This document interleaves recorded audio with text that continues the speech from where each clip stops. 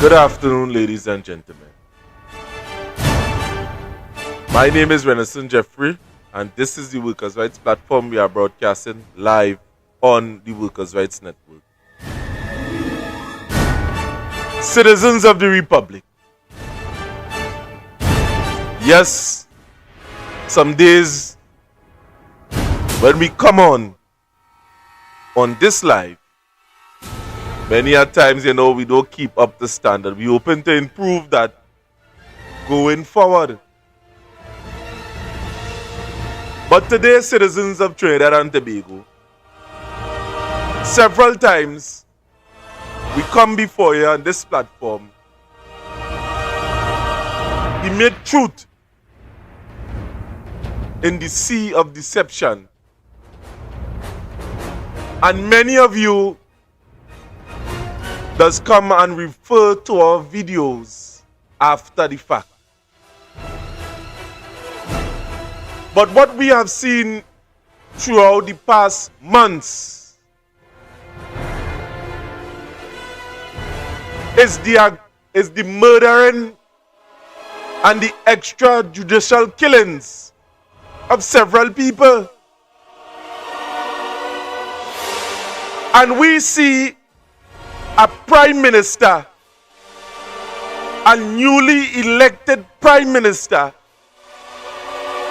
keep on parroting what the US said. And today on this platform, one thing I can promise you is the truth. No gimmickry. Not to the factor that, a lot of them outside there like to feed you bullshit.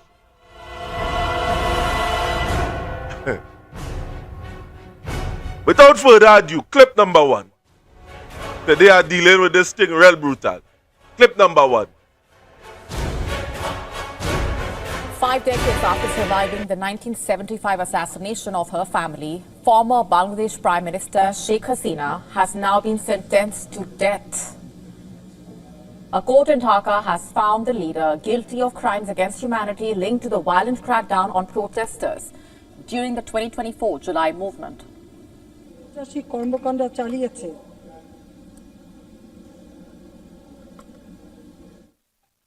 We have decided to inflict her with only one sentence, that is sentence of death. It is hereby ordered that accused Sheikh Hasina be found guilty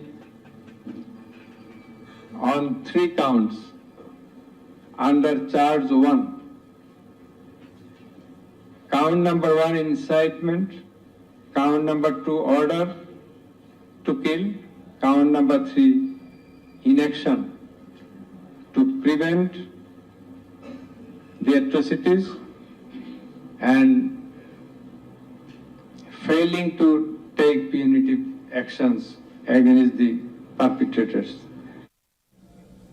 And following the announcement, Bangladesh's interim government issued a statement calling the ruling a historic verdict. The statement urged people across the country to remain calm, avoid unrest, respect the rule of law.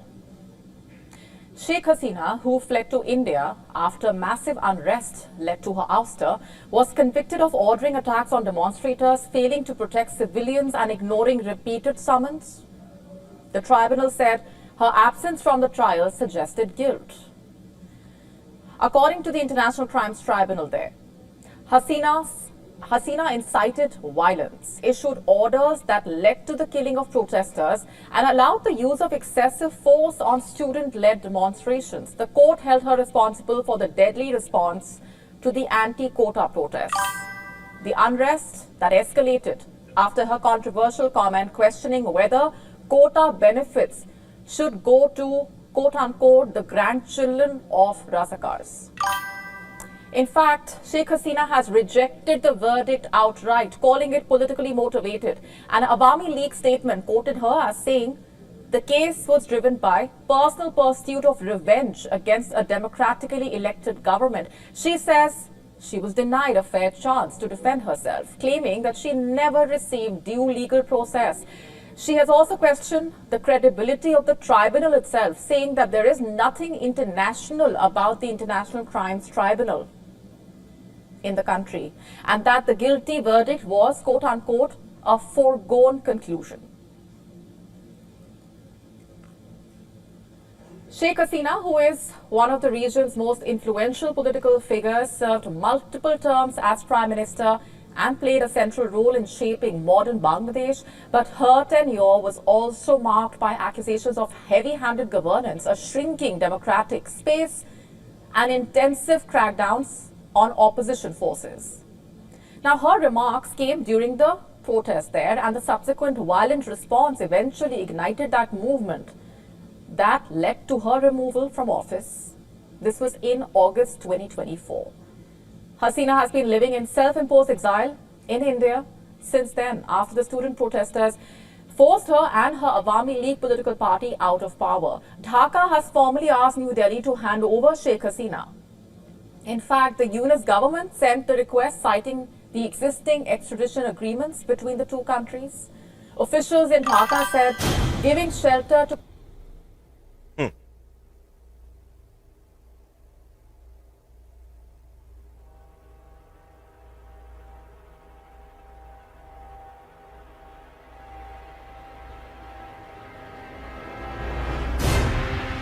Right, so I hope many of you understand what take place there. A war crime is a very serious thing. Something that the international courts does have to judge you on. You see, when you engage in war, there are certain rules. People say there are no rules to war. Using someone as a human shield is a war crime.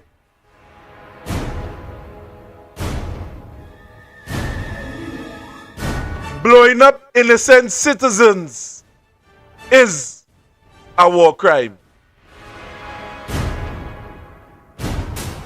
Agreeing with other people and collaborating with other people to kill people is a war crime.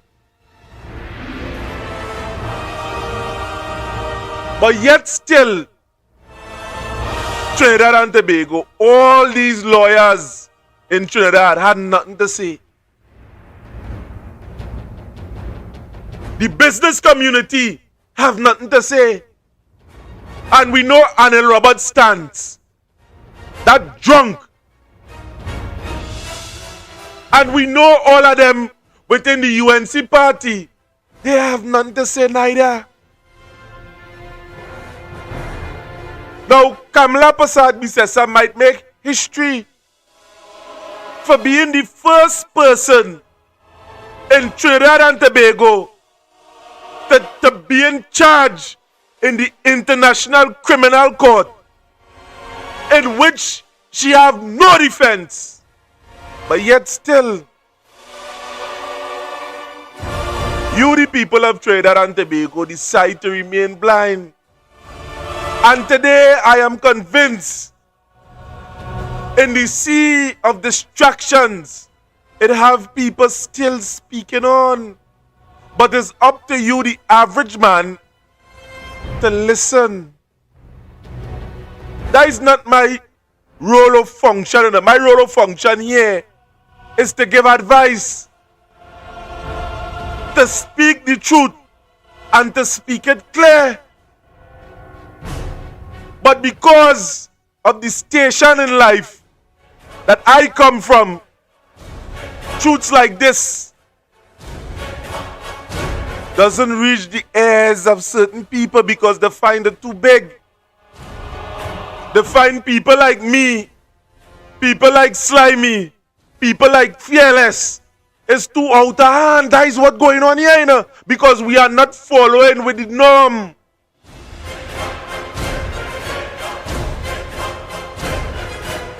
Now this evening,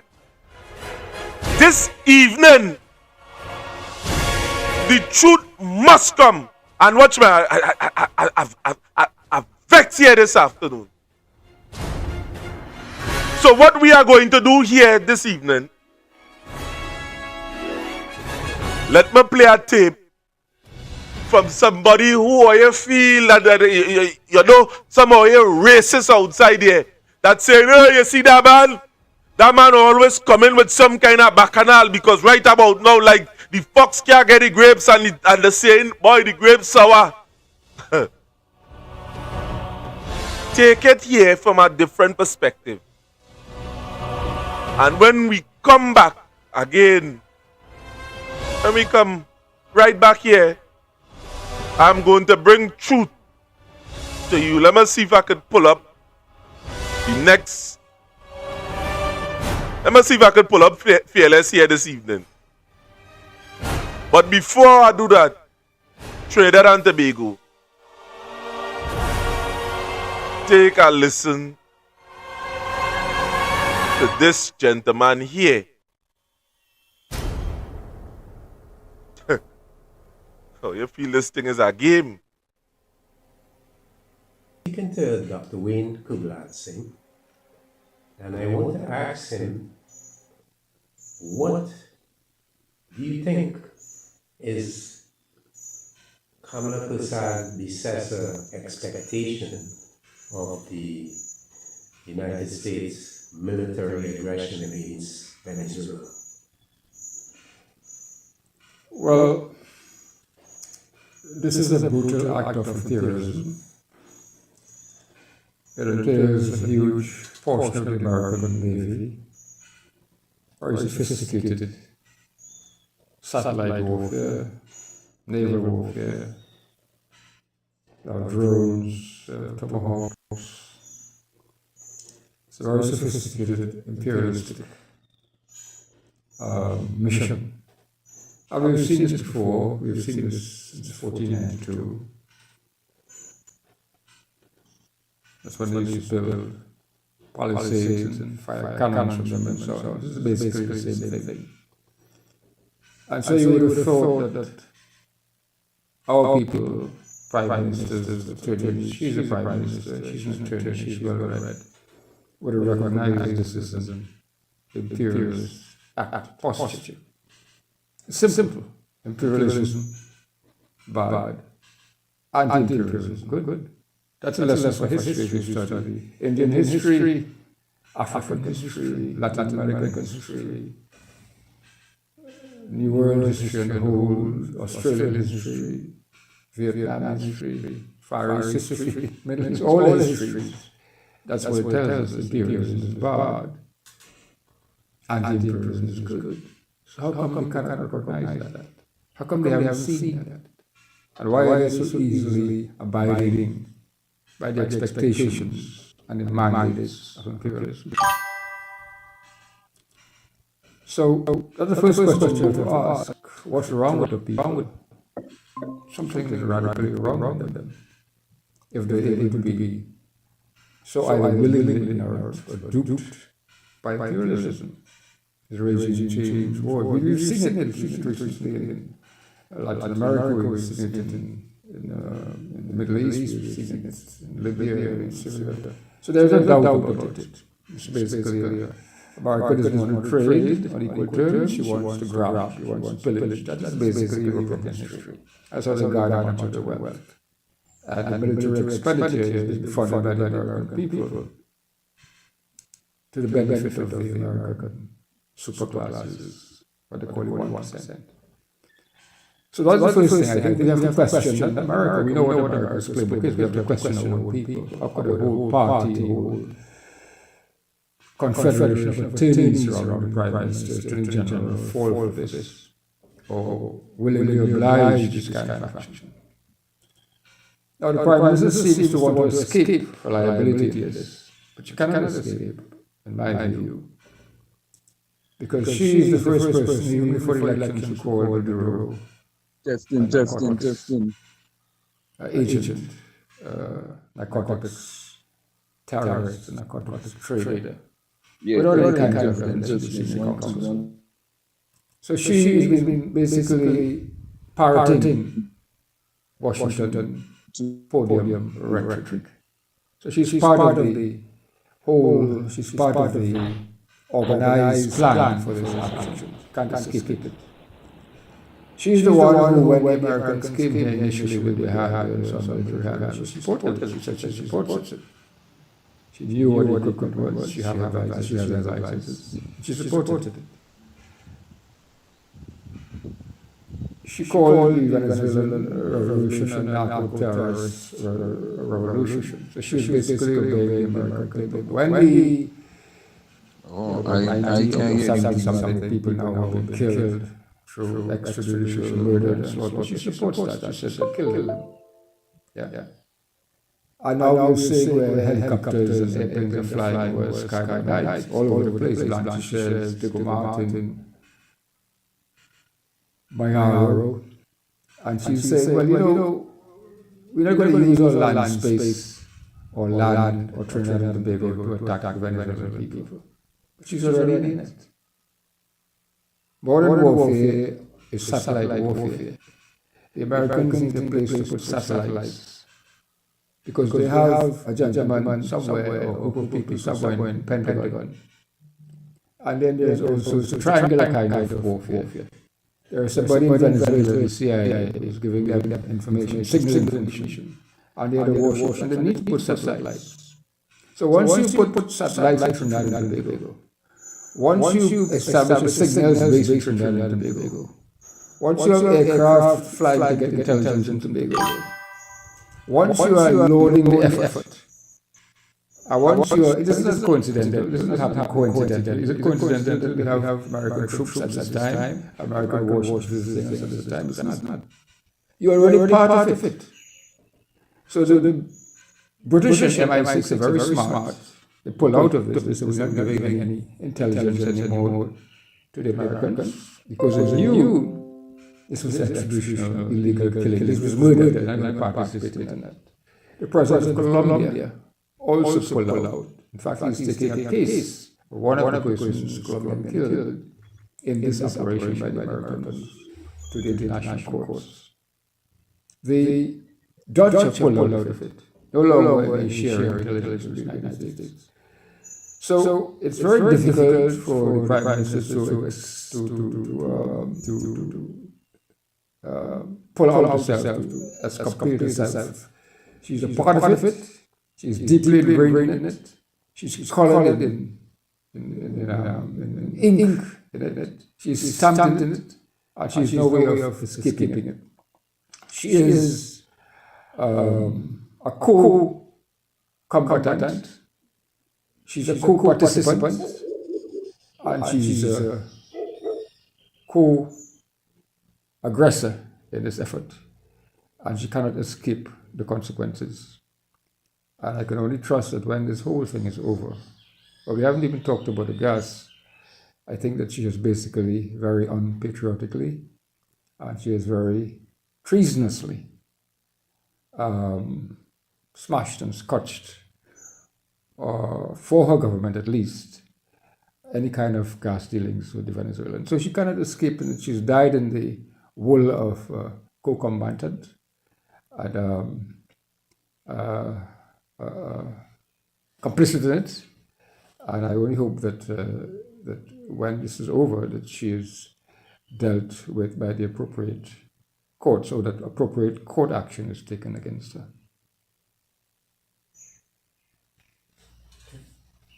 That's good.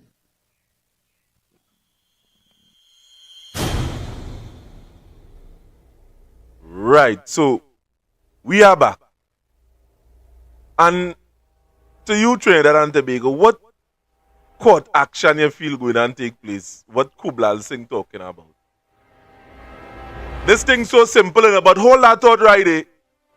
Let me bring on the guest one time. I mean, I call him the guest, but he's a man need no introduction. I'm bringing on here with me on this platform, the fearless warrior. Good night, fearless. Good night.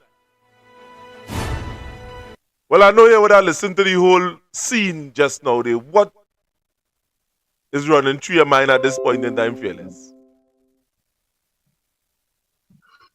Well, I didn't get to hear the actual interview with Kubla Singh. I didn't get to hear it because I was backstage now, so I wasn't hearing nothing at all when I came in the backstage. I was trying to be on YouTube, but then I see, well, you're trying to contact me, so I ended up going backstage. But basically, I could tell you it has always been what I've been saying from the one that Kamla Persad Bissessar must face the International Criminal Court, and she has charges to answer because at the end of the day, you could say something, you can make a statement without saying a word. And to say to the population, kill them violently, not once, not twice, but on 3 occasions, you have just sent out a command that has been killing 70-something people. And just as what I said last night in terms of the Bangladesh Prime Minister, the President, who is now facing the death penalty. Mm-hmm. Mind you, our Prime Minister, Minot, and some of our cabinet members who like to lie and can't tell the truth. That's why they call she's Kamla, not Kamala, no.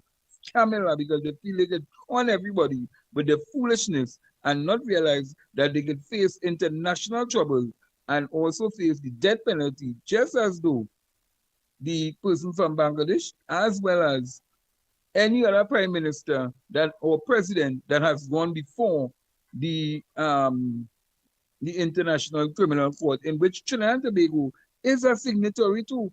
America is not a signatory to the International Criminal Court, but Trinidad and Tobago is a signatory to the International Criminal Court. And if Kamla forget that and was he believe it don't have enough Indians inside the International Criminal Court, that's what they was projecting for the Caribbean Court of Justice, then they have a next thing coming. You know, I mean, why is you talking they fearless and looking through the comments and you know, some of the nonsense, you know. Shakil,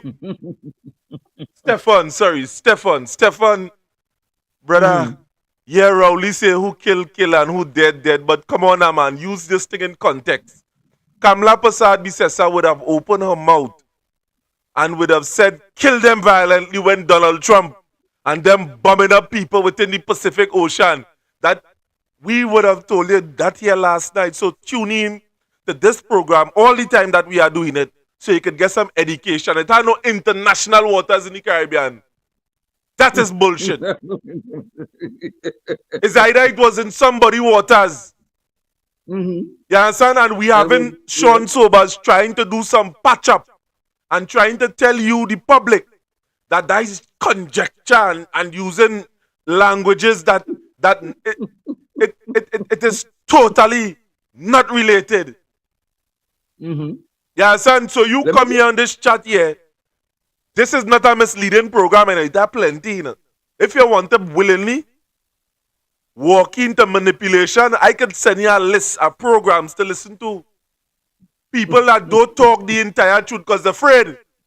They want to get paid, and when people's talking, you understand, they're cutting off live, and they're telling you, hey, make sure and block this man. They're calling them live on air and saying block him because you know why? The truth is difficult for certain people. Fearless, where you to say the truth is difficult? Well, let me tell you, you see, what they're realizing now is that the leader in more hot water than what she thinks she is. And now that she in more hot water, and they're really seeing where she could face International Criminal Court, they trying all how to, they feel this is politics in Trinidad. They feel it's like, you know, them little, of course, Dr. Rowley, of course, Penelope Beckles, and nothing will come out of this and nothing will come out of that. From the moment you join on an international, you go into the global, and what we call geopolitics, You want to go and sit down with the big boys, but you're a cockroach, you know. But you want to go in the foul party. And then you want to dance with the foul and them and think that you have a foul when you know fully well it is a cockroach. What do you expect to happen? You can't expect that nothing more than you will be the pick.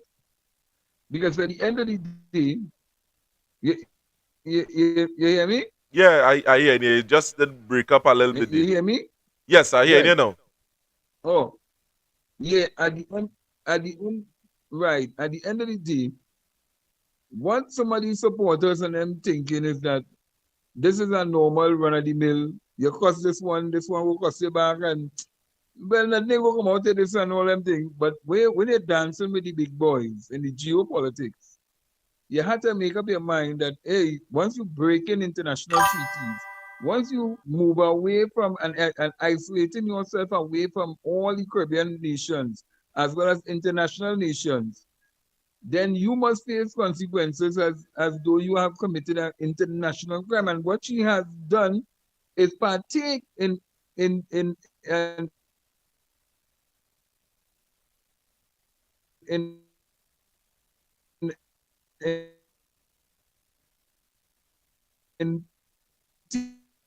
taking part in an international crime and killing over. You hear me? Fellas, your internet breaking up on your side here, boy. Come on. Hello? Yes, we hear you now. Hello?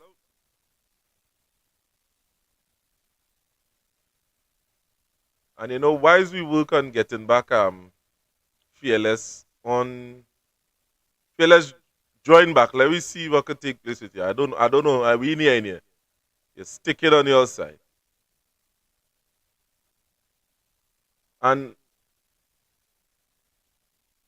whilst we wait until Fearless come back, I would like to play a clip here for you to see, for you to understand what we're talking about. Because many of you just get selective amnesia as to what is taking place outside there within the national landscape. God, it has so much a clip here. It has so much a clip. So much a clip. Mm-hmm.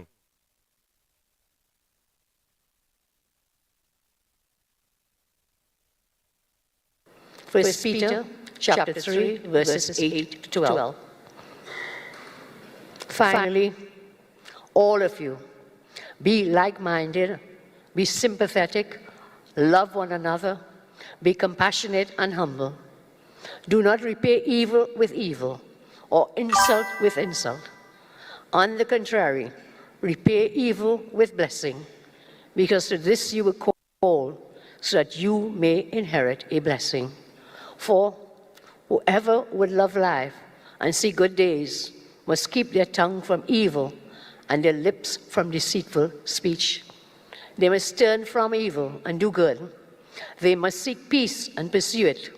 For the eyes of the Lord are on the righteous, and his ears are attentive to their prayers. But the face of the Lord is against those who do evil.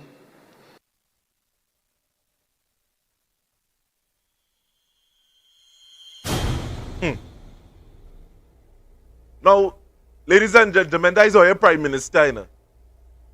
Run and put the Bible in front of she, quote scriptures, and at the end of the day, just some months after, kill them, bomb them violently.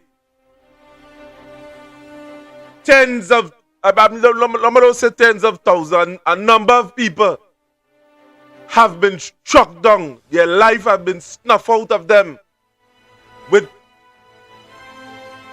the go-ahead, a matter of fact, of Kamla Persad Bissessar. That ain't no joke we telling you here either. That is the truth. Anybody search up Kamla Persad Bissessar name now and ask the question for yourself. It's right here in Google. But we getting back, we are fearless here. I mean, fearless, come now, man. Stop trumping out. People want to hear you. People want to hear what you're saying. Let me hear you, fearless.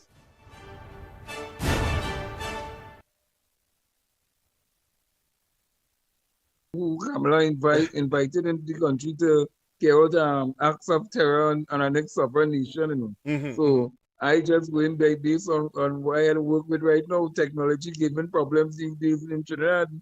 And then only 21st is here in we might have power outage in certain areas. Then he boys all kind of dramatic and city and paying out those. I don't know. It's all kind of things taking place. But no, but really and truly, let me get back to the fundamental thing here.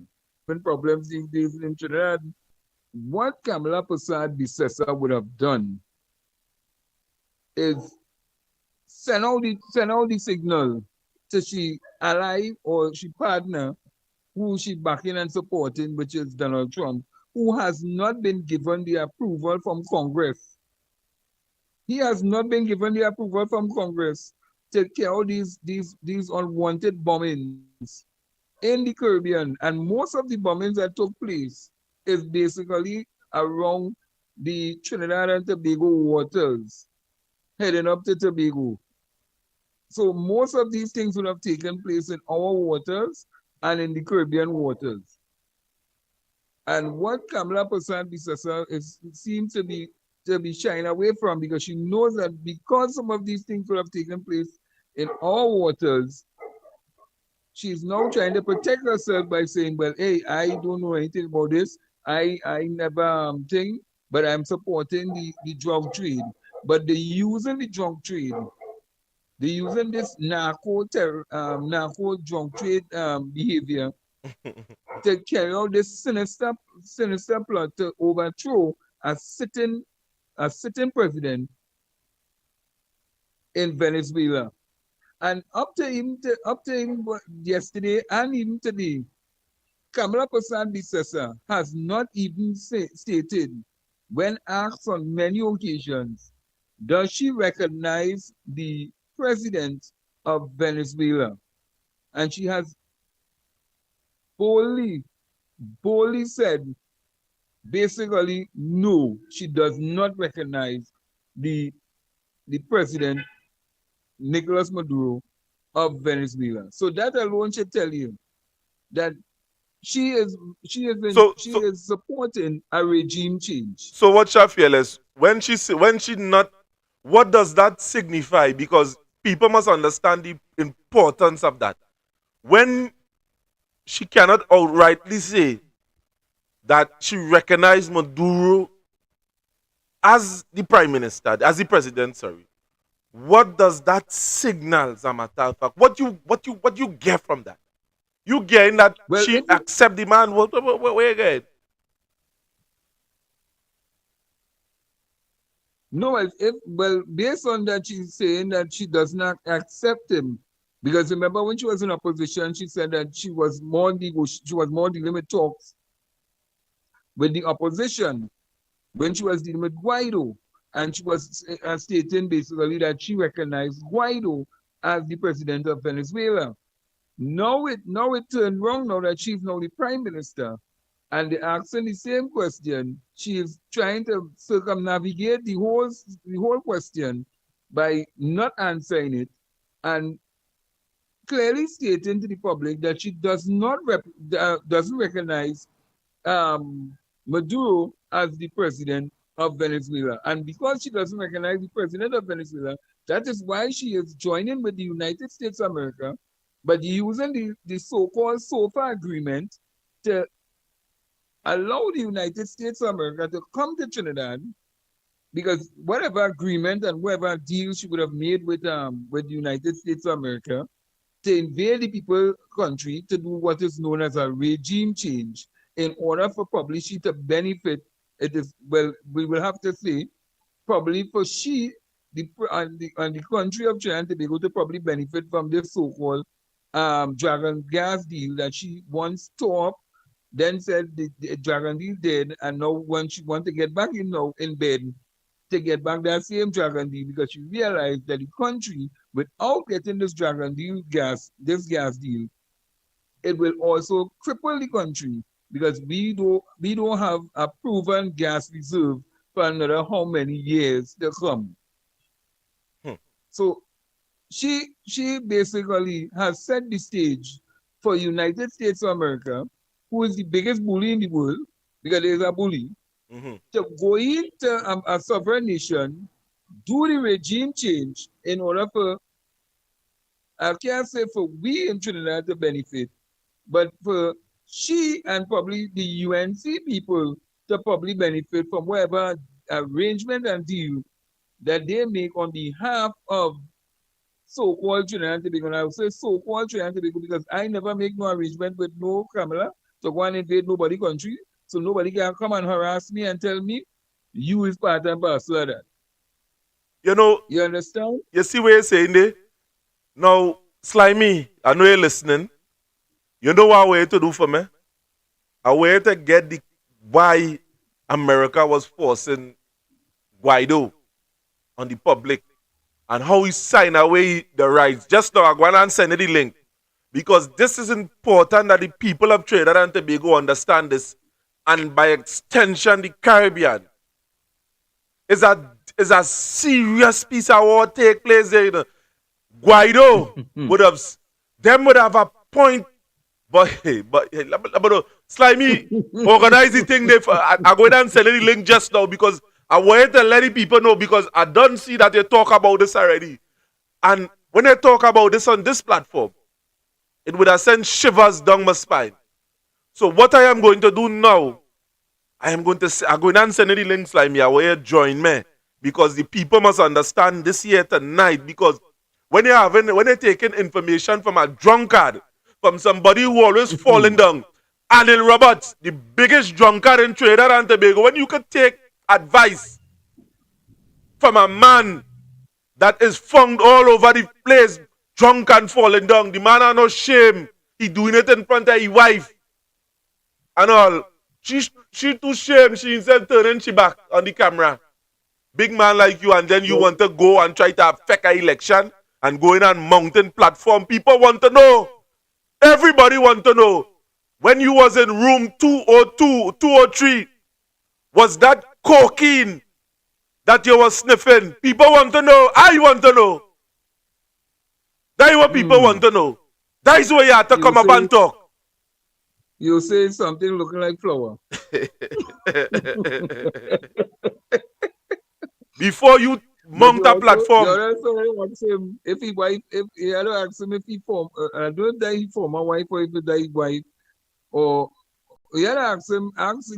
We must ask the question if one of his wife or one of the people he was with, if she married to a DJ. You want to talk that? I'm a matter of fact. Let me get up it here up here. I'm a matter of fact. Let me get up it here up because Anil, we want to know who is this. That is what we want to know. He come in and making him mouth he pronouncement known. Mm-hmm. You understand? All over the place and want to go all St. Vincent with your drunk falling down self. But at least Gonzalez know who is his wife. and he know who is his children. And he'll have to ask the question if you know who is his wife. And if you know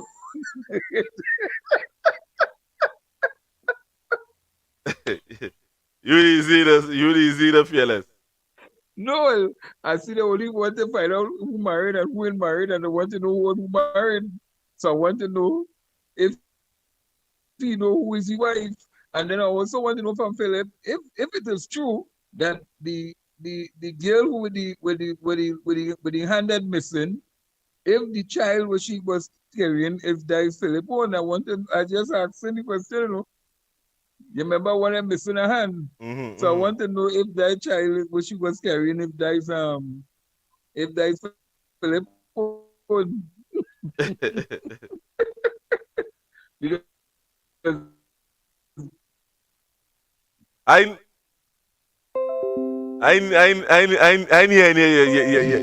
that's what in public domain. I don't know. I just asked him questions. You know. Yeah, remember that one? No, no, no. Like, I want to find out that for the longest while. I mean, I see the child had a father. I don't know. I don't know. I don't know. I don't know. I don't know. I don't know. I don't know. The, I don't know. the child have all the hands, right? And the foot? Yeah, the child have all the hands and foot. Well, it looking fair? Well, I don't want to say anything, but I saw something that, I mean, it looked so. It looked so. It looked so. I just said. And it has straight here.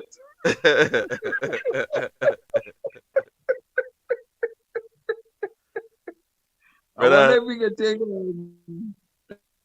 could take a face from Philip and put it on the child and see.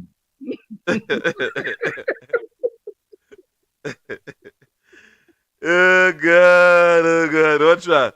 Oh, you sweet too bad, oh, you sweet too bad. Why I say that? Because there have been a matter of fact. Let me see if I see it. You see, people, I want you to know what we're talking about. We would have seen this clip outside there on the internet. You understand? With Philip, a matter of fact. And, people honestly want to know if that is the truth. People want to know if there is the truth, a matter of fact. I ain't seen it, man. I ain't seen it, boy. I ain't seen it. You ain't seen it? Nah, I ain't seen it. Well, we don't get to see it. Don't get to see it, man. Don't get to see it. Don't worry. Because they're always talking about small things. They're always talking about things. You know, one of the things that, let me leave that for another day. Let me leave that for another day. Because where do somebody... Where do it, man? Where do it, No, because somebody who lead in this country, and I'm not saying the Prime Minister, I'm not saying Miss Beckers, because we have different leaders in the House of Representatives.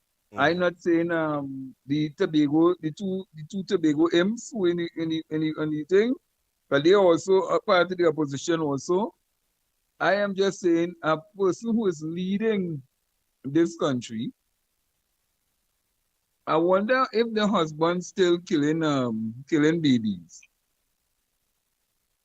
I wonder if the husband still killing the baby. But that is to tell you how they killing them violently.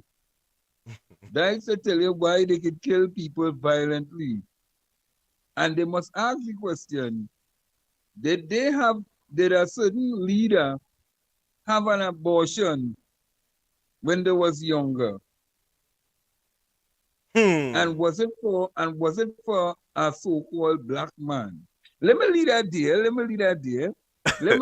Not so no, I don't want to throw out too much thing, because you said to go back to the history and the past, or when they was in Jamaica and they was taking the sweet wine. But and I don't know if it was sour wine, but it was sweet wine. You know, you mix it with all kind of different milk and honey and all kind of thing, and they couldn't come off of the wine. But nevertheless, let me leave it there. Let me leave it there. No, well, right. So why is it leaving it there fearless? What I am going to do, the clip that we would have found on the internet, we just asked the question. I don't know. I want to know if Philip go answer, or if Felicia is going to answer. If they go bring a blood paper or a DNA test as to prove, well, this is not so. I mean, there's what we see. All we want to know is who is the child, who is the parent of this child. We know the mother, but we want to know who is the father. Well, right. Well, let me play the allegations that we see. But however, we can't prove it. But we want to play the allegations that we see existing within the public domain. And there's always 2 and 3 sides to a story. I wonder if this one is the real story. Let me play this clip. Another junior minister.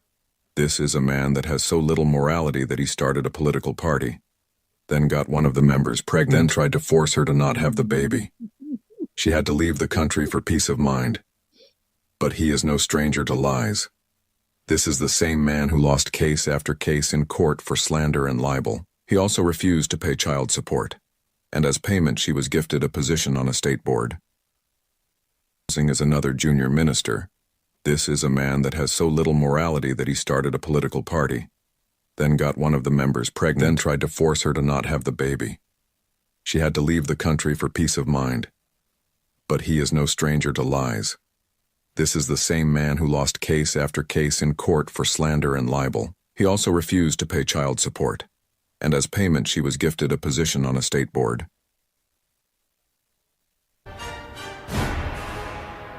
Trinidad and Tobago, and by extension the world.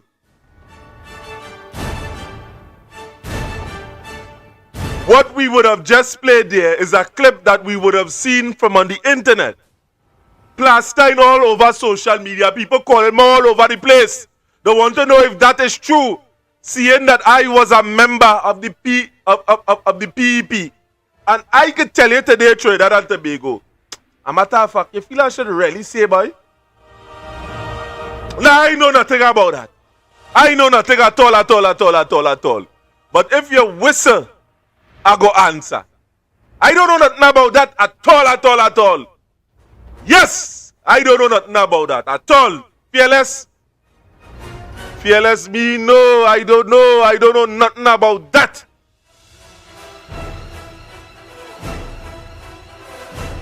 Well, because let me tell you something, eh? They say a man toting a child and he say that he child, but you never see the woman for the child. You understand? And he's a bag handler. So if he's a bag handler and he toting a child that he never made, then you want to know if that individual was actually pregnant and they wasn't wearing this thing with his put in front of them now, the so-called pregnant bag with his put inside in front of them to make them look like they're pregnant, but really and truly they don't know if they was pregnant. And no, well, now we have seen a little child looking red with a straight hair with blue eyes, and you want to know how that child come about. So we don't know. No, well, So we don't know if the mother is the mother of the child or the father is the father of the child. We don't know.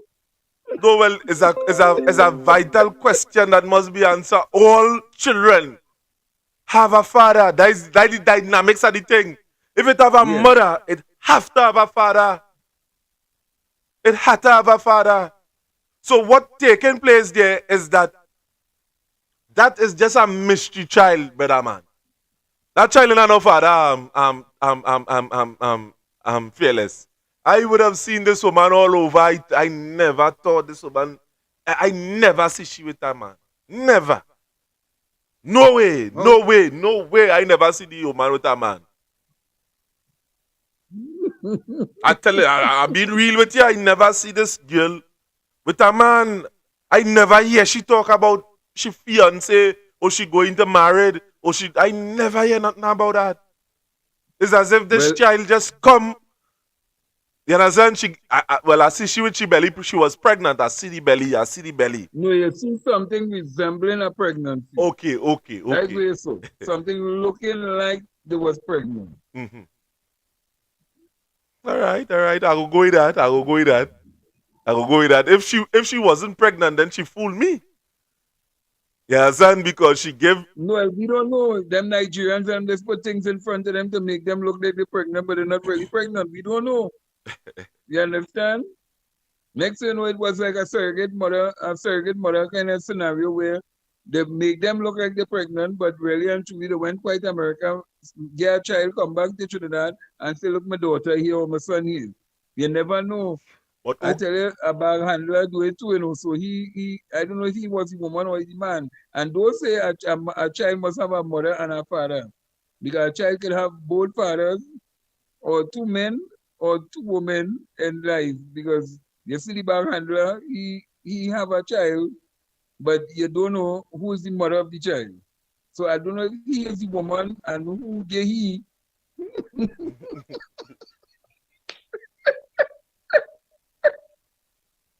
Big bad. Yeah.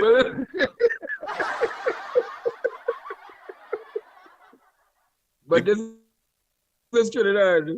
Everybody is up. Everybody does that. Well, let me get back to the topic. You get the clip? You get the clip by chance? What clip is that? I play several clips there. No, the clip where you wanted to get from Slimy. No, I mean, Slimy would have done a piece of intensive show concerning that whole thing. I was trying to see if I could get him to Oh, come on and see if he could would have explained that in more in depth, in just playing it from a place of isolation, because I really don't know anything about it. It's only when he would have said it, I would have done a little bit of research, a little bit of research, um and from what I would have understand is that when there was a point in time that Venezuela used to run in a particular way, and the oil yeah. companies and them was run out of Venezuela. And because of the sanctions that the American placed on on Venezuela, they could not have paid back their debts. Right? Guaido was Mm, on a board, I think it was the National Energy Board at that point in time. And he would have yeah. signed off some of the assets of Venezuela to America. So I mean, and they would have Mm. recognized him as the president for the for the signing off to be legal. For the signing off to be Well, I legal, know. yeah. No, well, what I understand from the historical, from parts of the historical parts of why Venezuela is this state as it is. Now, Venezuela has either two or three oil refineries in America. Eh? They Hmm. have 2 to 3 oil refineries in America, right? They also have oil refineries in Venezuela.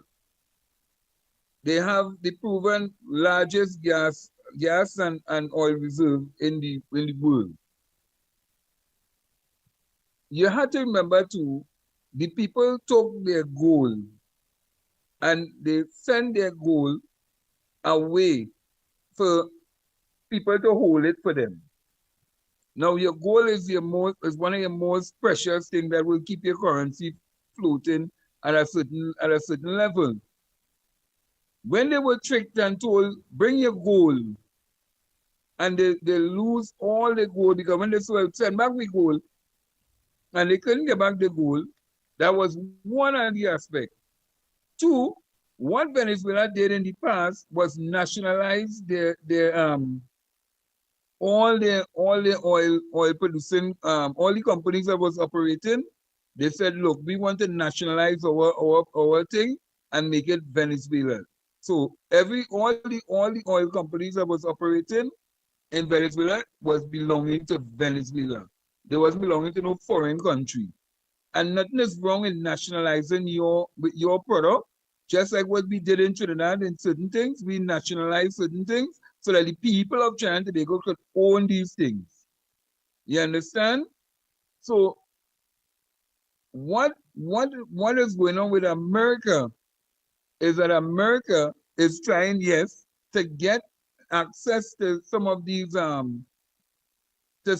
proven oil reserves, and they are trying to cause instability in the country because people like Guaido, Guaido and them don't represent the poor class of people. Hmm. They represent what is known as them European, what we call European whites. Because in Venezuela, it have black people in it. Yeah, it It are black have people. dark skin. Let me say, right, it have dark skin people. And Maduro is from the poor class of people. Guaido and them is from what you call the people with color, with money. So like how we just say the Trinidad whites, that is what we name Guaido represents. So because Maduro has the support base of the majority and not the minority, Guaido believe that he has some claim to fame in stating that he win the election and not Nicolas Maduro. So they will try to concoct the whole story to say about the election was rigged, and they get people to say what they want them to say and put out the whole narrative out there in the public domain. But at the end of the day, even if you try to legitimize something that you did was wrong, if you are not the president, then it can't be legitimized. So therefore, the only person that is legitimized there right now is Oh gosh, man, fearless, this internet thing, boy, this internet thing. I know they're trying all kind of thing to stop this program here, but not tonight. Is Maduro. Come, not tonight. Oh, you ain't stopping this. The only thing rain that stop is football. Is not football, cricket. And we playing in the rain tonight. Because you, the people of Trinidad and Tobago, must know that what is taking place here in this country at this point in time is wrong. People suffer in the can't sell what you feel, telling vendors, don't sell again on the side of the road. Come now, man. Come now, man. Come now, man, Trinidad and Tobago.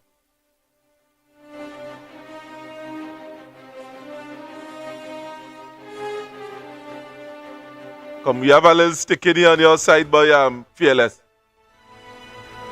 Who or you feel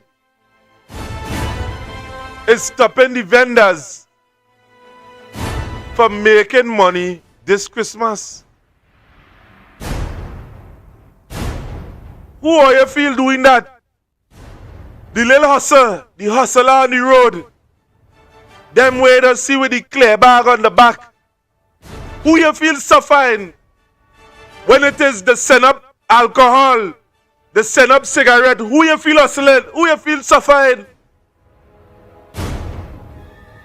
We have to be real and reasonable outside here and stop listening to bullshit from fake commentators that is littered on all sites all over social media.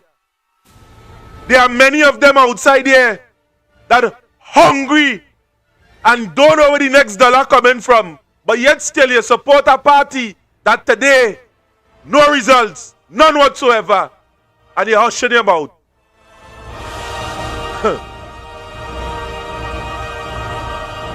You washing your mouth because you still feel that you go get something.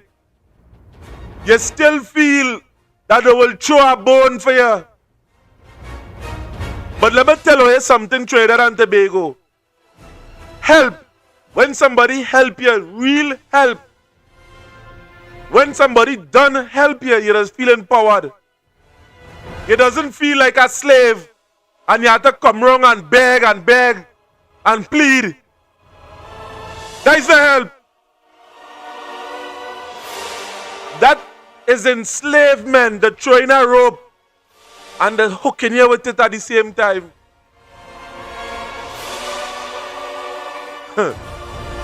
Fearless, I see you come back on. I wanted to gap it here. I'm a boy Jason. But go ahead, you go ahead. I mean, you have a lot to say. I mean, you was going along with the history just now, there. Yeah, no, well, you see, every time they talk about these people and them, they try to intercept me live and stuff. So they could get your IP address and try to block you in between and stuff. So I'm going into a different type of zone where they try now, but let me see if they will get you. You're talking about technology versus technology now, eh? Mm-hmm. So it's a battle of where I play off here now, but let me see. No, but what I'm saying is that in order to legitimize it, yes, you had to become the president. You had to make somebody the president in order to legitimize wrongdoing that you want them to do. But if somebody is not the recognized president, you can't give them that. You can't give them that recognition that America wants, and America wants that, and they try to get European Union, the European people involved in it, the European countries in it. They try to get different countries to side with them in America. But now everybody waking up and realizing it's not just about the regime change, to bring stability to Venezuela. People are now waking up to the whole thing that they will be used to topple our government, cause unrest in their country, and still yet they may not even benefit from the resources or the natural resources, and also from the political standpoint that is going to be happening in Venezuela after they done create this so-called regime change. So that's why I see a number of things are happening, and people are now back, because they're realizing that what America trying to put them in could end up costing them a time in the prison, in the Hague, or possible death, because most of these countries sign on to the ICC and they could be tried in the International Criminal Court. But do you know that America is not part of the international criminal? They are not a signatory to the International Criminal Court, and therefore cannot be brought before the International Criminal Court. And let me go further to tell you, even though America commits some kind of crime or against humanity, even under the United Nations, do you know that they can't sanction them neither? What are you saying by it? But I'm telling you, if you go and check it out, America cannot even get a sanction from the United Nations. They could do what they want, and nobody can sanction America. But America have the ability to sanction people because why? They are using the US dollar. You see, anytime you're using that US dollar, they have a grip and a hold over you as any part of the world that you operating and functioning under. Go and do your research. That is why they could ban. Imagine you going to a meeting in the United Nations, and America telling you can't come to the meeting because you had to get a visa to enter America. So they could ban you, block you, sanction you, and you don't have a right to respond. Go and do research, and they're not even a signatory to many of the same things that we and many of the other countries that they asking to be signatories to. They are not even a signatory to that. So what you saying in a nutshell, Fearless, is that Donald Trump, let me break it down to street man level. Donald Trump put Kamla Persad Bissessar in a hot seat then. But she in the hot seat? She in the hot seat because she's stupid. She's the most dotish, arrogant, stupid prime minister that we ever had in Trinidad and Tobago. They used to say a long time that Chambers was duncy. It wasn't that he was dunce, and he wasn't intelligent, he was duncy in terms of what was happening and what was going on. But this woman, she beyond foolish and stupid.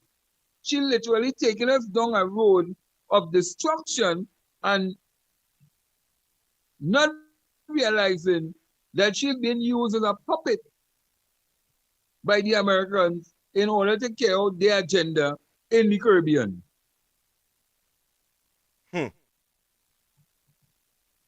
So now we in Trinidad had to face the consequences, because let me tell you how this is going to have a lot of ramifications for us and problems for us in the long run. Many of the goods that are selling in Trinidad and Tobago are selling throughout the Caribbean from Trinidad and Tobago. Do you know that plenty of these Caribbean islands would say, here what happening? We don't want them. We're not going to buy them goods on the shelf. They get going, They could function in the people country, you know. They could put the things on the shelf. They ain't go tell them nothing, but they will not buy it. And when they don't buy it, it will mean that sales is going to drop for many of these companies who are operating in Trinidad and Tobago, who have their company in Trinidad and Tobago, but exporting the goods to these Caribbean islands, and the people not buying. So therefore, you know what's going to happen? A lot of the business is going to drop, and it's going to drop so significant that they will have to remove the products off the shelves from these Caribbean islands because they don't want to tell the Caribbean islands don't want to tell them that here what's happening. We put in a tariff on your product, or we put in a sanction. We making a statement again without saying a word. We're gonna tell we citizens, don't buy your product. And therefore, even when you the Trinidadian going across there, everybody will start to watch you as well. They don't call them Trinidadians already. You understand? So Kamla just confirming what some of us as Trinidadians may be going over there to be doing in these people country. Trick them into fooling them into all different notitions. Because based on what she is doing, she has now placed Trinidad and Tobago in a kind of quagmire situation where nobody wants to do business with Trinidad and Tobago ever again. And you're saying a quagmire's kind of quagmire situation? Come now, man. Well, come now, man. You see, no, because you see, some of the Caribbean leaders realize that we have level-headed persons still operating in Trinidad, like the opposition leader, Ms. Penelope Beckles, and that is why they reached out to Ms. Penelope Beckles, and they could have spoken to Ms. Penelope Beckles, even though everybody having conference, but they don't want Kamla there. Kamla can't go any people conference. Imagine they had to actually invite Ms. Penelope Beckles to the United Nations to talk on behalf of Trinidad and Tobago about climate change. Because they don't want to part because they don't want to part of Kamla foolishness. Because they're afraid that when she went up there with her six-man girls prom team, what she would have stated, and she did exactly what I know she would have stated, continue the foolishness by promoting America with the nonsense. And so we're in a serious situation whereby Caribbean and Latin America, because Trinidad and Tobago, people don't understand how powerful and strategic Trinidad and Tobago is in the whole Caribbean and Latin America. You know? People don't understand the depths of where we are as a gateway in terms of stability, in terms of climate, because we don't really have hurricanes and those type of things happening here. They will have that more up through the Caribbean. So when you're looking at stability in a nation, you look at all different things, climate change, this, that, the other. Trinidad and Tobago is strategically positioned as like a business hub more than most of these other Caribbean islands, as well as Central America, and even part of Latin America, because at least we have what is known as a peaceful democracy, that you can have a transition of government and you don't have unrest and all these different things taking place, and a whole set of dramas that will normally go about with like these other islands or these other countries in South America and Central America. But what Kamla now is doing, Kamla trying to play Trump number 2. You know, she playing the shit. She is the shit. So she playing Trump number 2. And she now trying to direct now the whole scene to say, well, if they don't want to join me, then they're against me. But not realizing that she's hurting the business sector in this country, as well as the confidence that most of these people were placed in Trinidad and Tobago as a peaceful nation. She has now turned us into a war zone. She only likes to fight war. But then you got to remember history. You got to remember history with the people that she's about. And I would say the people, because you got to remember who is be fighting for land and fighting for things that that is not their own. You understand? So she is probably one of them. Well, I don't know what people you talking about, but anyway, I mean, let me You don't play know damn well hypocrite the people outside are here. talking about.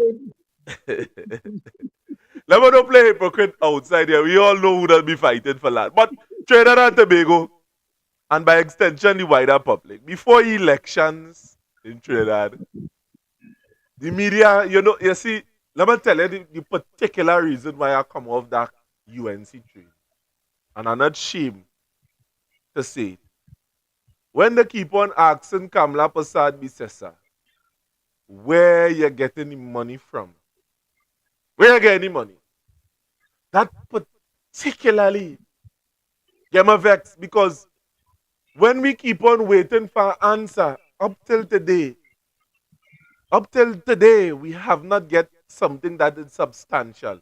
It make me feel like if I was in the Men in Black movie, Big Man. You remember the part where Will that went up on the thing and they asked him, where all are you doing here?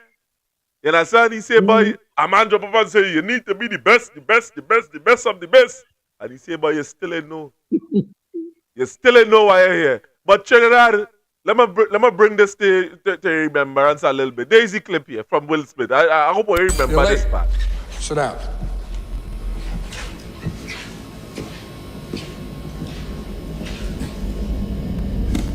My name is Zed. You're all here because you're the best of the best. Marines, Air Force, Navy SEALs, Army Rangers, NYPD. And we're looking for one of you. Just one. What will follow is a series of simple tests for motor skills, concentration, stamina. I see we have a question. Yeah, I'm sorry, maybe you already answered this, but why exactly are we here? Son? Second Lieutenant Jake Jensen, West Point, graduate with honors. We're here because you're looking for the best of the best of the best, sir!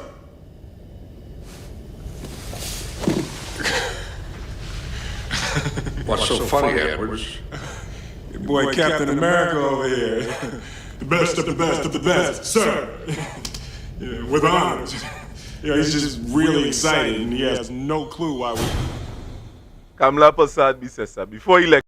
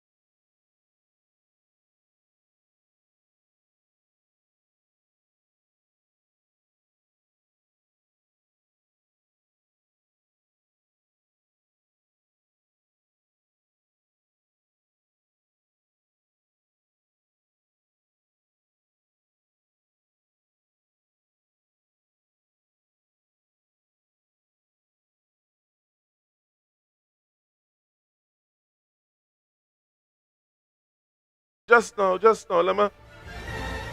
Right, fearless. I hear you. Unmute my mic. I just want to unmute my mic there because I was taking in the comments on the comments sending what people saying, and somebody was saying what you can't call what Kamla dotish and how you call she that and she a woman. Let me tell you something. So when you sign up for the job, I didn't see you have doing a woman, they can't say this and they can't say that about you.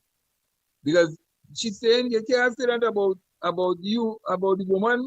You can't say anything about the woman, but you can say anything about Dr. Rowley. You see how them feminists and them they be jumping in the thing and they don't know what they're getting themselves involved in. Well, when you come into the arena, prepare for the battle. Kamla come into the arena, she says she back broad, so she could take the lick. I don't know what plenty of them depending the woman for. The woman said she could take lick. I don't know what kind of lick she could take, but she taking lick. Boy, it are plenty women outside here that agree with what we say here this evening. And yeah, it still has some dotish woman that we have to call out. You understand? Look at this one here. This is Felicia Thomas, one of the most dotish women that it have in Trinidad. And I make no apology for it. You know what it is called? She in Wassa? Fearless. You know what it is called? She does call. She's Sasha Stupid. Sasha Stupid? Sasha Stupid. But stupid still better, a better word than that, yes? That'll get a good name for that woman. Hey, let me play the tape so I can. Let me play that tape so public. No, but before you play the tape, you know it have this new thing now. Right? You know it have this new thing now. I don't know, but it have this new thing now where people just having, I don't know, they come out with this thing with a licking bamsey. During sexual orientation, during the sexual act, the licking bamsey. Women licking man bamsey and all them different things. I don't know if she's one of those people. I don't know if she's a lick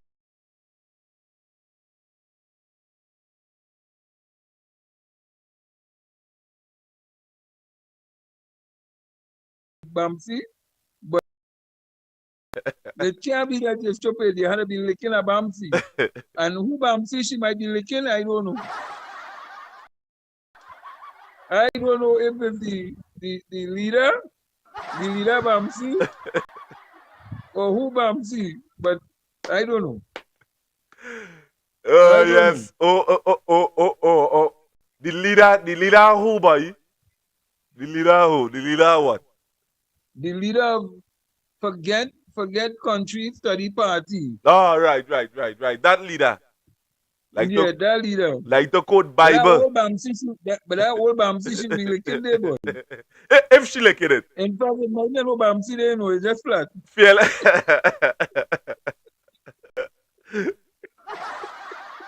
Don't do that.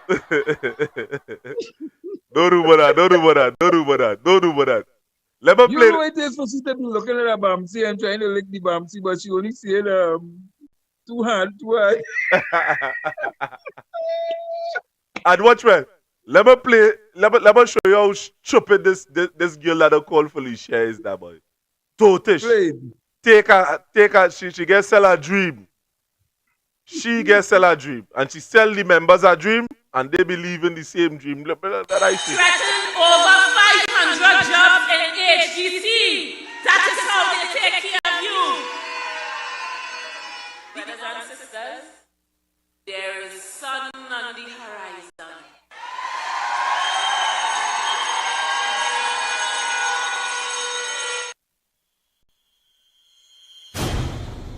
Fearless, I know it. She said over 3,000, over 500 jobs threatening the AGC. And the reason why I play that tape there is for you to see how hypocrite this girl is and the government as well.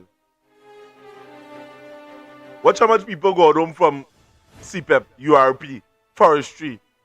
And just the other day, a couple of people went through AGC. And you know, I was told concerning that was a ploy to mask this revelation, this Bussamark thing that Arnold Roberts would have done in the public domain by falsely, now let me not say falsely, by illegally obtaining the paperwork and place it within the public domain concerning Ralph Gonzalez. And citizens of Trinidad and Tobago, we must advocate for the dismissal of Arnold Roberts. That is what we must advocate for. Because we don't know after this point how much papers, if he vex or if somebody come out and talk out against Kamla Persad Bissessar, we don't know how much papers this man is going to interfere with. and put out in the public domain and say he find it in a garbage bin. That is what But we not up only that, against. That is how but not only nasty that, this government is. Because you didn't but just take an ordinary man papers in it. You take the prime minister of a country papers.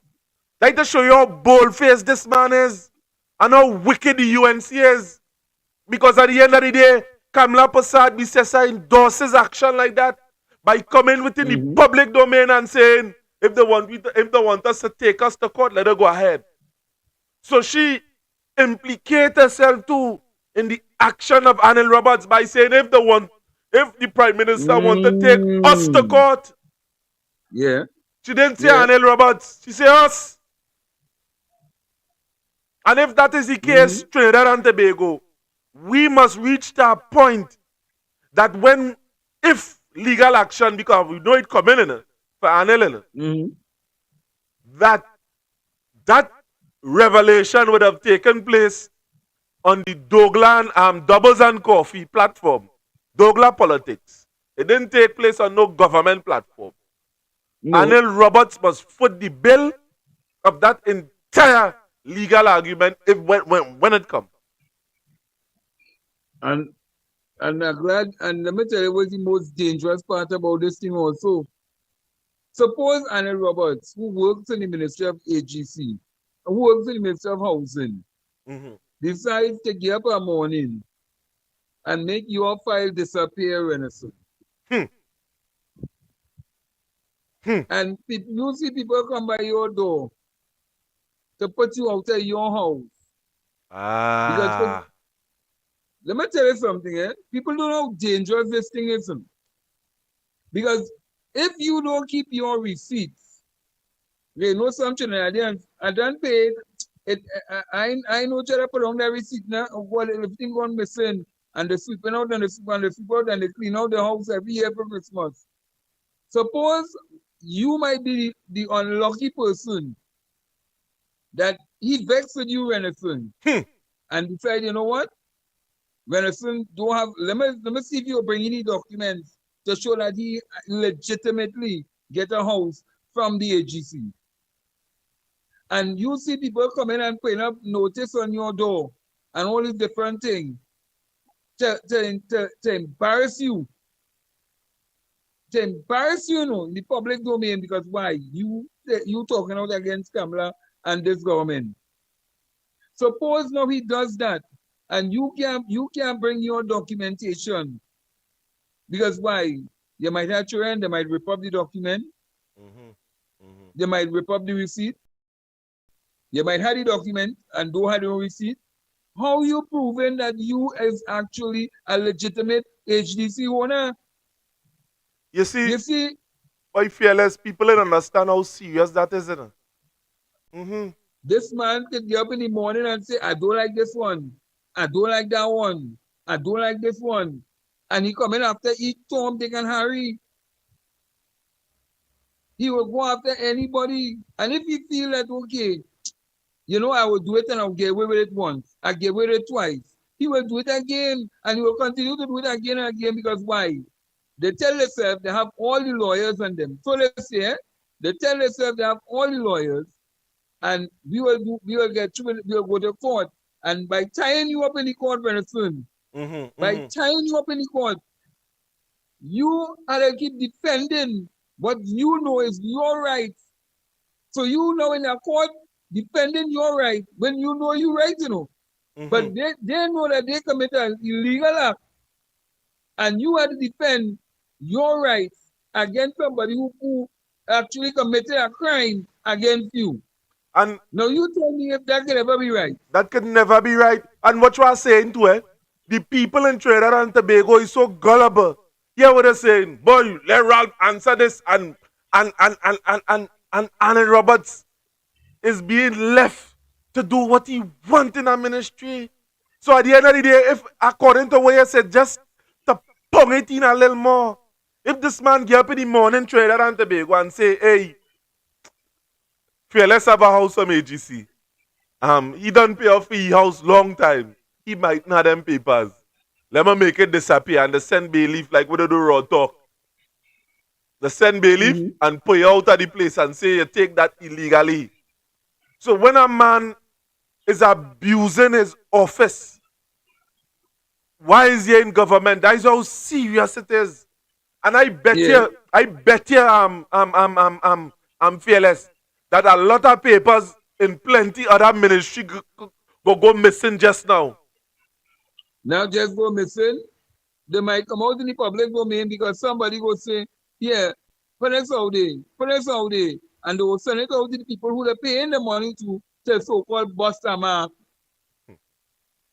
They will be paying it out there. That's why you see me, I just always tell people, I have nothing to hide. I have nothing to hide. And that's why I just come out and make it publicly clear. But you see, those who just want to play, I don't want Redison to know that I have a house now. And I don't want Redison to know I had a contract.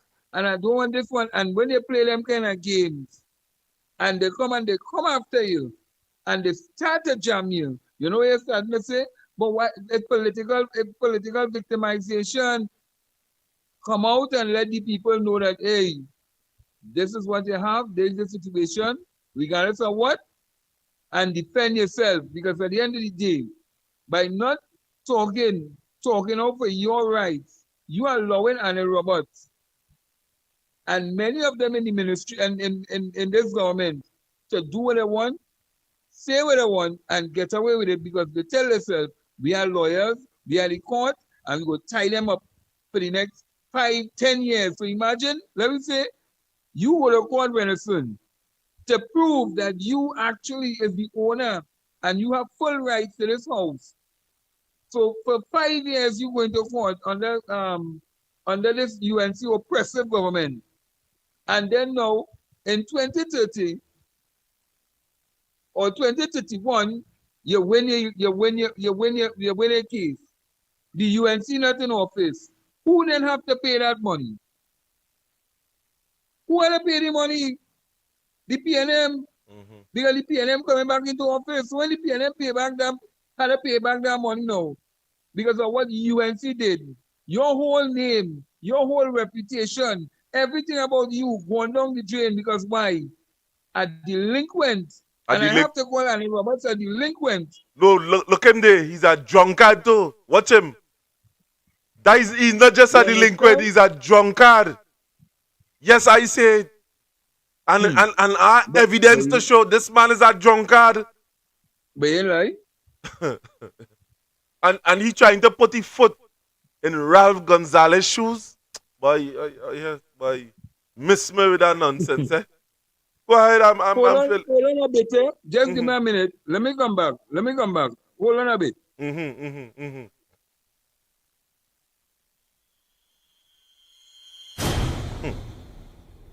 Watch this man now, boy.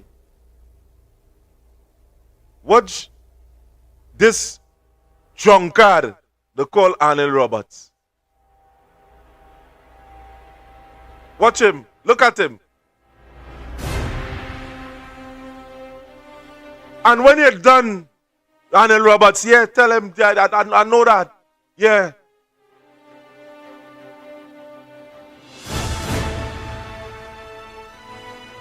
Drunk falling down all over the place, but interfering with people documents. And this must be something that is dealt with within the public. I mean, the Prime Minister have to say something about it. Because at the end of the day, you could wake up a morning and your paper could go missing. Get up a evening, papers gone missing. Whether it be AGC house, whether it be government payment, whether it be files. Listen, how can we trust this government? How?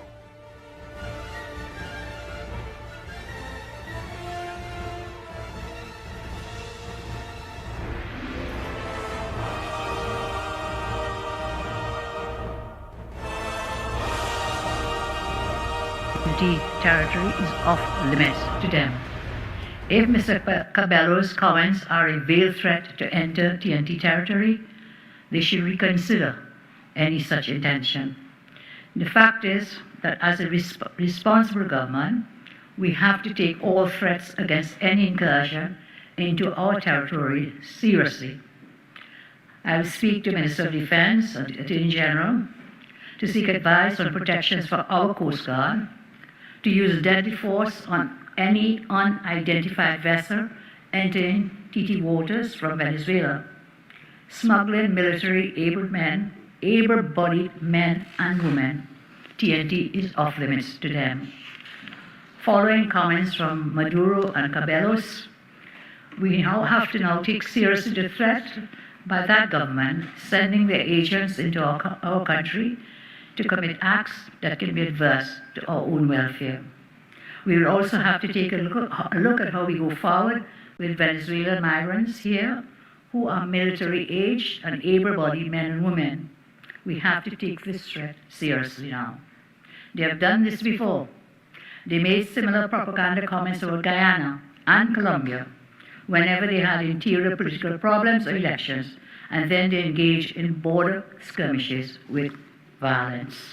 We will take these threats very seriously. I want to tell further TNT drug and human traffickers, smugglers, who are masquerading as fishermen. If you enter Venice waters to do your illegal acts and you're caught by Venice authorities, you are on your own. I repeat, you are on your own. No amount of family crying on Ian's programs will cause us to intervene. Mr. Cabello.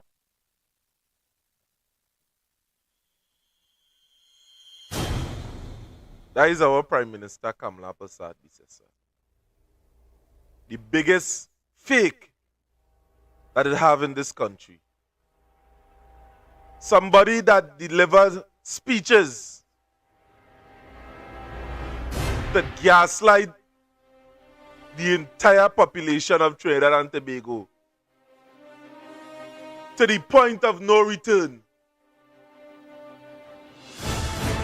A person that said to you, that said to me, that we care about you. When we win, everybody win. We understand your plight. That is how sick this person is in. And underneath a year, you just fire 20,000 people just so. Among platforms, oh, we love you. Gone all down, Faizabad, and lie to the people down there. In the guise of, and among platforms there, Clyde Elder, Kiza, and the stinking union, the OWT union, that sell out Trinidad and Tobago. Pipe it out. Yep. And saying, we love you. We love you. But yet, yo, nasty and stink this leader is now, boy. Yo, sick Kamla Persad Bissessar is now, boy. And when you done, you had the audacity to come to the people of Trinidad and Tobago and say, boy, continue to support me and their supporters, boy. Oh God. Hear a speech by Kamla now, boy. Hear a speech now, boy. Was led up on a stage. We understand you. I suffer just like you. But yet still, you condemn all the fishermen and them, and we go play some tape with the fishermen and them just now. I'm fed up. And the people of Trinidad and Tobago, boy, oh, you had to wake up, boy. Oh, you had to smell the coffee. This man is out of hand. Anil Roberts.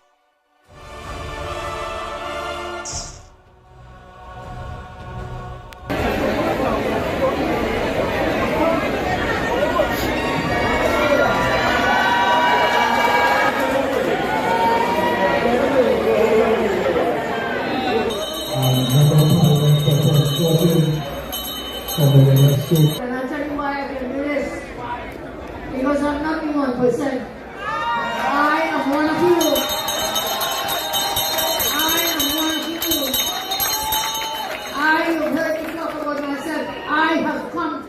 like you from the working class, and sometimes no working class because you had no job.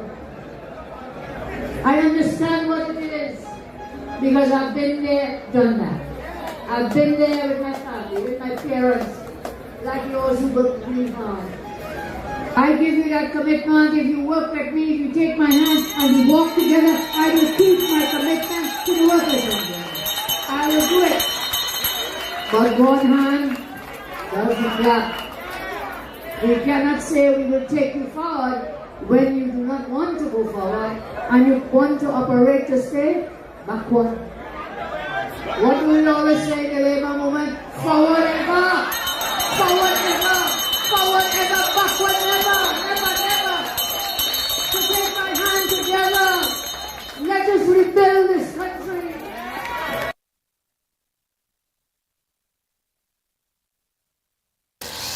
As days turn into weeks since CPEP workers last used their tools following the program's shutdown, the evidence of their absence in communities continue to grow.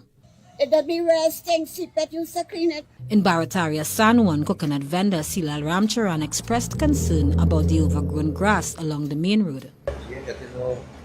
All the by the pavement, I think we didn't see nobody cleaning up. I had to people to clean up in front, I think, sometimes. But when people was doing it, I didn't have to do anything. He took CNC3 News to a drain at the side of his house, which he admitted needed cleaning before the program stopped, but said the workers used to maintain its surroundings. Lower down the road, Baba Ganesh Emil said government needs to find a solution to keep the environment clean.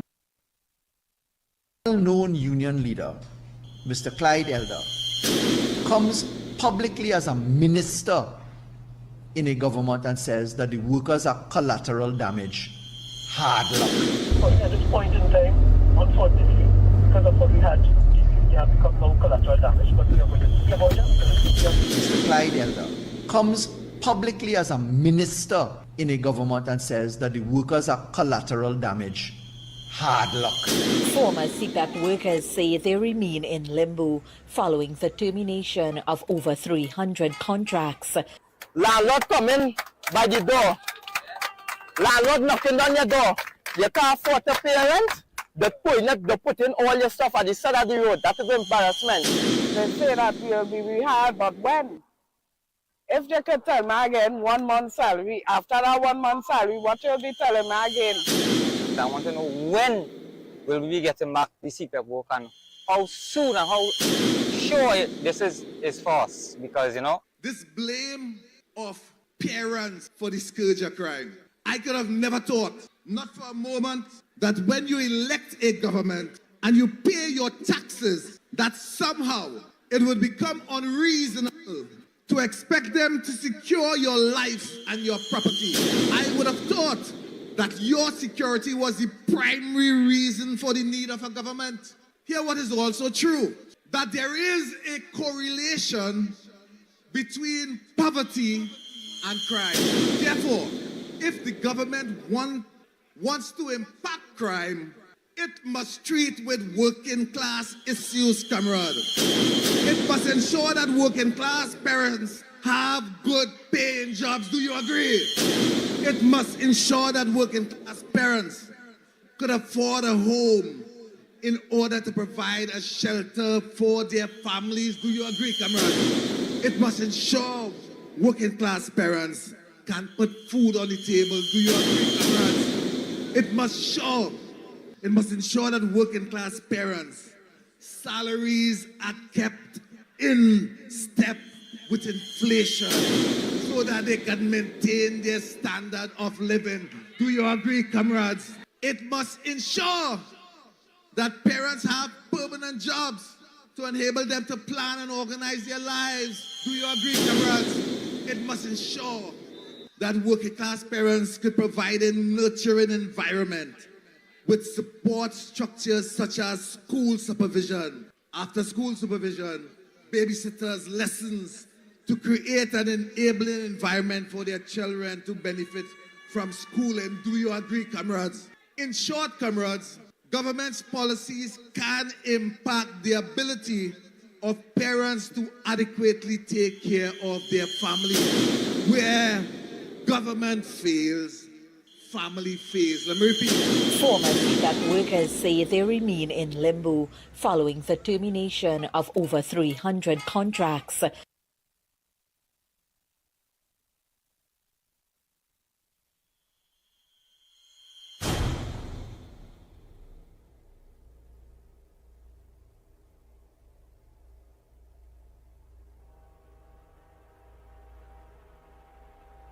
Now,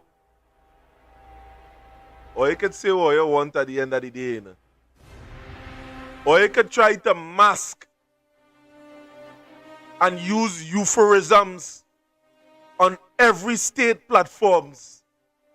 Pay media personnel, pay social media personnel to pilot stories that will make the UNC look good, or you could continue to do that. But the truth, as I say, and I will continue to say, the truth have endurance, but the lie have speed. What is taking place now is an attack on the citizenry of Trinidad and Tobago, not PNM. Because at the end of the day, you're asking us to fight a war as a country. You ain't seen PNM now. You ain't saying, nah, he's a PNM, we go keep you out of the war. You want people to fight. Or you want people to back on you. But yet still you're victimizing a large proportion of Trinidad and Tobago, all because they have on red jersey, and all because they say they're not taking what this government is doing. And many of you are continuing to stand with a government that is breaking the people of Trinidad and Tobago. It's breaking your neighbor. When you walk down on the side of the road, there's bush all over. And you're seeing a government that is endorsing the killings of people on the high sea without the due process of law. Kill. Reckless statement. Bomb them violently.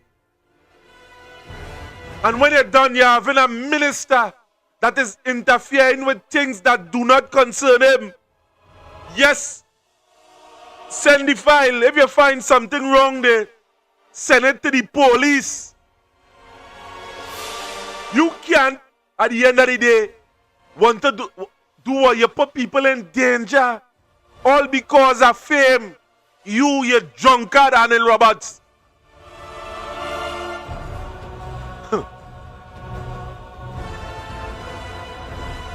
Prime Minister that lied to us. Look at she. Look at she.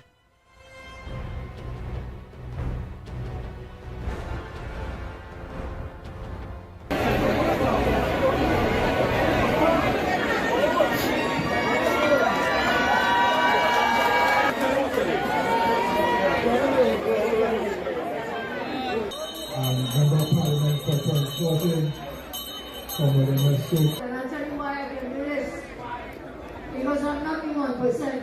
I am one of you. I am one of you. I have heard you talk about myself. I have come just like you from the working class. And sometimes no working class because you have no job. I understand what it is. Because I've been there, done that. I've been there with my family, with my parents, like yours who worked really hard. I give you that commitment. If you work with me, if you take my hand and we walk together, I will keep my commitment to the workers out there. I will do it. But one hand doesn't clap.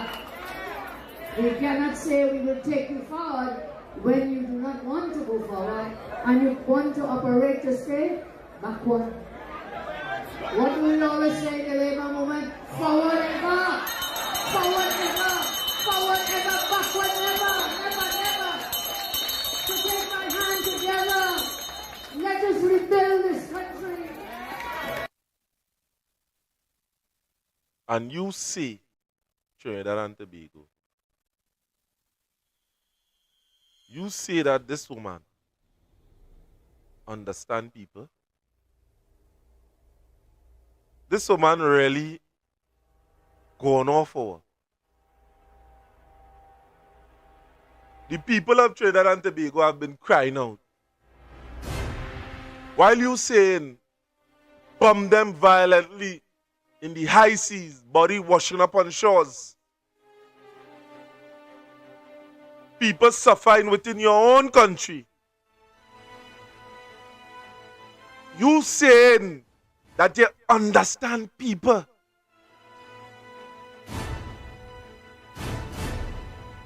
You come from the ground, you hustle.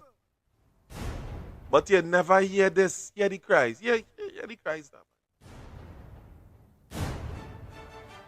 Right now, I don't know what's going on. We can't even walk with the war we're going on. We gotta bring long with thing and secure it. So we bring no minute to secure it. We can't even walk. You looking for some guy, I don't know the government, some kind of compensation for we fishermen. Because we can't work. Right now, I don't know what's going on. We can't even walk with the war we're going on. We gotta bring long with thing and secure it. So we bring no to secure it. We can't even walk.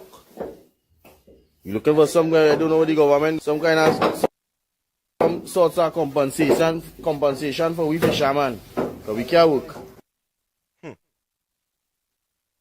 TNT territory is off limits to them. If Mr.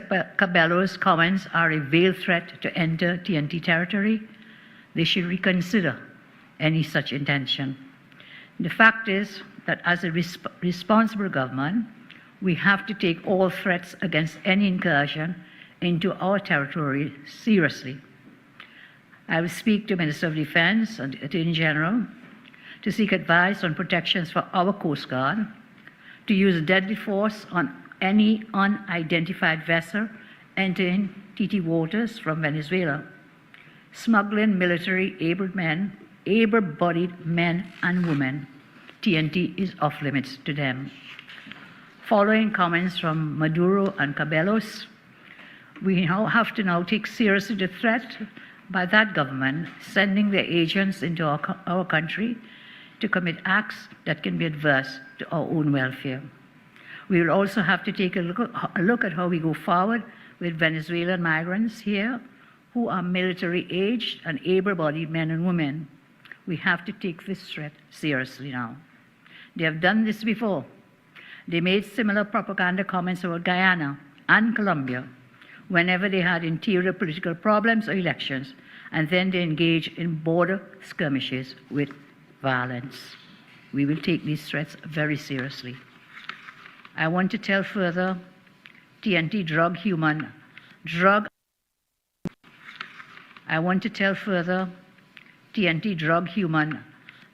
and human traffickers, smugglers, who are masquerading as fishermen. If you enter Venice waters to do your illegal acts and you're caught by Venice authorities, you are on your own. I repeat, you are on your own. No amount of family crying on Ian's programs will cause us to intervene. Mr. Cabello. That's the woman that says she understands us.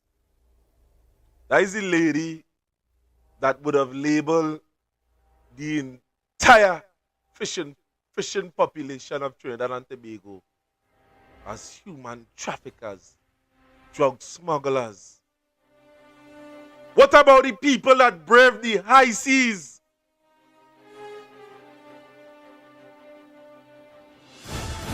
To earn an honest dollar. And I know some of you fanatics outside here are going to say, boy, all them fishermen. It's drug lord.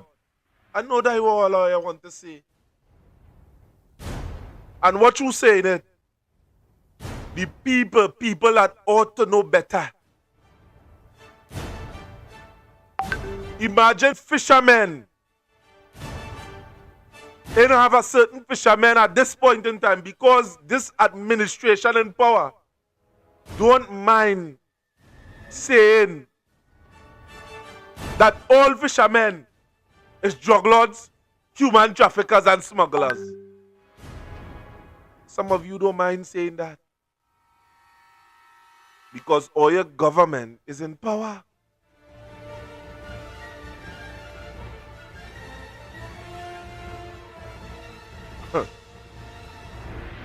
The lengths that some of us is going to go to prop up our government, other than allowing the government to answer. This man here, a matter of fact, I know how to think it. Right, imagine this man here. What you saying? He's a drug lord.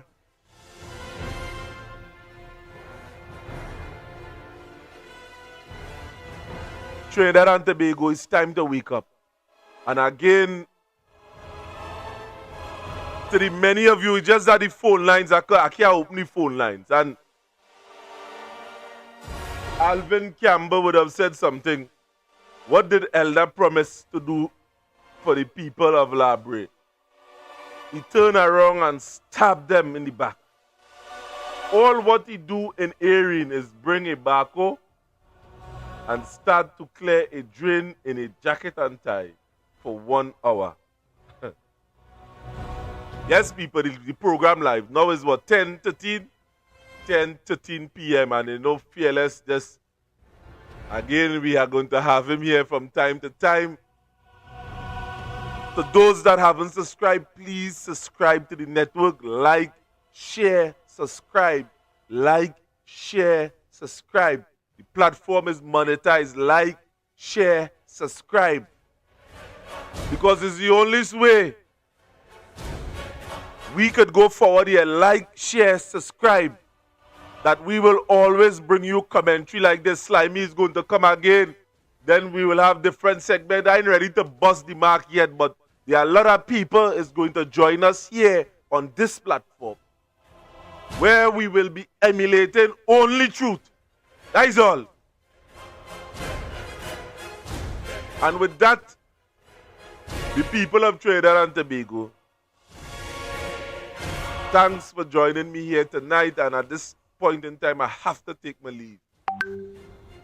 So join us here again tomorrow. The topic tomorrow. A matter of fact, subscribe to the platform. You're going to see it. Go show up on your notification.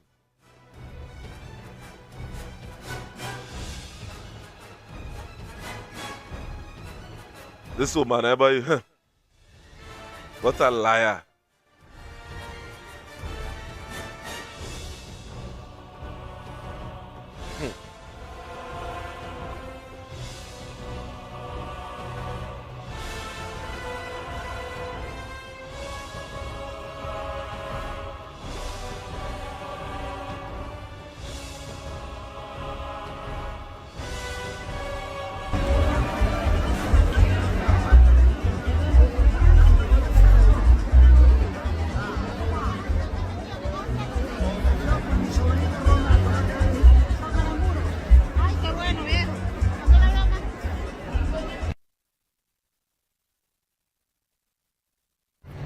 In Caracas, the Venezuelan government is yet to react to the announcement late on Thursday night that the U.S. Department of War is renaming the deployment of aircrafts and warships in the Southern Caribbean as a new Operation Southern Spear. That's the name that the Secretary of Defense, Pete Hegseth, gave to this deployment that in theory allegedly is meant to stem drug trafficking coming out of Venezuela. But when we spoke with the Venezuelan president earlier on Thursday, he had a different message to send to Donald Trump. We're focused on the people, governing with peace, with these young people building. To unite for the peace of the continent. No more endless wars, no more unjust wars, no more Libya, no more Afghanistan.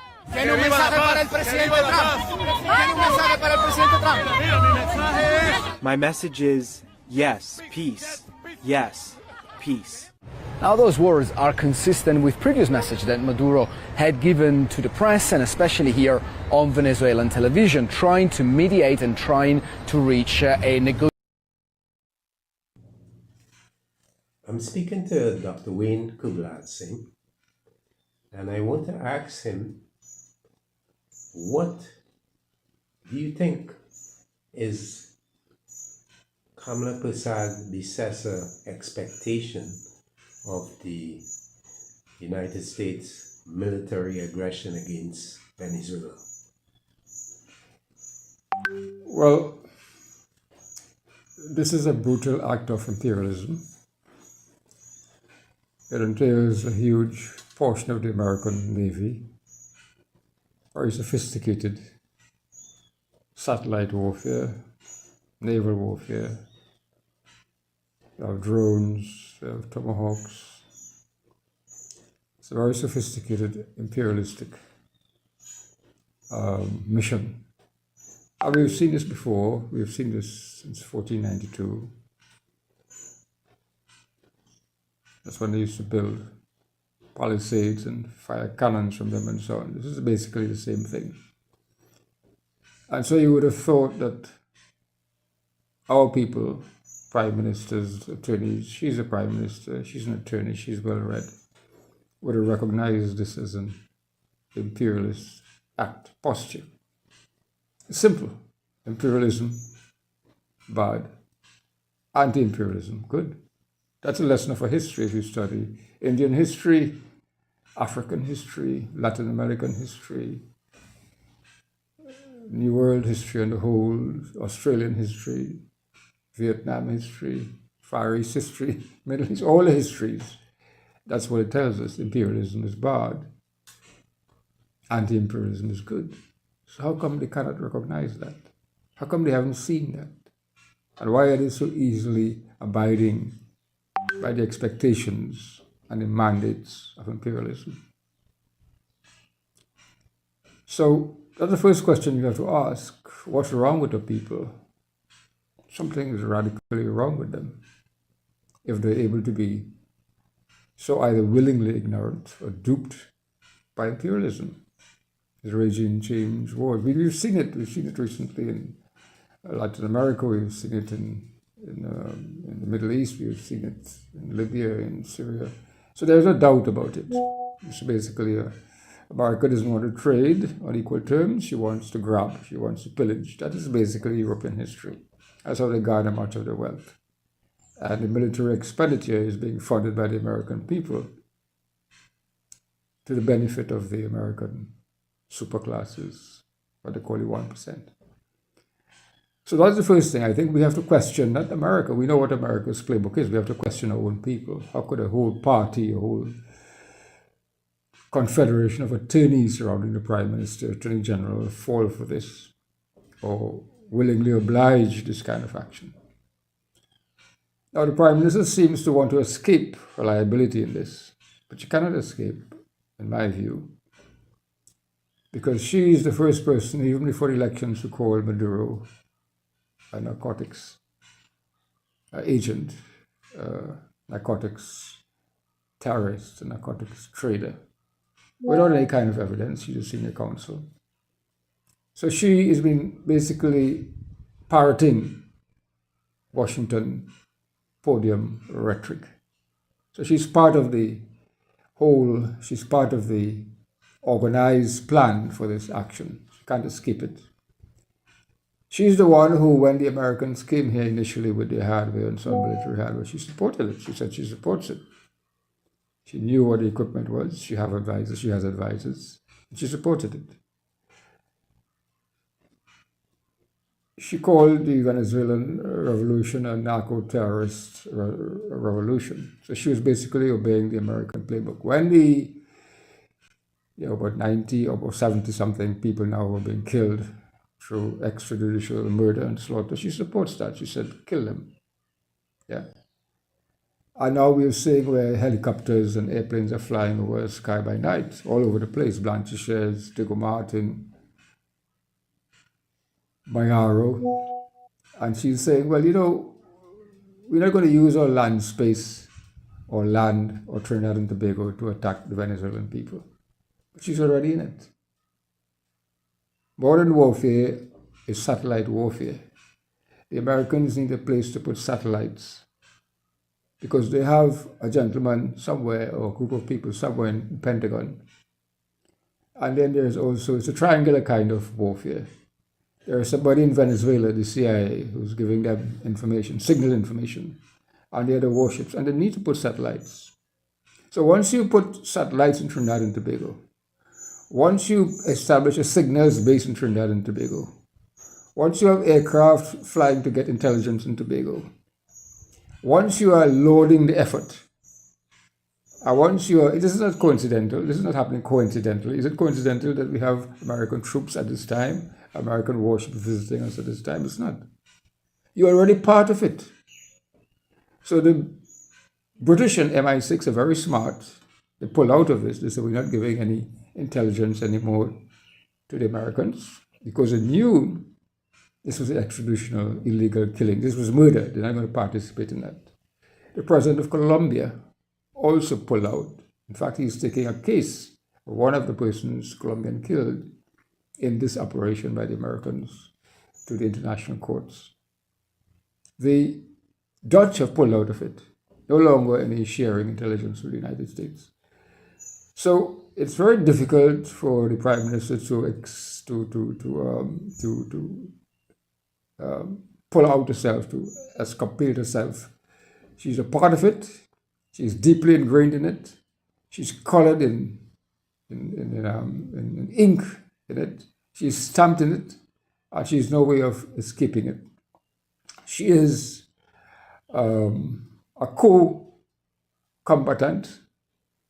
She's a co-participant, and she's a co-aggressor in this effort, and she cannot escape the consequences.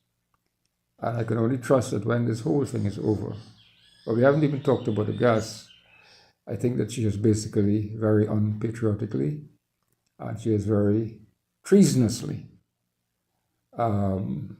smashed and scotched, for her government at least, any kind of gas dealings with the Venezuelans. So she cannot escape, and she's died in the wool of co-combatant and complicit in it. And I only hope that that when this is over, that she is dealt with by the appropriate court, so that appropriate court action is taken against her.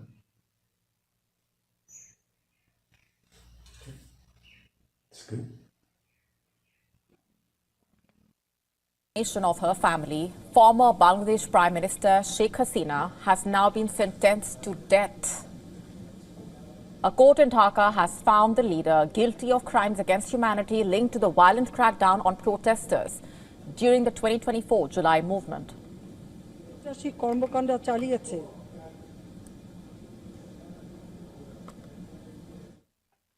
We have decided to inflict her with only one sentence, that is sentence of death.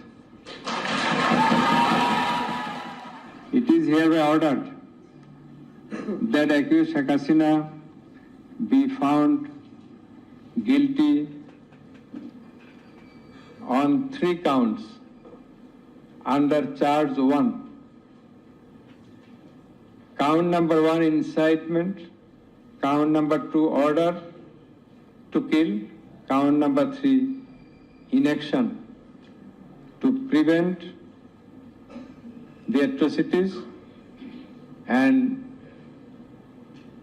failing to take punitive actions against the perpetrators. And following the announcement, Bangladesh's interim government issued a statement calling the ruling a historic verdict. The statement urged people across the country to remain calm, avoid unrest, respect the rule of law. Sheikh Hasina, who fled to India after massive unrest led to her ouster, was convicted of ordering attacks on demonstrators, failing to protect civilians and ignoring repeated summons. The tribunal said her absence from the trial suggested guilt. According to the International Crimes Tribunal there, Hasina incited violence, issued orders that led to the killing of protesters and allowed the use of excessive force on student-led demonstrations. The court held her responsible for the deadly response to the anti-quota protests. The unrest that escalated after her controversial comment questioning whether quota benefits should go to, quote-unquote, the grandchildren of Razakars. In fact, Sheikh Hasina has rejected the verdict outright, calling it politically motivated. An Awami League statement quoted her as saying the case was driven by personal pursuit of revenge against a democratically elected government. She says she was denied a fair chance to defend herself, claiming that she never received due legal process. She has also questioned the credibility of the tribunal itself, saying that there is nothing international about the International Crimes Tribunal in the country, and that the guilty verdict was, quote-unquote, a foregone conclusion. Sheikh Hasina, who is one of the region's most influential political figures, served multiple terms as Prime Minister and played a central role in shaping modern Bangladesh. But her tenure was also marked by accusations of heavy-handed governance, a shrinking democratic space, and intensive crackdowns on opposition forces. Now, her remarks came during the protest there, and the subsequent violent response eventually ignited that movement that led to her removal from office. This was in August 2024. Hasina has been living in self-imposed exile in India since then, after the student protesters forced her and her Awami League political party out of power. Dhaka has formally asked New Delhi to hand over Sheikh Hasina. In fact, the UNIS government sent the request citing the existing extradition agreements between the two countries. Officials in Dhaka said giving shelter to convicted leaders would be seen as an unfriendly act and a violation of treaty obligations. The verdict against her is now being seen as a potential political opening for Jamaat-e-Islami, a group that was heavily targeted under Sheikh Hasina's rule. And with the former Prime Minister out of the picture and the Awami League weakened, Jamaat-e-Islami appears to be repositioning itself in Bangladesh's politics.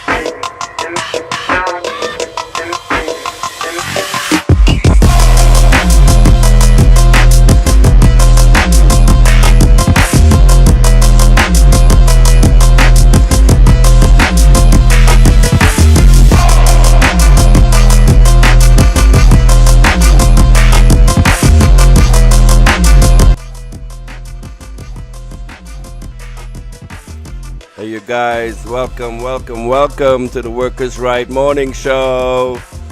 We're broadcasting live on the Workers' Right 868 YouTube platform, Workers' Right 868 on Facebook, the Workers' Right 868.com website. We're also broadcasting on The Slimer Show at The Slimer Show on YouTube. We're also broadcasting on Twitch and X. Do like and subscribe, do like and share, tell a friend who then tells a friend who then tells another friend. Up next, I wanna feature a new segment called Marsha Speaks. So Marsha Walker has an alert that she needs to send out to the country, and you're going to be hearing it here first time on The Slimy Show. This has not been reported in mainstream media as of yet.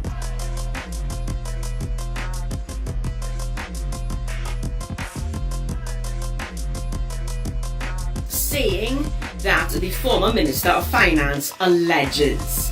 Guys, we need to know when it's an allegation and when there is proper documentation available to the public. I mean, you are a media house, so I'm assuming that as a reporter, there is something that you are going to do to verify the news that you're putting out.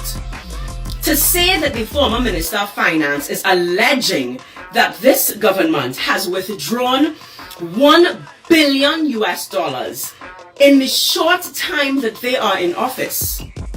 I call that being part of the crew of misinformation. Now, I know it is alleged that you guys pander to the UNC sycophants. That's an allegation, because I have no real proof other than the crazy things that y'all carry about in your reporting, quote unquote reporting, I have to put it.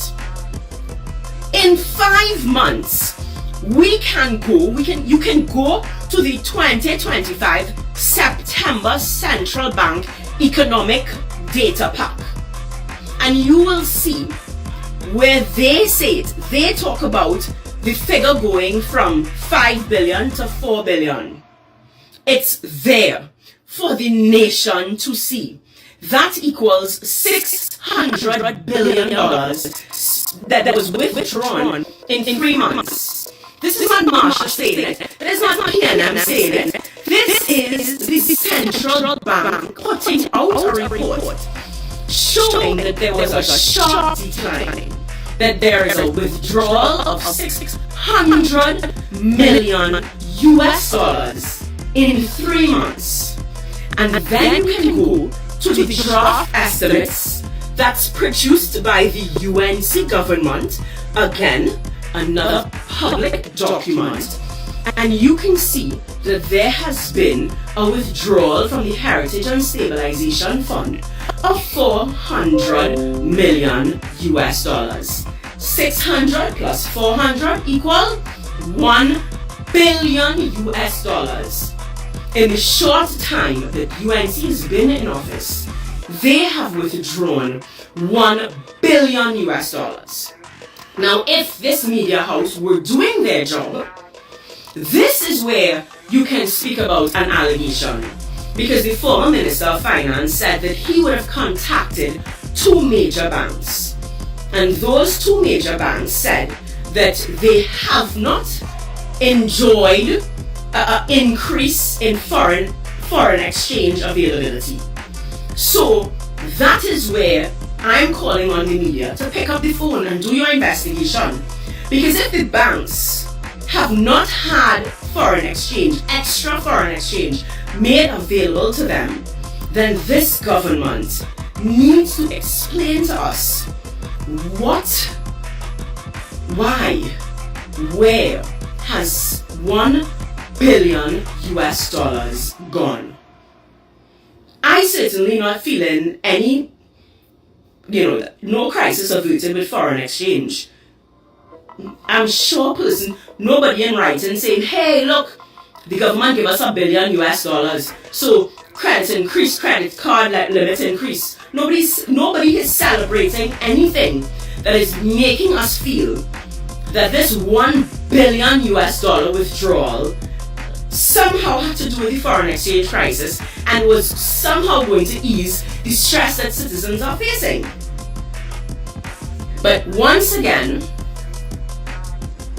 questions are asked, because this is not the first time this question was raised. This is not the first time the question was raised. And it seems as though if they just ignore us and we'll forget about it. Trinidad and Tobago, and to these reporters that say allege, as I said, there is a document, there are documents that you can go and check. Go to the Central Bank, Trinidad and Tobago, go to their economic data pack, the September data economic data pack. Go to the draft estimates. The information is there. These aren't wild allegations. These are the black and white information that is there for public consumption. And then ask yourselves, $1 billion withdrawn in 5 months. Guys, if they cannot account for $1 billion in 5 months, what are we going to be left with after 5 years? We have to understand the seriousness of this.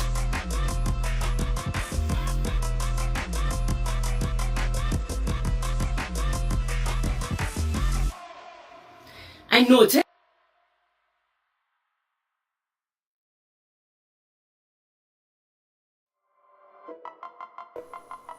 So I'm a testing.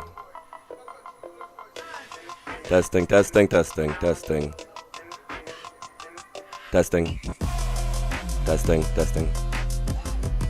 Wrong mic.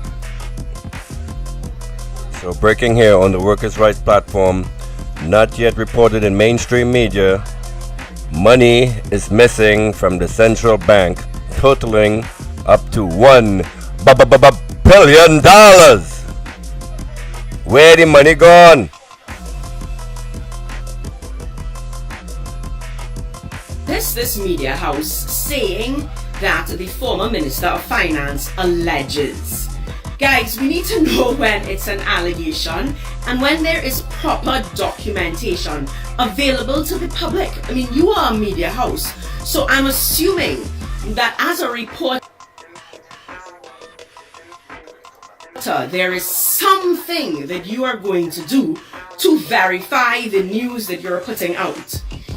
To say that the former Minister of Finance is alleging that this government has withdrawn $1 billion in the short time that they are in office, I call that being part of the crew of misinformation. Now, I know it is alleged that you guys pander to the UNC sycophants. That's an allegation, because I have no real proof other than the crazy things that y'all carry about in your reporting, quote unquote reporting, I have to put it. In 5 months, you can go to the 2025 September Central Bank Economic Data Pack, and you will see where they say it. They talk about the figure going from 5 billion to 4 billion. It's there for the nation to see. That equals $600 billion that was withdrawn in 3 months. This is not Marsha saying it. This is not PNM saying it. This is the central bank putting out a report showing that there was a sharp decline, that there is a withdrawal of $600 million in 3 months. And then you can go to the draft estimates that's produced by the UNC government, again, another public document, and you can see that there has been a withdrawal from the Heritage and Stabilization Fund of $400 million. 600 plus 400 equal $1 billion. In the short time that UNC has been in office, they have withdrawn $1 billion.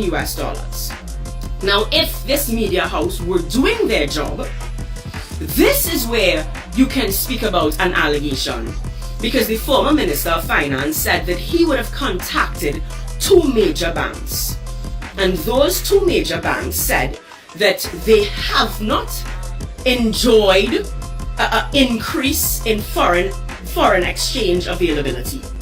So that is where I'm calling on the media to pick up the phone and do your investigation, because if the banks have not had foreign exchange, extra foreign exchange made available to them, then this government needs to explain to us what, why, where has $1 billion gone. I certainly not feeling any, no crisis averted with foreign exchange. I'm sure nobody in writing saying, hey, look, the government gave us $1 billion, so credit increase, credit card limit increase. Nobody is celebrating anything that is making us feel that this $1 billion withdrawal somehow had to do with the foreign exchange crisis and was somehow going to ease the stress that citizens are facing. But once again, questions are asked, because this is not the first time this question was raised. This is not the first time the question was raised. Breaking news. If they ignore us, and we'll forget about it. Trinidad and Tobago. And to these reporters that say allege, as I said, there is a document, there are documents that you can go and check. Go to the Central Bank, Trinidad and Tobago.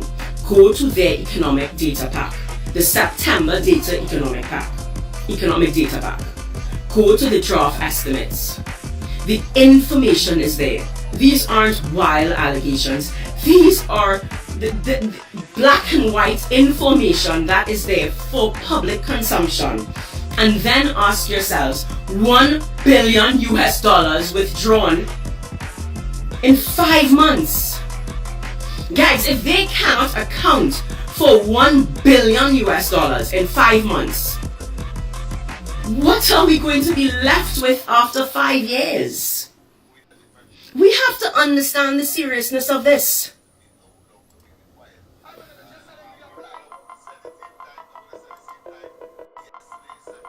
Morning, Trinidad and Tobago. Morning, Trinidad and Tobago.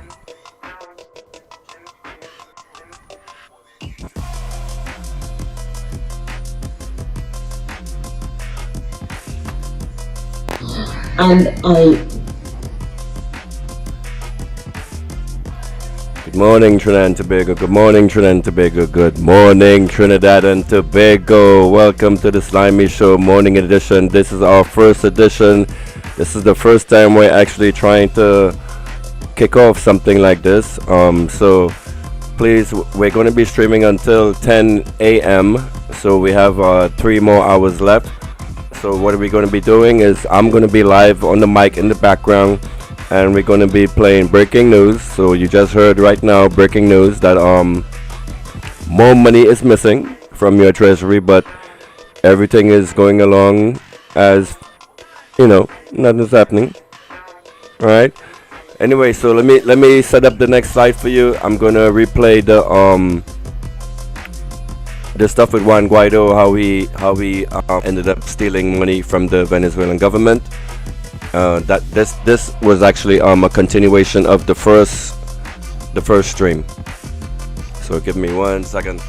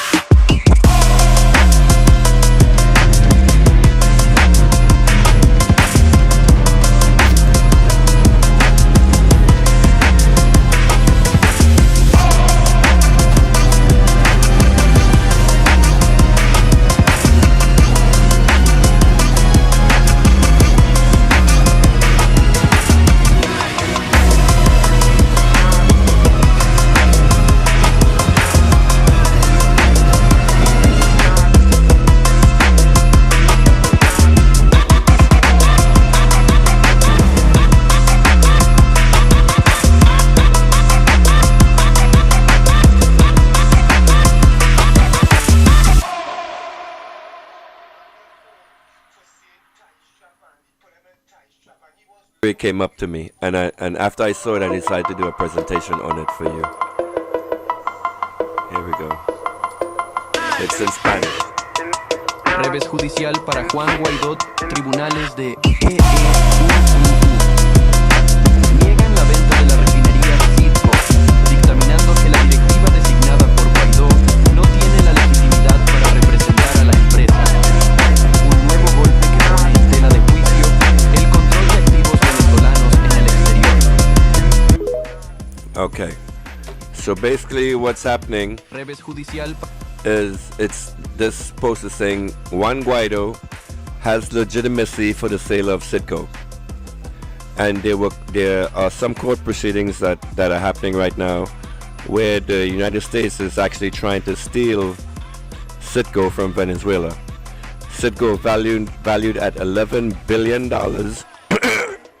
$11 billion. The United States is trying to steal from the company. So I did some research into what is happening at Citgo, and I want to report to you on this.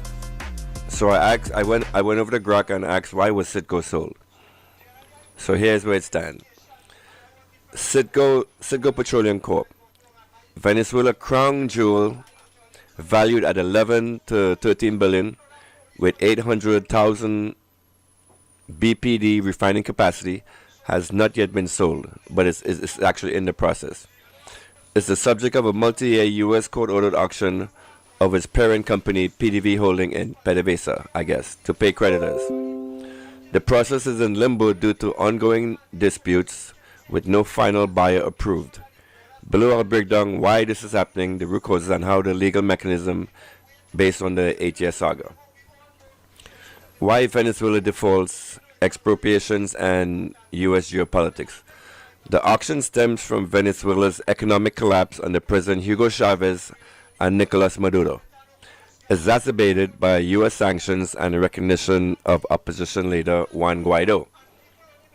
This is what the AI is actually still freaking reporting. You have to notice when the artificial intelligence is actually programmed by imperialists, so the results it will give you would be more on a side towards them. All right.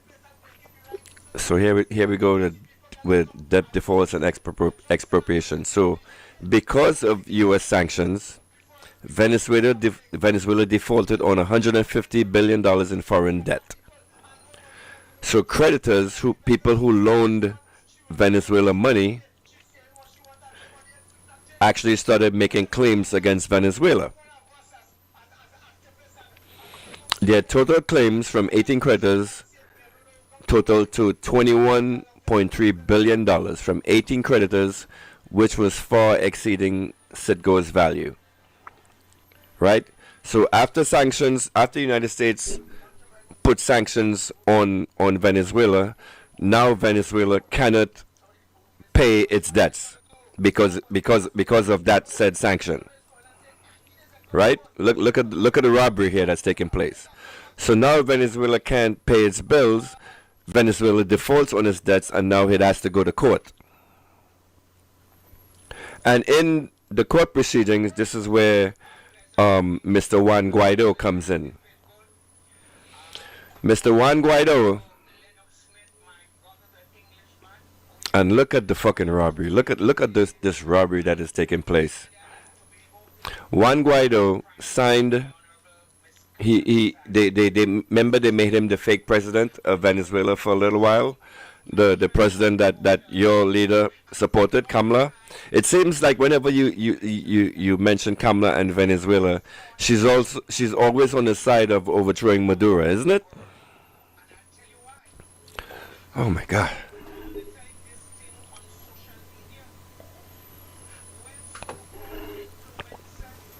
So back to the main thing. So Juan Guaido came onto the scene, and acting on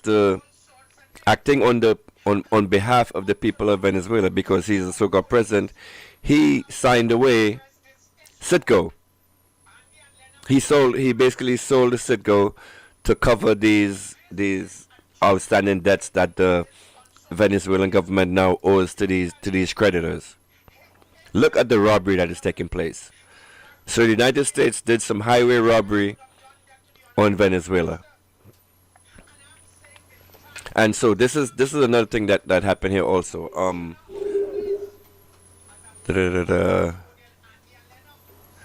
Post 2017, sanctions froze Venezuelan assets. That's another lump sum of money that the United States stole from Venezuela, because Venezuela had some tons of gold stored over in the United States. The United States just took that. In 2019, the Trump administration recognized Guaido as interim president, granting his appointees control of Citgo's board. You hear that? So now that this is another thing I want to point out to you, how critical boards are to corporations, right? When you appoint board members in your favor, the board members do what you want them to do, right? So when you see this UNC government going around appointing board members to critical agencies in Trinidad and Tobago, you should have some serious questions, especially when these people being appointed to these boards are seriously unqualified. So I'm digressing again. So let's go back to this. U.S. sanctions on politics. Post 2017, sanctions froze Venezuelan assets. In 2019, the Trump administration recognized Guaido as interim president, granting his appointees control of Citgo's board. This blocked Maduro's government from defending its assets, treating PDVSA as liable for the republic's debts.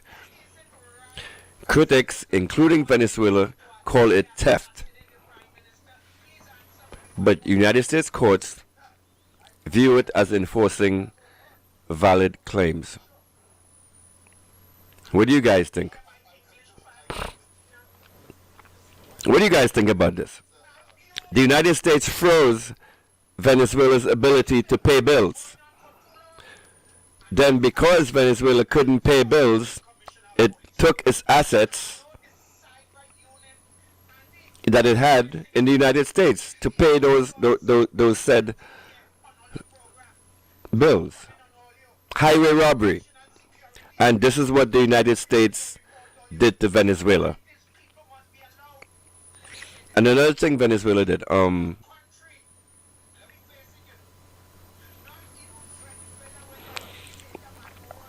no repayment path. Sanctions prevented cash payments, so creditors targeted Citgo, right, because that's an asset in the United States, as the most liquid asset. Venezuela calls it judicial plunder, but the United States prioritizes creditor rights and anti-Maduro pressure. So this is something when Chavez came into the presidency. Remember, I reported this to you guys. Chavez just took his stuff away from these guys, like the oil refineries, the gold refineries. Like they had a gold mine. Venezuela just went in there and took it, and didn't pay, like what Trinidad did with our oil refinery. We actually had to pay like suckers to get our refinery back. Venezuela went in there and took their stuff. So their gold mines was taken from Crystal X. They nationalized it, and ConocoPhillips. So all of the oil rigs that and oil infrastructure that ConocoPhillips had built up in Venezuela, Venezuela just took that shit and said, hey, this shit is mine. So these guys went to court and sued. Glass factory nationalization. Wow, this is so cool. So the Chavez went in there, took their stuff back, and they were sued and sanctioned by the United States. So this story, Guaido has no legitimacy for the sale of Citgo. As I came across this tonight, I decided that I should give you guys like a presentation on on the actual truth of some of the stuff that actually happened within Venezuela and what the United States did to Venezuela to cripple the country and their people. All right. Look at this traitorous. Oh, I should have been. Actually, as I was talking, I should have had this bastard up. This, ladies and gentlemen, according to Kamla Persad Bissessar, is the rightful president of Venezuela.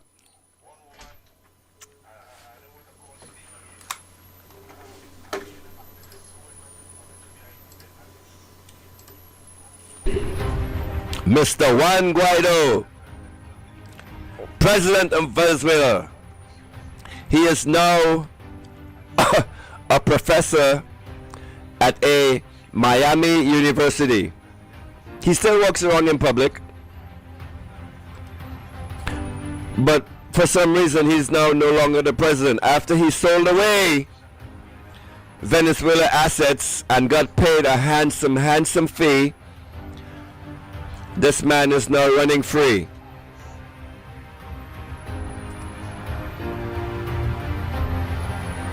Mr. Juan Guaido. So when you hear social media people coming and talking good about this man, you look at this man as a thief, as a bandido, a criminal, and anyone that supports this man is a criminal, or senile, or stupid. I don't know. This next up is the president of Venezuela being greeted by his people as he went out to have a dinner in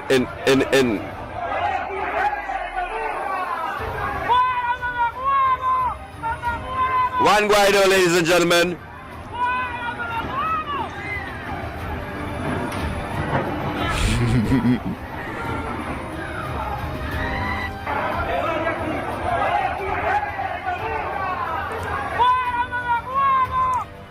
This right here, ladies and gentlemen, is the president of Venezuela that your leader, Kamla Persad Bissessar, supported.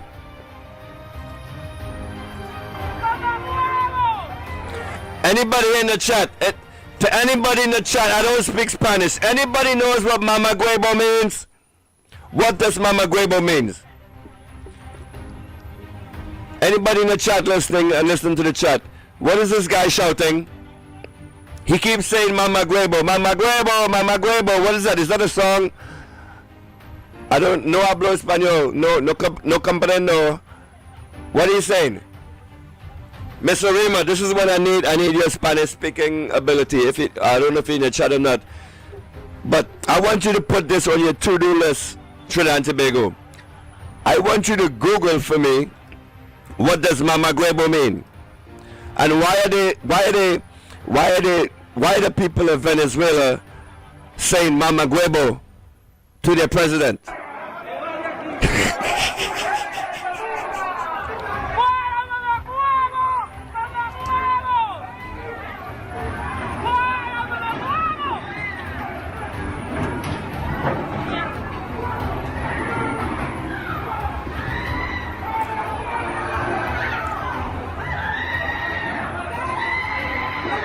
Who is screaming like that?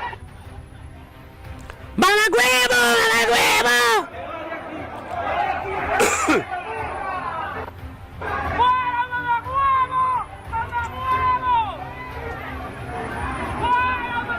The president of Venezuela. So you Trinis out there, right?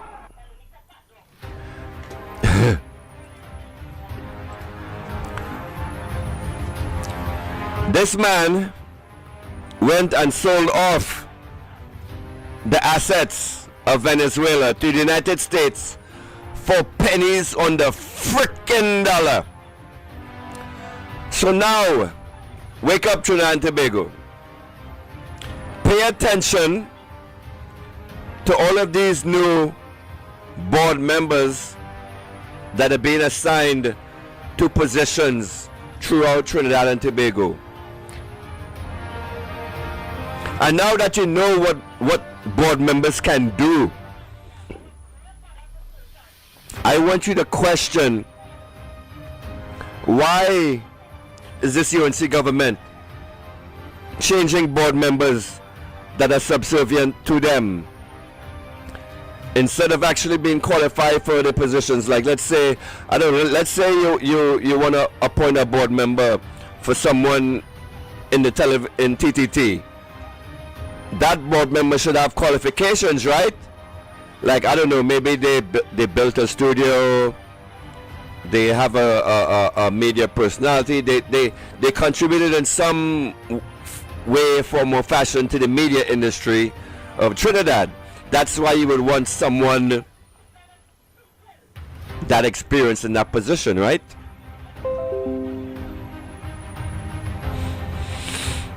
But what is happening in Trinidad? So you see what happened with Venezuela. When someone against the people, this is a good slide to show you. So you see what happened in Venezuela. When you have someone who goes against the people, the power they can actually do when they have control of their boards. You learning yet, Trinidad and Tobago?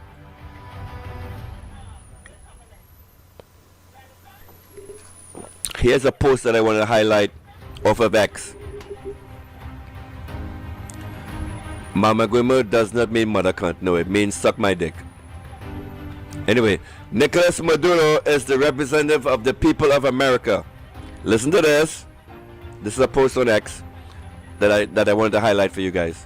Nicolas Maduro is the representative of the peoples of America, a man of peace who is liberating the peoples of the continent. Venezuela is strengthening more and more every day. That is true, and everyone knows this. This is true. Here there is no turning back. Long live the love for the homeland, diplomacy, peace, and dignity. Viva Venezuela! Viva Maduro!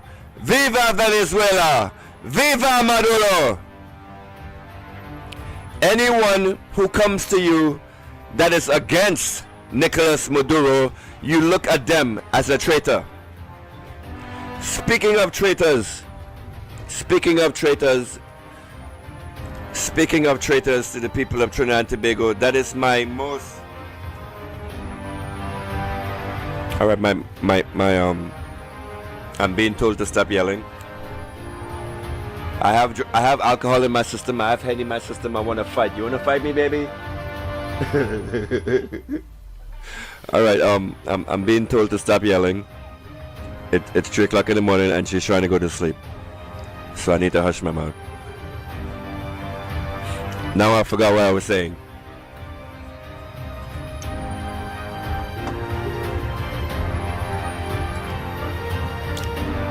I think my she's let me think of something snappy to say. She's media host blocking.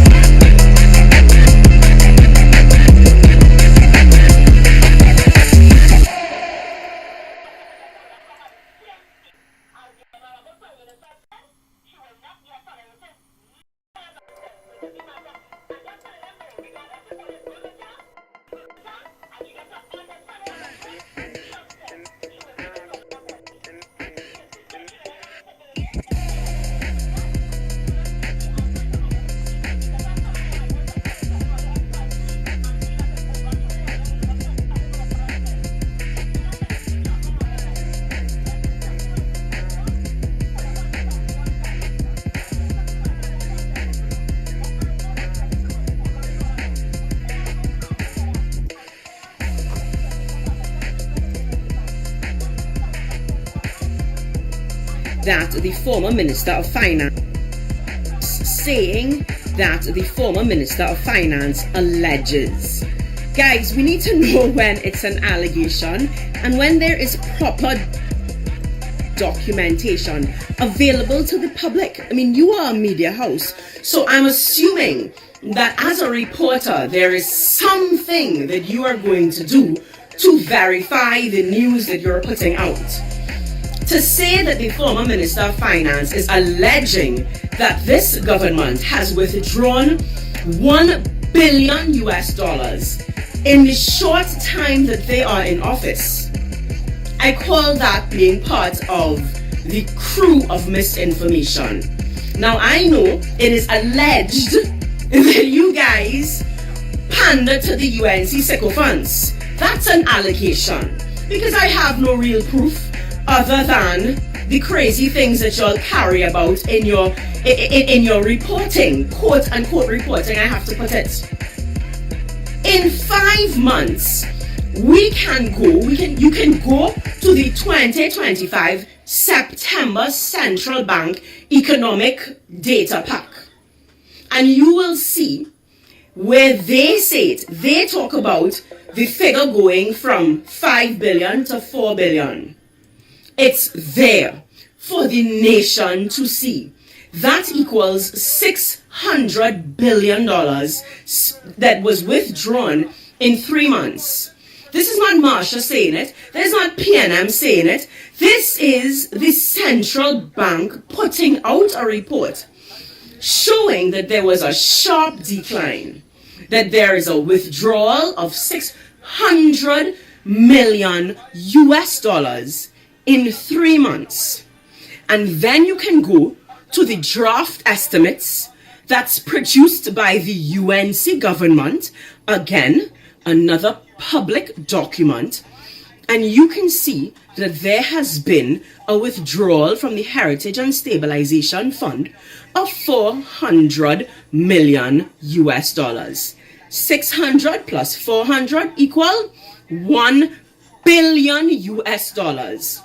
In the short time that UNC has been in office, they have withdrawn $1 billion. Now, if this media house were doing their job, this is where you can speak about an allegation, because the former Minister of Finance said that he would have contacted 2 major banks, and those 2 major banks said that they have not enjoyed an increase in foreign exchange availability. So that is where I'm calling on the media to pick up the phone and do your investigation. Because if the banks have not had foreign exchange, extra foreign exchange made available to them, then this government needs to explain to us what, why, where has $1 billion gone. I certainly not feeling any, no crisis averted with foreign exchange. I'm sure nobody in writing saying, hey, look, the government give us $1 billion, so credit increase, credit card limit increase. Nobody is celebrating anything that is making us feel that this $1 billion withdrawal somehow had to do with the foreign exchange crisis and was somehow going to ease the stress that citizens are facing. But once again, questions are asked, because this is not the first time this question was raised. This is not the first time the question was raised. And it seems as though if they just ignore us and we'll forget about it. Trinidad and Tobago, and to these reporters that say allege, as I said, there is a document, there are documents that you can go and check. Go to the Central Bank, Trinidad and Tobago, go to their economic data pack, the September economic data pack. Go to the draft estimates. The information is there. These aren't wild allegations. These are the black and white information that is there for public consumption. And then ask yourselves, $1 billion US withdrawn in 5 months. Guys, if they cannot account for $1 billion US in 5 months, what are we going to be left with after 5 years? We have to understand the seriousness of this. So I hope you guys are understanding. Are you understanding? People, are you understanding? Are you understanding? If you listen to that video I just played just now, hold on, let me mute don't this. understand. Alright, so I'm going to report news to you live on the fly. So disinformation specialists, I want to point one out to you right now on the fly, live, right here. Listen to this shit and get pissed off.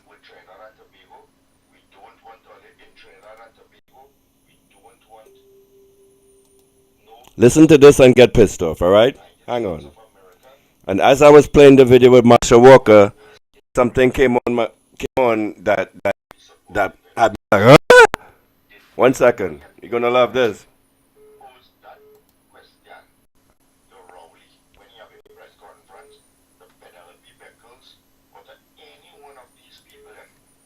Hold on, let me switch panels.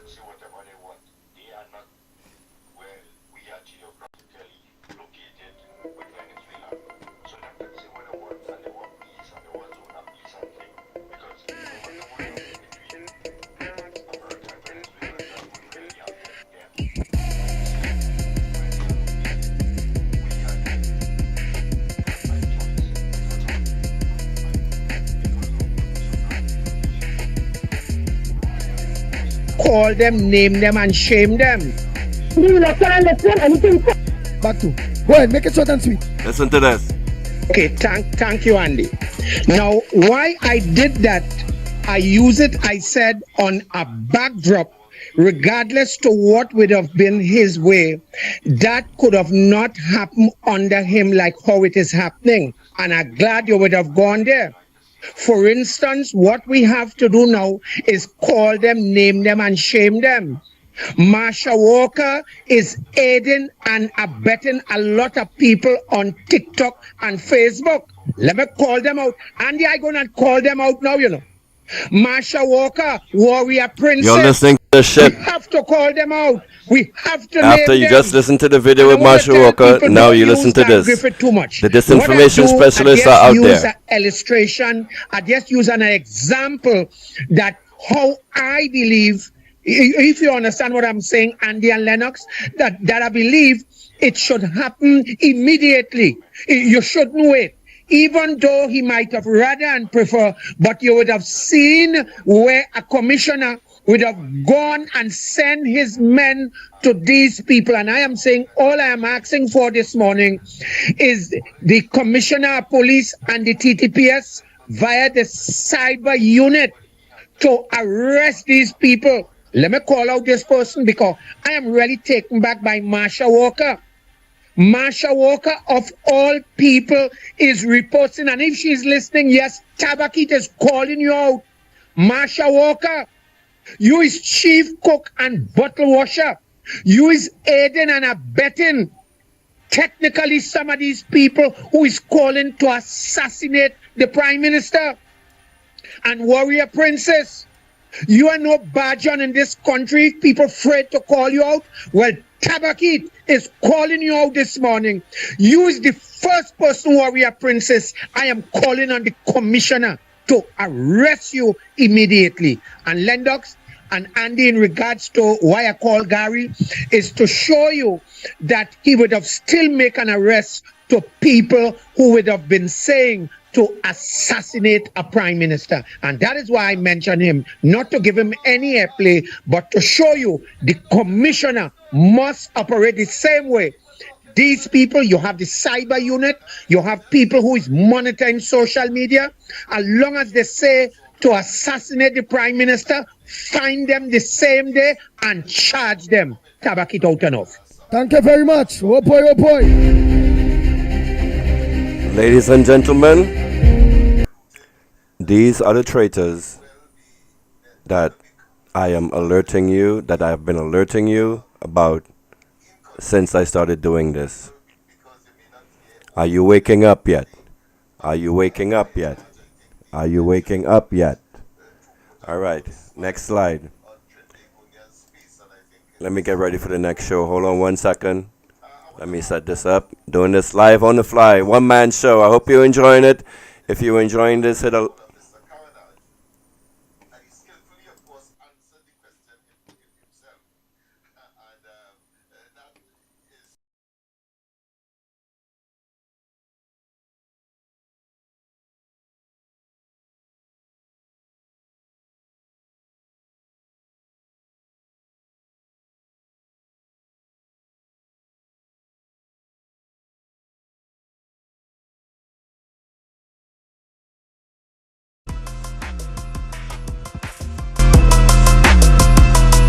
came up to me, and after I saw it, I decided to do a presentation on it. It's in Spanish. Brevet judicial para Juan Guaidó, tribunales de niegan la venta de la refinería Citgo, dictaminando que la directiva designada por Guaidó no tiene la legitimidad para representar a la empresa. Un nuevo golpe que pone en tela de juicio el control de activos venezolanos en el exterior. Okay. So basically what's happening is this quote is saying Juan Guaido has legit. So I want to transition back to St. Vincent.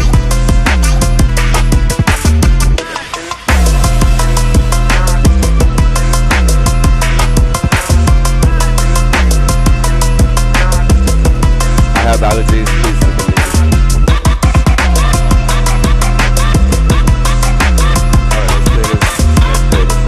I'm not looking at the chat, forgive me. Let me not much, that's alright. Okay. Nicolas Maduro in fighting mode. Oh, slide. So I want to transition back to St. Vincent.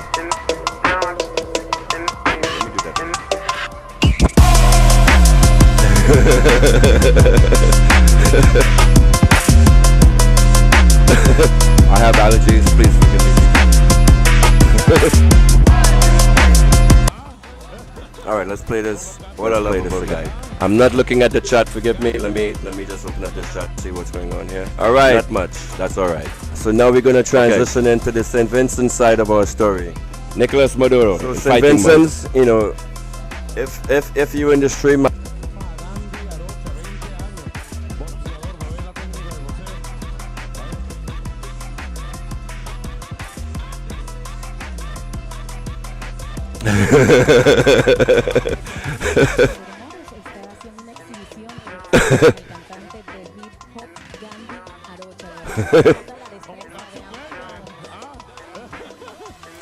What a lovable guy. All right. So now we're going to transition into the St. Vincent side of our story. So St. Vincent's, you know, if you're in the stream, I'd like you to like and share. If you're enjoying the content, like and share. This message is now to the Vinci people. If you're Trini, you can turn off and go do something else for a few minutes. But I wanna have a face-to-face meeting with my Vincentian people. We need to have a talk. We need to have a conversation, right?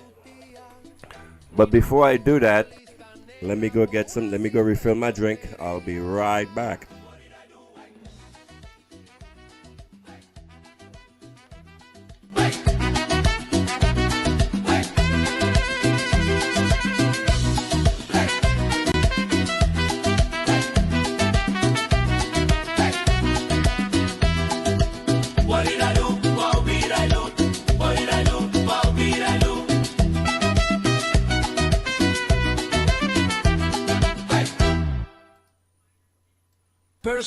Welcome to the Workers' Right 868 Morning Show. Like and subscribe. Shady Live.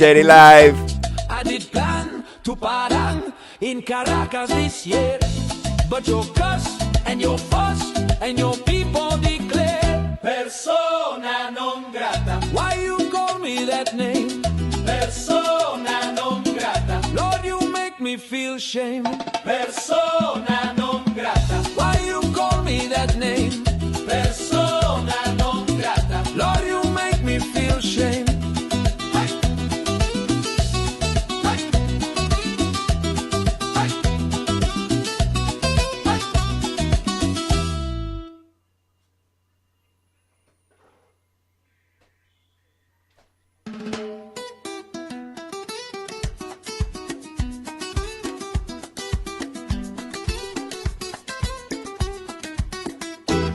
Persona non grata, me you tell vamose, so I lit parata and drink my Grey Goose. I did plan to parang in Caracas this year, but your cuss and your fuss and your people declare persona non grata. Why you call me that name? Persona non grata. Lord, you make me feel shame. Was to be a fun thing. With my parent band, Baron 2 was coming for Spanish woman, promising he go sing Maria, Maria. Now los aquí across the Gulf of Paria. Persona non grata. Why you call me that name? Persona non grata. Lord, you make me feel shame.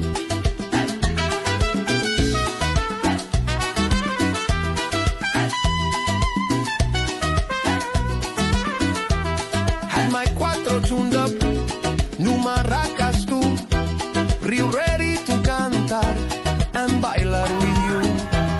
They send a ver nota, a diplomatic note, keep you late, no airplane. They say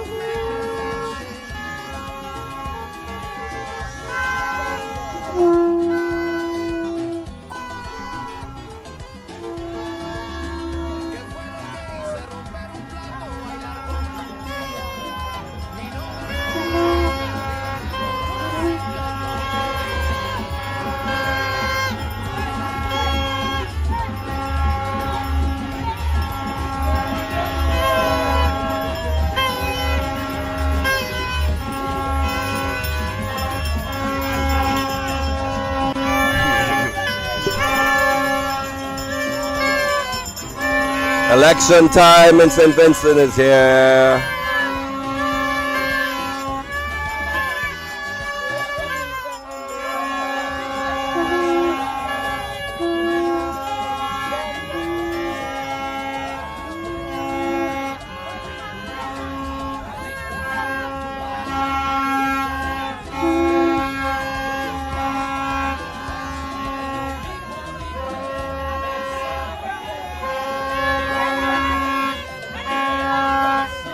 What's going on here?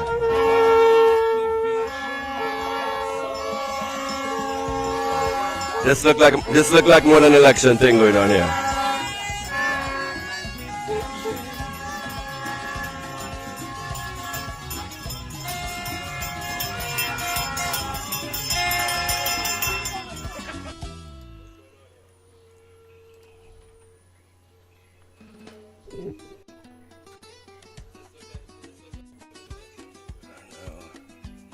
There we go.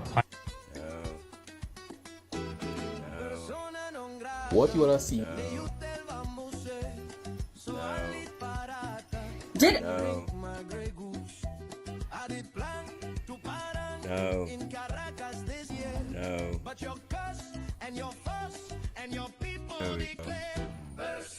All right. I need you guys to listen up. Listen up, listen up. Listen up. Let's get serious. Let's get serious. Let's get serious, guys. You listening? You listening to me? Let's get serious. St. Vincent.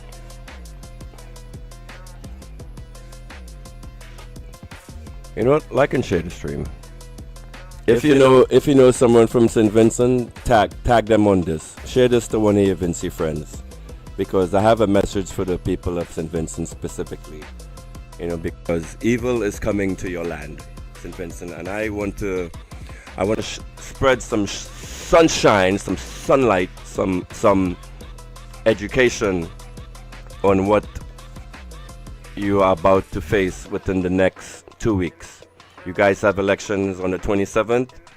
Well, you're about to be bombarded by psychological operations, and demons are coming to your soil. I must admit, right? I know nothing about Vincentian politics. I don't know anything about your politics.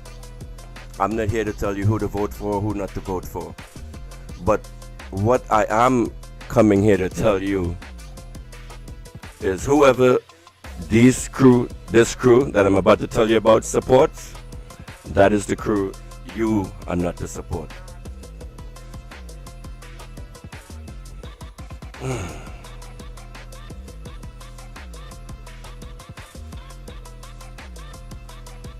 You have a bunch of misfits coming to your country, and they're gonna be partying with one of your political parties.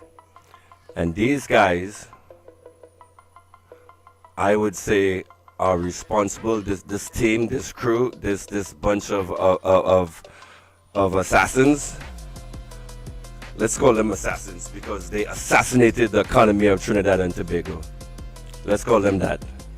But I rather call them prostitutes or whores, because they sell and they rent out their mouths and their tongues and their lips for the highest bidder. And it seems right now someone in St. Vincent is paying the best price. So guess what? All the scumbags are headed to your country. One thing I must say about, like I said, I don't know much about the politics in St. Vincent, but I do know your Prime Minister understands what a zone of peace is. I do know that your Prime Minister has been one of the heads, one of the responsible, stable heads in this whole shitstorm that is happening in Trinidad right now.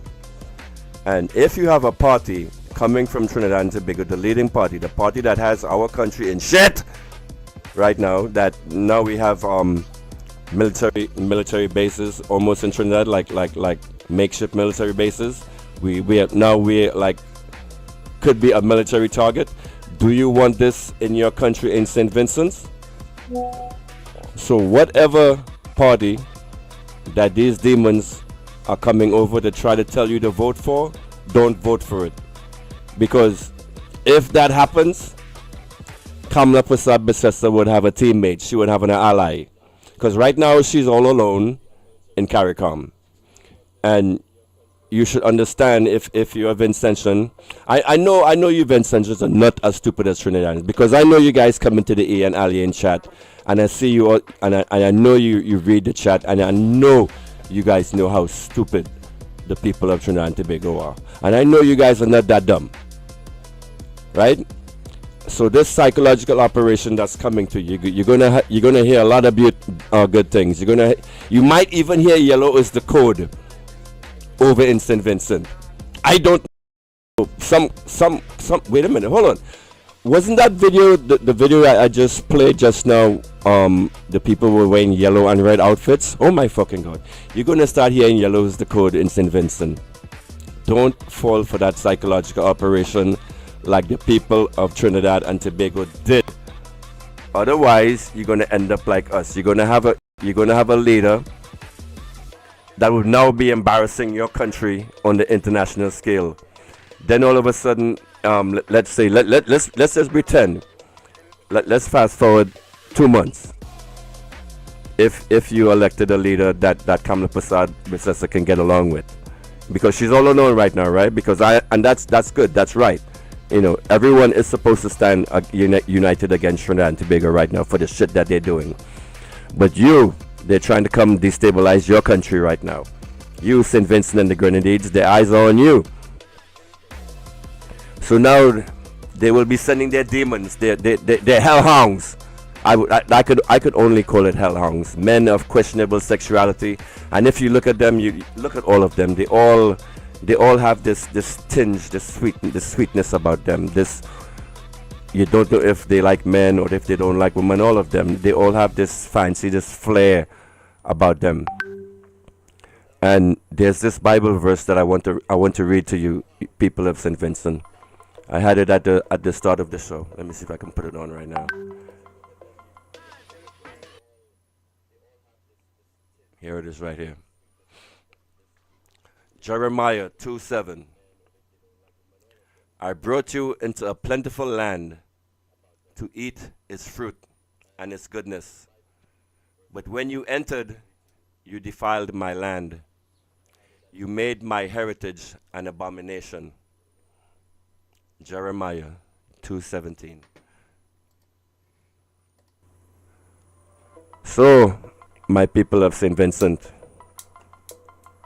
the same media team that fooled the people of Trinidad and Tobago, the same media team that is still fooling the people of Trinidad and Tobago. Oh, my name is Slimy, by the way. I should have introduced myself at the start of this. You guys may not know me. I just showed you just now live. Getting forwarded a video from someone from Trinidad. I'm Slimy. Like and share, like and follow. Follow me on the Slimy Show. We're broadcasting right now on 5 platforms. The Workers' Right 868 on Facebook, The Workers' Right 868 on YouTube, The Slimy Show on YouTube. We're also broadcasting on X and Twitch and The Workers' Right 868 platform. I am not on Fearless tonight because that son of a bitch didn't give me his stream key, so we're not on the Fearless network for tonight, but hopefully we will be in the future. What we intend to do is we intend to form a team, non-partisan. Even though Fearless will be coming on with that P&M bullshit, I'm against that. We are all Trinis, and we all think alike. Me, Fearless, Renison, all of us are true patriots. We all think alike. We all want the best for the country. So we have united, and what we intend to do is deliver accurate and true news to you. If the government, no matter what party is in power, if PNF is in power, UNC is in power, whoever is in power, we aim to be independent journalists and to deliver truth and factual news to you. When the government is doing shit, we will point it out. And this goes for Trinidad and Tobago, the Caribbean, and the entire South America. If I do get Spanish viewers in the future, which I do intend to, I'm going to have a live translation service up where you can actually read what I'm saying in Spanish. So back to St. Vincent, back to my people, my Vinci people. Oh, why is this slide? Let me fix this slide again. Hold on. All right, all of my slides are messed up because I resized them all wrong. So let's do this over.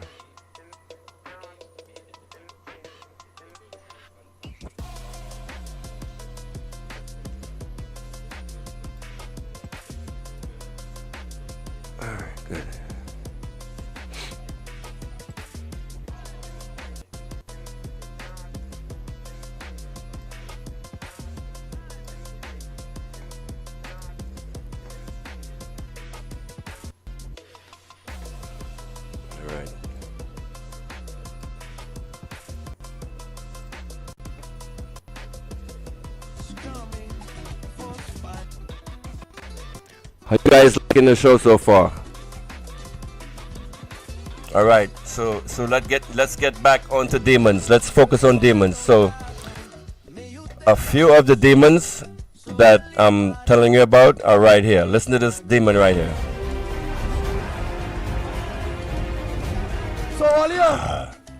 This is a demon. Look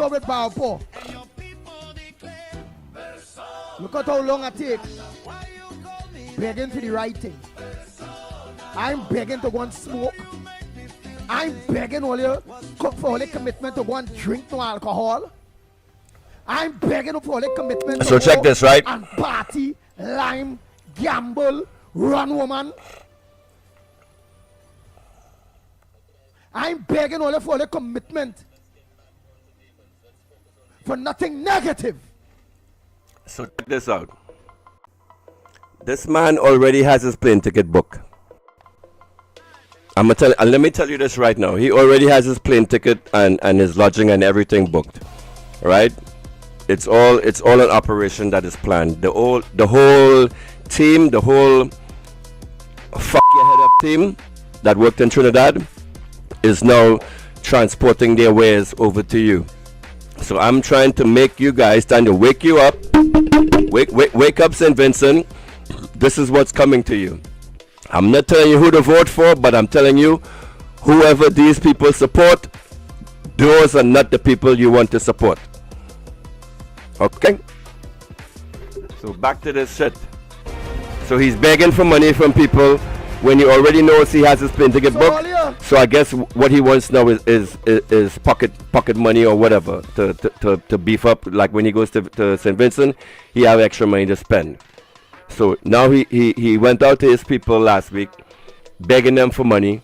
Please send me money so I can go over to St. Vincent to destabilize their elections, to destabilize their country, to fuck up their country like I fucked up Trinidad. And this man is one of the main mouthpieces of the UNC. Whenever there's some kind of bullshit that the UNC wants to propagate on the social media, the first spot they go to is these guys, because they're on 7 o'clock in the morning. They're the first slot, so they are the first to get whatever psychological operations they want to push onto the people. This right here. These demons. Let me finish up with Paul. Look at how long I take begging for the right thing. I'm begging to go and smoke. I'm begging for all the commitment to go and drink no alcohol. I'm begging for all the commitment to go. And pay attention to this, right? This is a Trinidadian podcaster asking for money from Trinidadians so I can go over to St. Vincent's to fuck with their elections. This is what is happening here right now. And I don't know, I'm not exactly sure if you can read the chat, but if you, I have this video posted up onto my, the Simon Show YouTube channel. You can actually go on to here and read the chat that is happening. This is all a total psychological operation. They have bots. Some of the people are actually that stupid, but they actually have bots programmed in this chat that go in and repeat the messages of the day. Whatever. Let's say it's right now the message they were pushing is the leader of St. Vincent, Mr. Gonzalez, is he's into fraud, blah, blah, blah, whatever bullshit that you're trying to push. We all know that is shit, right? You've you saw tons of videos that comes out and explain to you what open market is. Let me just add an extra point to the open market thing, right?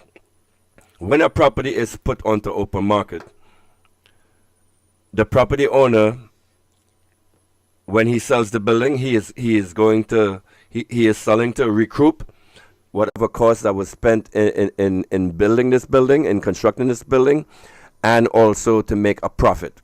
So when a building is put onto open market, the shit you're hearing these people saying, oh, HCC subsidized, get that bullshit out your head. It's an open market property put on the open market to make a profit. Okay? So all the subsidized whatever, this property is now actually generating income for the country of Trinidad and Tobago. So ignore the psychological operations, ignore the lies that these people are trying to push onto you. Just understand the term open market, and that's all I have to say about that. I don't have to go into anything else. Gamble, run woman. I'm begging all for the commitment. I need a run woman. No. For nothing Not this negative. man.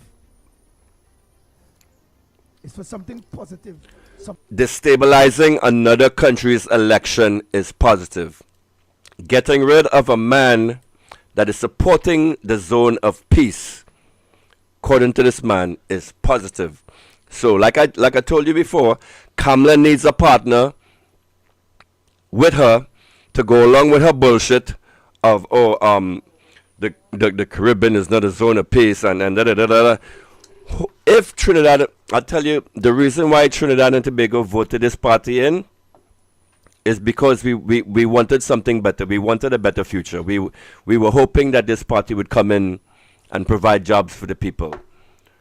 On April 27 of this year, every employee in Trinidad and Tobago was getting paid. Up until that time, what the hell is happening right now? Now, I'm getting and thank you guys for sending in the tips to me. Someone wanted to highlight that URP workers are still not getting paid. How fucked up is that? Like the small man everywhere in Trinidad and Tobago is getting attacked left and right by this government. And this St. Vincent is what will be coming to you if you let these people come over there and fuck with your head. So I'm trying to my goal is to make you be aware of this shit. These guys are coming over to you. Ian Alien is already there. Another one of the UNC mouthpieces. Be aware of this nonsense. Be aware of whatever party they choose to align with, and you don't align with them. The people are arranging everything because based on what I know, so I will know how to talk to the opposition to make accommodations accordingly, but not accommodations, but to let them know how much people are to be secured, whether it's be 3, 4, 5, 6, 1, 2. I'm talking too much. Then we don't let us know to the bank. I look forward for your call, your text, and your commitment. Do it early because we had to be the island while it hurt. If I have to meet with you all today. Begging. That's how serious I am and how things moving fast. And we need to head to St. Vincent. Barapo, sorry about that, my brother. So this is how this scam came about, right? This is how this scam came about. So Anil Roberts, you know what? Now that I think about this seemed to be something planned, and maybe with the life sport revelation, somehow I don't know, but if the St. Vincent opposition is paying these people over here to come over and help destabilize your elections, this had to be planned in advance. So after Anil made this thing, you should all know, like, this man was in charge of one of the biggest thefts of state resources in our country, Mr. Roberts, and somehow he is in government.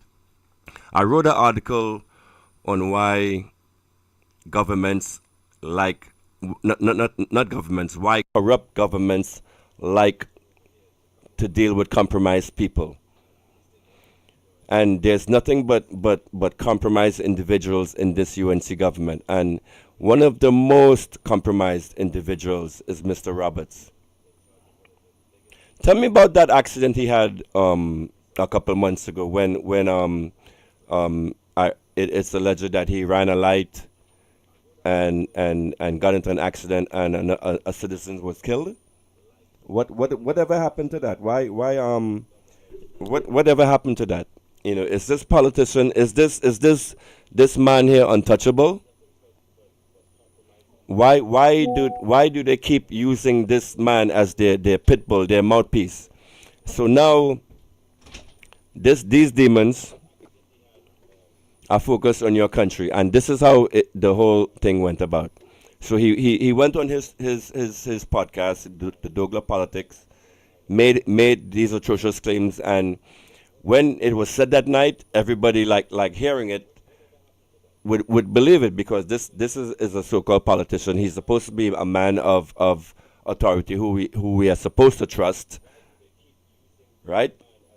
But instead, this seemed to be the purpose of revealing this whole thing with Gonzalez. It seemed to be like almost covering his ass and destabilizing your elections all at once. So now this man is in hot water. Don't think of this man, Anil Roberts, as a man that you should trust, a man that you should believe in.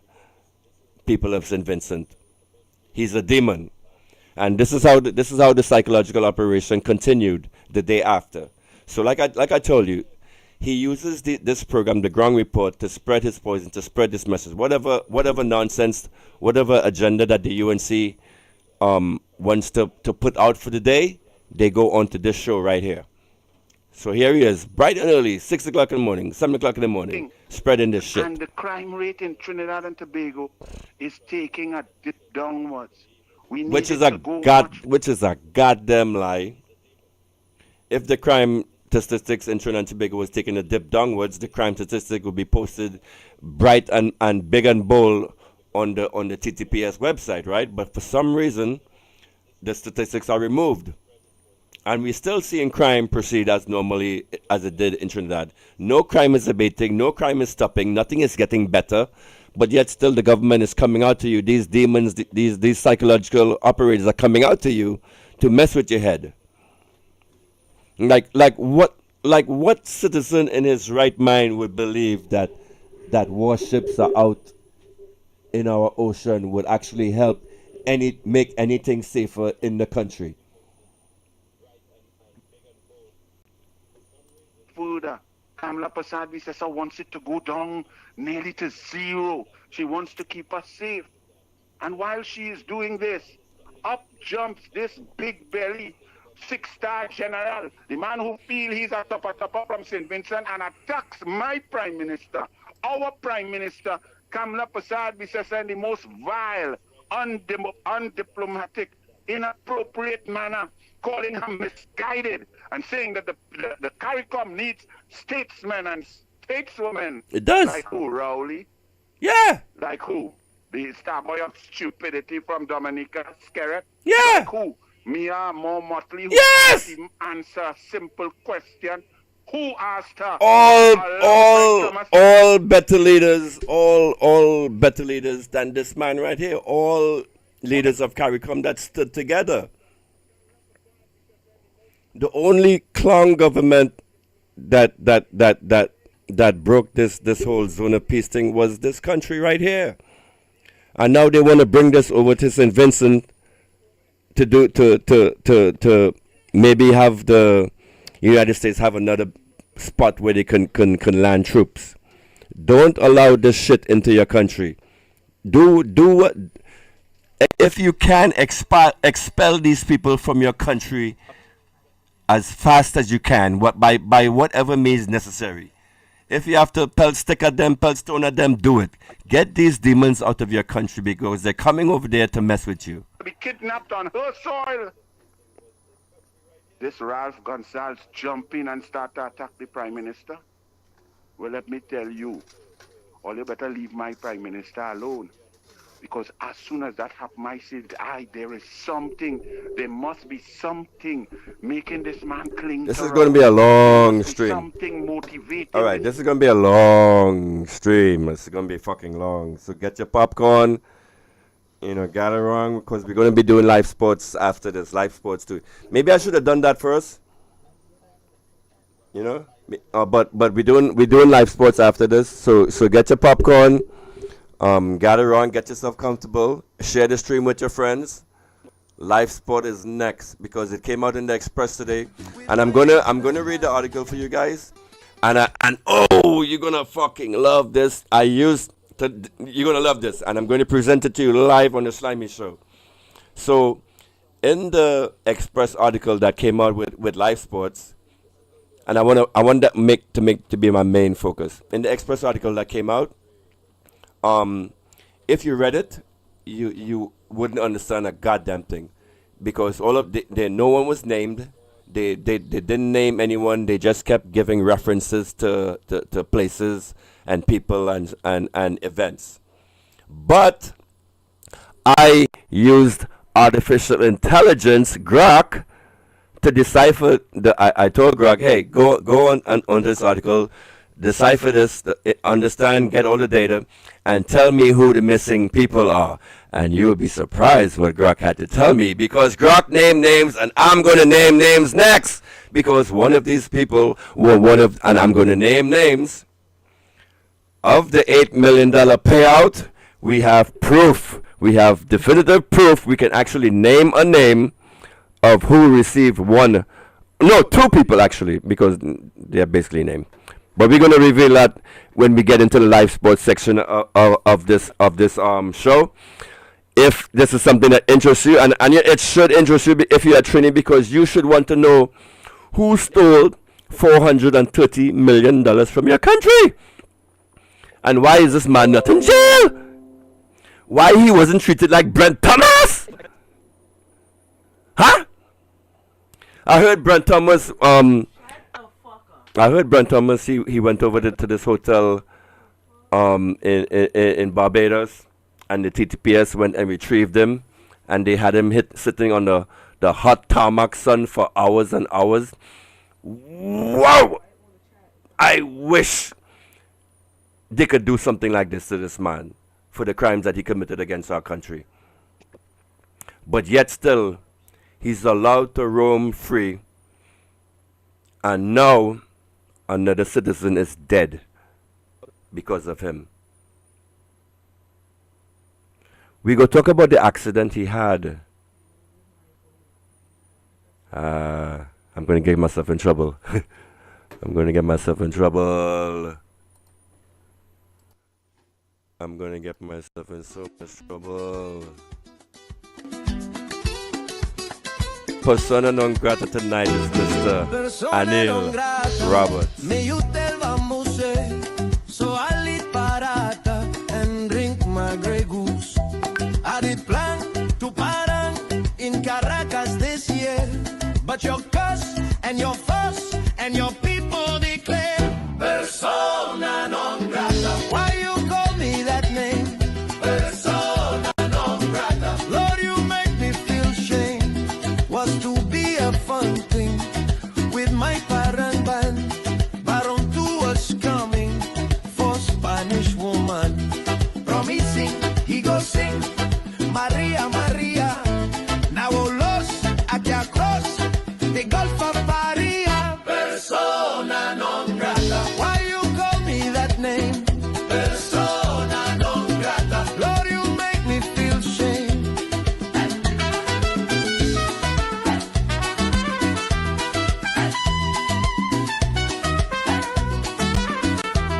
Had my cuatro tuned up, new maracas too, ready to cantar and bailar with you. They send a Bernota, a diplomatic motivation.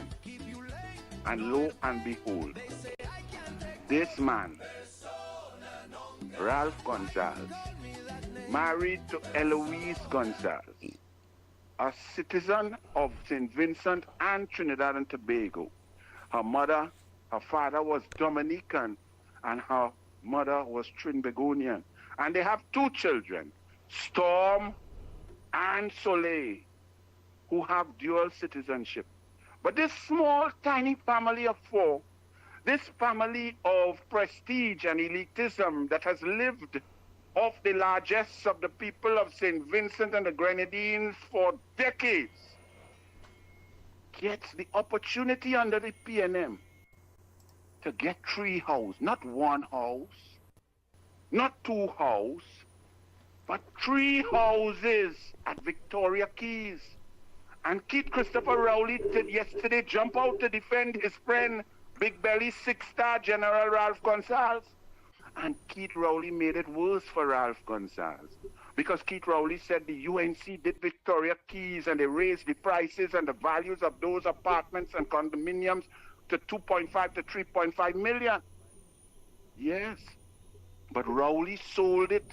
Rowley's PNM sold it to Ralph Gonzalez's son for 1.96 million, a profit, an increase in assets of over what? All right, enough of that shit. I hear that in my mouth. It's annoying. It's embarrassing. All right. Section 28 of the Integrity in Public Act states that matters of a confidential nature in the possession of persons in whom this part applies shall be kept confidential unless the performance of duty or the needs of justice strictly require otherwise, and shall remain confidential even after separation from service. I'll get to that later. Oh, so do you know with this whole HDC stuff that happened, that HDC fired 90% of the staff because Penny called for Anil to be arrested or investigated based on based on him violating and this stuff right here, and apparently in a cover-up he went ahead and fired 90% of the staff at HDC. So now there's no one at HDC that can actually go and investigate this stuff to find out who did what, who did where, when, why, like what the hell is going on, whatever. But I would like to tell you this: if you were fired if you were one of the people fired from here, please give me a tip.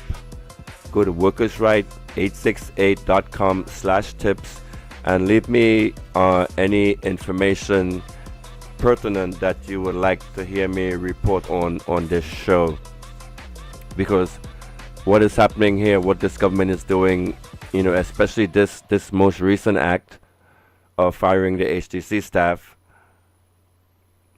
Don't you guys say cover up? Don't you feel a cover up here going on? I'm not even showing you the slide. Hold on. I'm talking about the freaking slide, but I'm not showing you.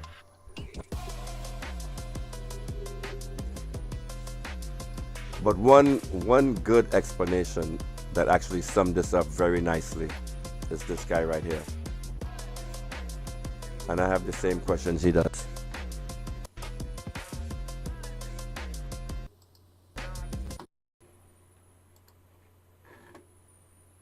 I'm going to take a very different angle here on the recent claims involving the Gonzalez family and the HDC units at Victoria Keys. I've reviewed all of the publicly available videos and publicly available documents, and from everything I've seen, I actually don't see a real issue here. The HDC units at Victoria Keys appear to have been put on the open market for sale at market value rates available for anyone to purchase. It appears that the Gonzalez family spent 4.9 million TT of their own money to purchase 3 units. A quick search on Google shows me that units at Victoria Keys are priced at a comparable rate. So what's the issue here? My real problem here is this. For many years now, in my opinion, several large social media figures, including some of whom are in government today, have poisoned politics in Trinidad and Tobago with hatred and propaganda, pushing false narratives and on this the is coming population. to St. Vincent. They have become very skilled at packaging speculation and conspiracy theories as fact. But in my opinion, when you look into it, it looks like a lot of nonsense. With all due respect, if the junior minister has serious concern of wrongdoing here, why not go to the UNC Attorney General? Breaking Why not go news to the coming up in a TTPS, few the minutes. Integrity Breaking Commission, news. the courts, like a real functioning government would do? Why is the minister running to social media with government documents in hand, which don't actually show any wrongdoing that we know of, screaming into the phone with wild accusations? I really wasn't going to say anything on this topic. I don't know all of the facts. My background is in national security, it's not in the HDC. But what pushed me to make this video is what I saw next, which I view as morally and ethically disgusting. The minister continued his rant online, calling out Gonzalez's wife and children, showing the home address, email address, phone number, and identification number of Gonzalez's young daughter in Trinidad. You have to imagine for any young woman, especially a woman living alone, that would cause serious concern around her person. grave security risk, grave security violation, grave violation of their privacy and security, and there needs to be a account. There needs to be something done about this. So now because this family's security is now compromised, it is potentially foreseeable that the Trinidad and Tobago's government will now be responsible for finding housing, three apartments at a different location for this family, or to reimburse them their money, because now they can't live there anymore. That apartment is useless to them because they no longer have the shield of anonymity. So if someone wants to because of all this innuendo and nonsense that's going on, what if a crazy wanted to go do something to the prime minister and or his family or something? Now they know where to go. So the Trinidad and Tobago government, Kamla, Persad, Bissessar, you have to now be responsible for finding these people safe housing and reimbursing them for the money that they invested in our country, because one of the agents that you have in your government that you put out there went and did this. Now you have to be held responsible for their security considerations. They should technically have a security team assigned to them right now. Tobago government ministers calling out the wives and daughters of their political opponents. This is where politics in this country has reached. This is shameful and it's disgusting. In my opinion, some of these large social media figures have poisoned politics in Trinidad and Tobago and bring very hostile and dark. Did you hear what he just said? Some of these large social media figures have poisoned politics in Trinidad and Tobago. And this is now coming to you, St. Vincent. Don't be like us. Learn from our mistakes. Learn from me. Listen to me. Whatever team this party is coming over to support, you totally reject. Please, God. Energy with them, which now bleeds into the governance of the country. Once you're sworn into office, you are no longer a political commentator. Correct. You are not a celebrity on a reality TV show. Correct. You're not an entertainer. Correct. You're not an opposition member. You are a government minister. Correct. You are paid by the people to do a job. Correct. Your job, respectfully, is to govern, not to run a YouTube circus and call it transparency. To some of these social media figures, please take my advice. Take a break from the internet. Go govern the country like you were sent there to do. Work to improve the lives of everyday citizens of Trinidad and Tobago. Please. Thank you.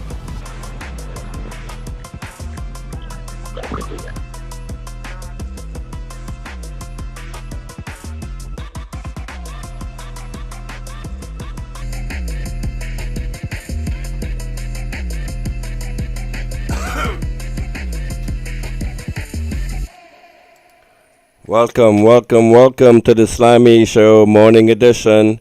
We have a breaking news alert, breaking news not reported anywhere in the mainstream media. Marshall Walker has broken a story that $1 billion is missing from the HSF. Like you guys to pay attention. Let's stop the music.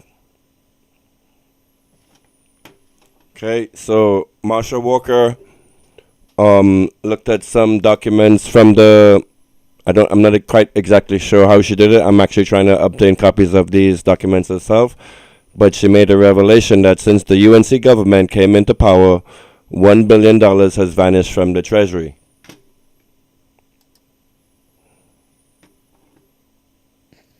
Good morning, Slimy. Thank you very much. Thank you very much for staying focused on the $1 billion missing, unaccounted for. I want to point out something. The HSF Act, the Heritage and Stabilization Fund Act, does not require public disclosure of withdrawals. So what happens is we tend to get these things not in a timely manner. But if citizens pay attention to the fine details, and I know the budget documents, it's a lot to go through. So if you go into the budget documents, you would see that there were 2 withdrawals from the Heritage and Stabilization Fund during fiscal 2025, and it totals some 410 or something million US dollars. We are waiting on the government to explain, to tell us when, because remember, fiscal 2025, PNM would have been in power, you know. So show us that 400 million that you withdrew. Show us when and where and who withdrew the money. Right? That's all we're asking. But instead, every day, and if you ask me, you see the things like all this shippiness about the feds and whatnot, all of that is a distraction, you know. She could have come once, she could have held one press conference, given it to us in one day, we have discussions and it's done. But it seems like every 2 days, every week, she drop in a new piece of information, almost as though it's a well thought out plot to keep us speaking about other things. Boom! Because they don't want to account for the money. You're waking up yet? Apart from this 400 million US dollar withdrawal from the Heritage and Trinities Stabilization get distracted Fund, too easily. the central bank spoke about, a withdrawal from our reserves. All of this has happened and they're not even in office 6 months yet. So we have 1 billion US dollars unaccounted for. The media doesn't seem to be asking the government anything. If the answer is right there, well, it takes no time. Account the nation, break it down simply for us and show it us. If they have nothing to hide, it's not going to take very long to just answer. The same way the Prime Minister could get on X and post all kind of thing. Get on X and show us where it is the 1 billion US dollars gone. It's that simple.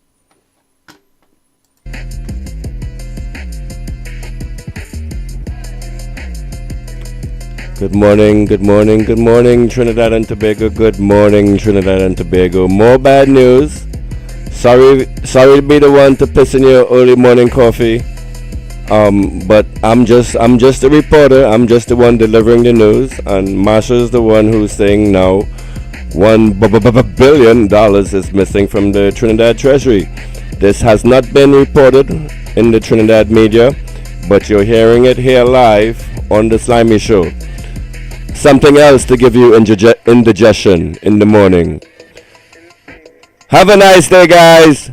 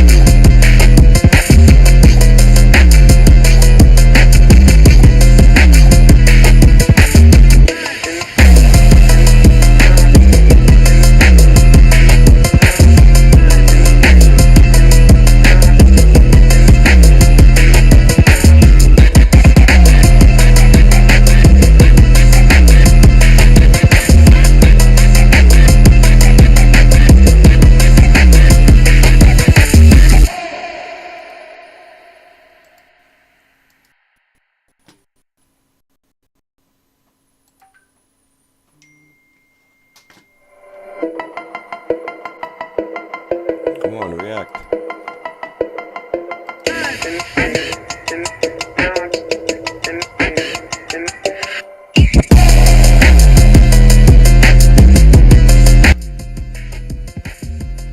PNM Senator Vishnu Danpal is calling on the government to explain a sharp and unexplained decline in Trinidad and Tobago's net official reserves, citing data from the central bank's economic data pack for September 2025. According to the report, reserves stood at US $5.093 billion in May 2025.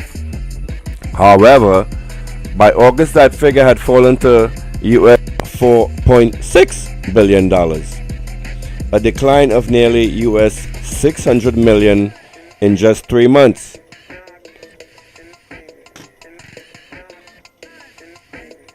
Ladies and gentlemen, like I've said before, this government is doing nothing but looting the treasury right in front of your face. I've said this before, and I want you to understand this now. If a government is preparing for war, if a government is preparing to have the country invaded, if the country is preparing to have troops on your soil, foreign troops on your soil, if they're expecting bombs to land in the country, wouldn't they be doing exactly what they are doing right now? Trying to scramble and find money wherever they can find money and pocket that money and disappear? Do you guys not see what is happening? Do you not see what is happening? Breaking news, breaking news. Wake up, Trinidad and Tobago, wake up! 9 o'clock, 9:30 in the morning, and you are $1 billion less in the treasury. So in 6 months, this government has come in and they have disappeared with $600 million in addition to the $400 million that the PNM took. What the fuck is going on? I'm gonna do some more research on this story and I'll report it to you later on. I want to see the actual data pack that Marsha is referring to. Once I see it, I will report to you here on the Slimy Show. Forget the national media. Get your news right here on the Slimy Morning Show.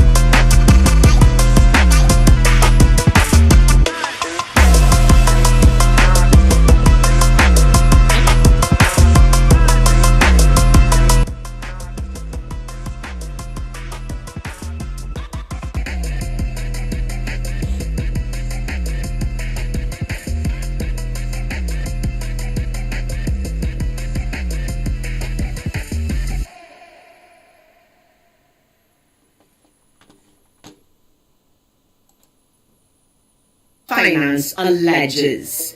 Guys, we need to know when it's an allegation and when there is proper documentation available to the public. I mean, you are a media house, so I'm assuming that as a reporter, there is something that you are going to do to verify the news that you're putting out. To say that the former Minister of Finance is alleging that this government has withdrawn $1 billion in the short time that they are in office, I call that being part of the crew of misinformation. Now, I know it is alleged that you guys pander to the UNC sycophants. That's an allegation, because I have no real proof other than the crazy things that y'all carry about in your reporting, quote unquote reporting, I have to put it. In 5 months, you can go to the 2025 September Central Bank Economic Data Pack, and you will see where they talk about the figure going from 5 billion to 4 billion. It's there for the nation to see. That equals $600 billion that was withdrawn in 3 months. This is not Marsha saying it. This is not PNM saying it. This is the central bank putting out a report showing that there was a sharp decline, that there is a withdrawal of $600 million in 3 months. And then you can go to the draft estimates that's produced by the UNC government, again, another public document, and you can see that there has been a withdrawal from the Heritage and Stabilization Fund of $400 million US dollars. Tiffin! 600 plus 400 equal They are looting the government right in front of your face. In the short time that UNC has been in office, they have withdrawn $1 billion US dollars. Now, if this media house were doing their job, this is where you can speak about an allegation. Because the former Minister of Finance said that he would have contacted 2 major banks. And those 2 major banks said that they have not enjoyed an increase in foreign exchange availability. So that is where I'm calling on the media to pick up the phone and do your investigation. Because if the banks have not had foreign exchange, extra foreign exchange, made available to them, then this government needs to explain to us why, where has $1 billion US dollars gone?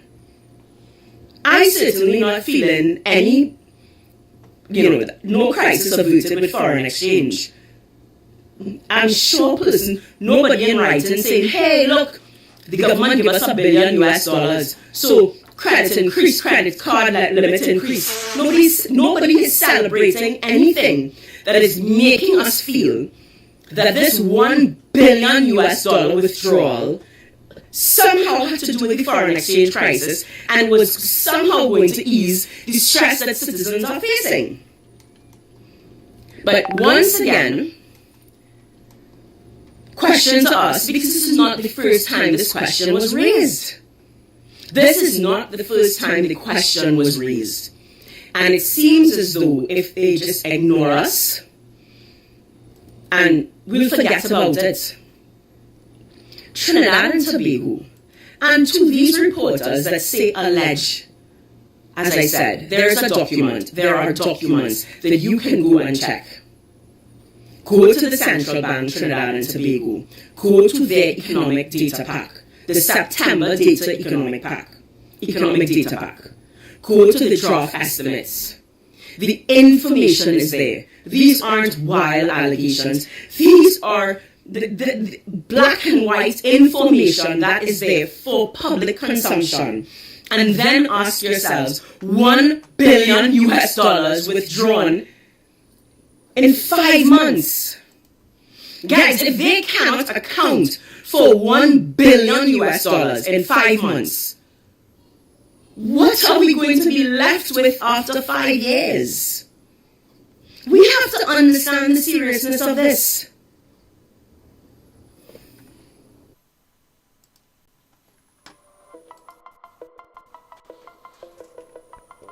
How you feeling this morning?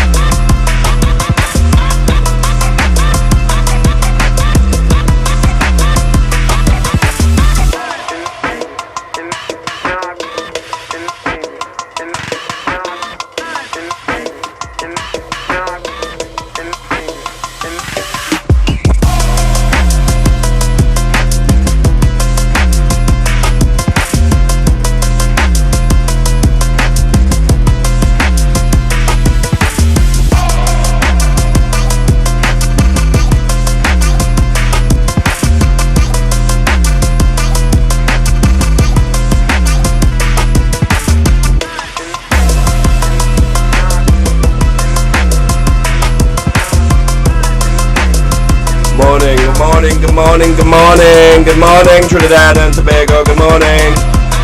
Welcome. Welcome to the first of what I hope will be many episodes of the Slimy Morning Show. You guys are welcome to call in right now. The number on WhatsApp is 347-791-3311. Once again, the number to call in is 347-791-3311. If you think you have the testicular fortitude to call in to the Slimy Show and leave your thoughts, please feel free. Now is the time. Now is the time. As I'm setting up the transition for the next set of slides, now is the time that you guys, if you feel like having your voice, or if you feel like having your broadcast, call in. Like and subscribe, like and share the live, share the live. Right now we are broadcasting on Facebook at the Workers' Right 868 platform. We are broadcasting on YouTube on two platforms, the Workers' Right 868 and the Slimy Show. You mofos, make sure to go and hit a like over on the Slimy Show. We are broadcasting on X. Go to X and hit Caribbean or Trinidad and Tobago, and I pop right up. Also, we're broadcasting on Twitch under the political. I don't know his name, so I can't really share that. None of you guys use Twitch anyway, so forget about that. So welcome to the Slimy Show. This morning we have breaking news that the UNC government has siphoned off $600 million from the Treasury, and now we are going to start an investigation on where that money went.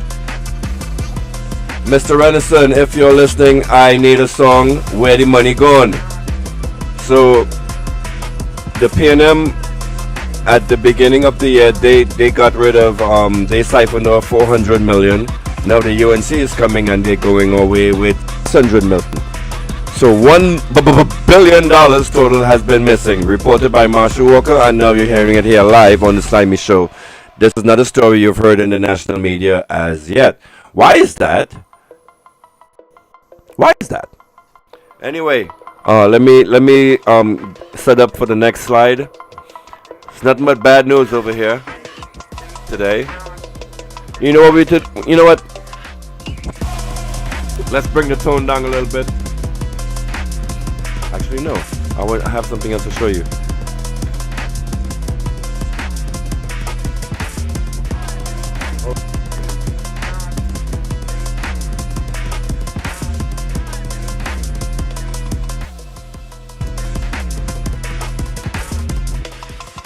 How's the audio? I just changed sources. Is my audio coming through? Is my audio coming through?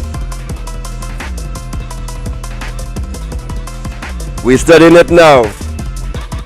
Welcome to the Slimy Show. Welcome to the Slimy Show. Now is the call-in period. What is this?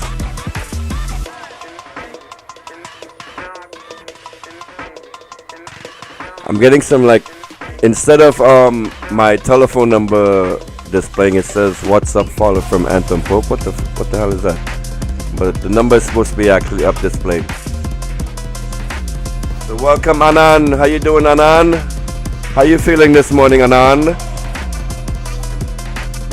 What do you guys feel like talking about this morning on the Slimy Morning Show? It's not my bad news, not my bad news. And you see, I just, let me switch to my desk now.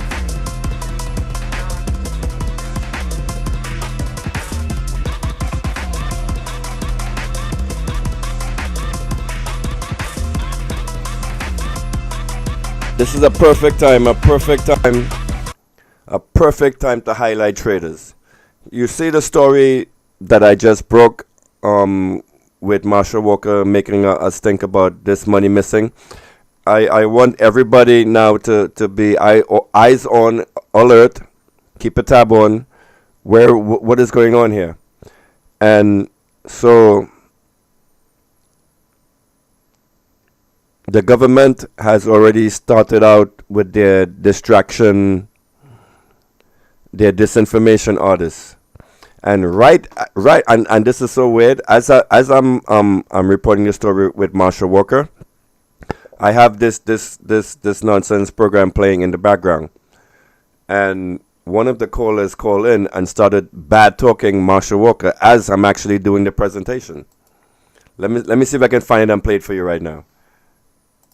Having gone through the every minute she on TikTok, she Here it is, cussing here it is, Kamla, here it is, your here it mother, is. so and so. Here it is. Right after I dropped that story about Marshall Walker reporting that $1 million is missing, no, $600 million is missing from the Treasury. This is what is going on over on the other side with the disinformation artists trying to confuffle your head again regarding Marshall Walker. Inciting the population question this morning. And I would like you and Lennox please to assist me in understanding these things that I'm going to ask. I want to understand what is the meaning of them. Andy, what is the meaning of sedition? And These are the disinformation artists. Say, what is the meaning of inciting? Right? When somebody inciting a population, when people inciting, because now I will say it again, Andy Williams and Lennox Smith and Trinidad and Tobago. Before the election, Andy, when people, bloggers and people was supporting either the PNM or the UNC, it had people was saying things, and a gentleman get hold for saying tie strap, and he put him in tie strap, and he was locked up. He went before the court. But it have big people in this country who is literally inciting the population to deal with violence, to bring down administration, because they cannot govern, they are not in government, but they're just literally doing everything in the power to incite the population to bring down this administration. And to me, as a citizen of Trinidad and Tobago and somebody who does make contribution on national radio, it appears like nobody don't be really listening, because yesterday, the contribution that COP make, right, after Dr. Keith Christopher was in office for so long, Trinidad and Tobago supposed to understand, the right-thinking people supposed to understand that the situation that Trinidad and Tobago are in right now is because of his leadership, is because of his stewardship, and yet still people are saying things like jump the wall, kick them in the face, do them all kind of thing. It have a woman. It's not this though, this caller. My bad. There was a caller that called in, like, as I was doing the stuff about Marshall. They called in right after. Let me see if I can find it for you. I played it earlier. If you don't believe me, just rewind the video and you have it back there. Let me search through this dotishness for it. Every minute she on TikTok, she cussing Kamla, your mother, so and so. Yet this, yet that. People get locked up for simple little thing. They say people threatening the Prime Minister. They're doing this, they're doing that, but it appears to me like nobody already taking on what is going on.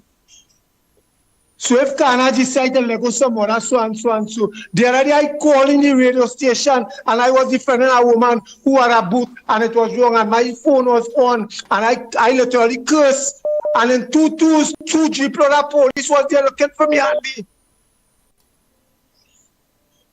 So what it is really taking place in Trinidad, calling on people, all sorts of things. Here it is. And not up to now. This is it right here. Caller, go ahead. A pleasant morning to you, Andy Williams, the Pitbull. Good morning to Lennox Smith, my brother, the Englishman. Oh, yeah. And to Mikey K. And to Trinidad and Tobago. And our beloved Prime Minister, the Honorable Miss Kamla Persad, Bissessar. Andy Williams, something was mentioned by reporter. And it's a long time. These are the disinformation specialists made to come fuck your head up. This morning, I am calling out the Commissioner of Police, Gurur. And I'll tell you why. I have been monitoring this thing on social media, where so-called influencers is disrespecting the Prime Minister, calling on people to assassinate the Prime Minister, calling on people, all sorts of things. And not up to now, the Commissioner of Police have not addressed this issue. Andy and Lennox, let me repeat this, This is a trend that's taking place on social media. You see, I'll tell you, hate Gary Griffith or love him. If Gary Griffith was there, none of them could have done that to the Honorable Prime Minister.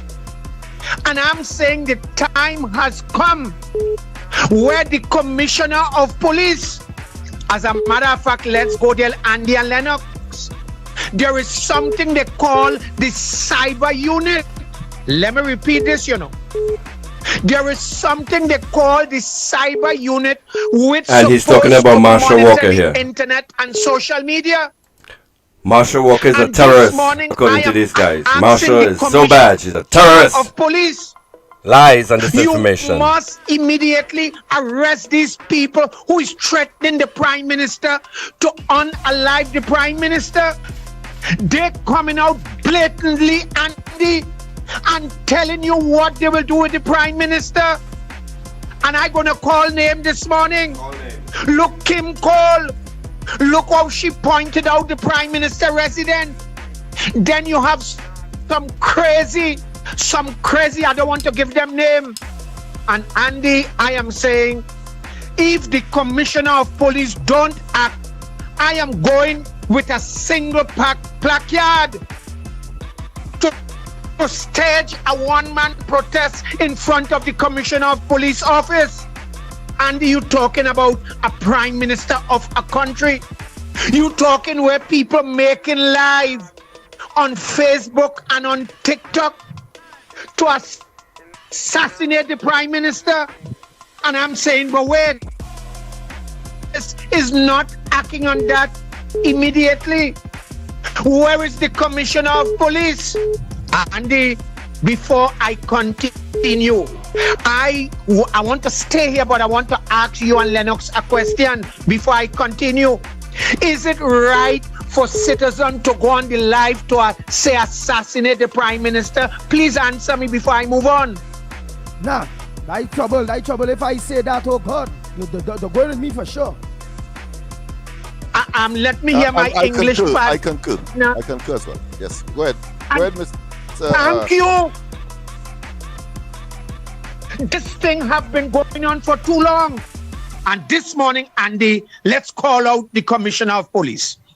I know the cyber unit. Andy, look how this thing is unfair. If all you only say one little thing here on all your program, that coming on all your national security, the PNM, everybody go report all you. So why these people must be allowed? Let me say this, in no country, let me face it, not even Venezuela, where that dictator Maduro is, they cannot come out and say anything about the president. If that was in America, the same day they will go and lock them up. And I am calling on all activists, all bloggers, all influencers, lend all your voice with this. Lend all your voice with this. It must stop.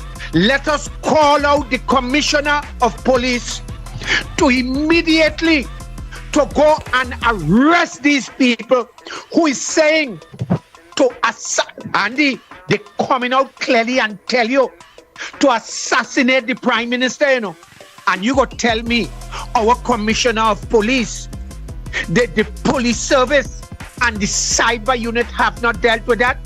I am saying to the police service, and know all you're listening, all you must once and for all deal with this. It cannot continue to have people to kill the honorable prime minister. Tabak it out and off. I'll come back in a bit.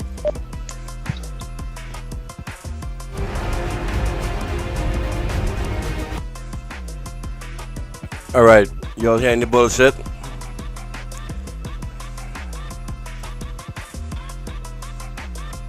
Y'all with the bullshit?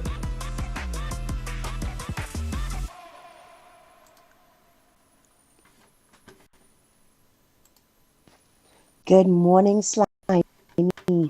Thank you very much. Thank you very much for staying focused on the $1 billion US missing. Good morning, Slimy. Thank you very much. Thank you very much for staying focused on the $1 billion US missing, unaccounted for. I want to point out something. The HSF Act, Heritage and Stabilization Fund Act, does not require public disclosure of withdrawals. So what happens is we tend to get these things not in a timely manner. But if citizens pay attention to the fine details, and I know the budget documents, it's a lot to go through. So if you go into the budget documents, you would see that there were 2 withdrawals from the Heritage and Stabilization Fund during fiscal 2025, and it totals some 410 or something million US dollars. We are waiting on the government to explain, to tell us when, because remember, fiscal 2025, PNM would have been in power, So show us that 400 million that you withdrew. Show us when and where and who withdrew the money, right? That's all we're asking. But instead, every day, and if you ask me, you see the things like all this shippiness about the feds and whatnot, all of that is a distraction, She could have come once, she could have held one press conference, given it to us in one day, we have discussions and it done.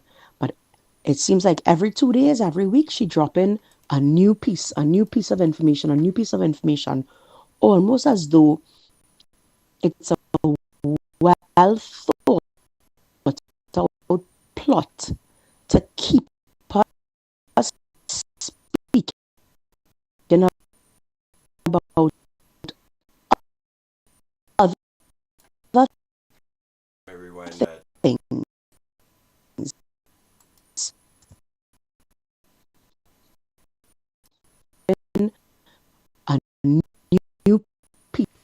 A new piece of information, almost as though it's a well thought out plot to keep us speaking about other things because they don't want to account for the money, right? Apart from this 400 million US dollar withdrawal from the Heritage and Stabilization Fund, the central bank spoke about, a withdrawal from our reserves. All of this has happened and they're not even in office 6 months yet. So we have 1 billion US dollars unaccounted for. The media doesn't seem to be asking the government anything. If the answer is right there, well, it takes no time. Account the nation, break it down simply for us and show it us. If they have nothing to hide, it's not going to take very long to just answer the same way the Prime Minister could get on X and post all kind of thing. Get on X and show us where it is the 1 billion US dollars gone. It's that simple.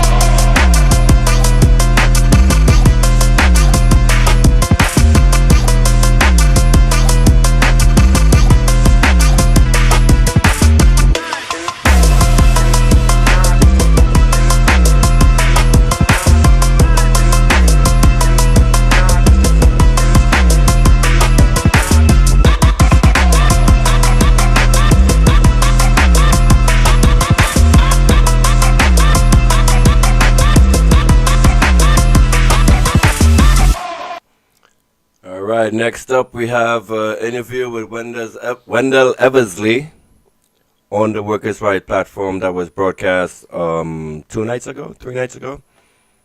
Enjoy.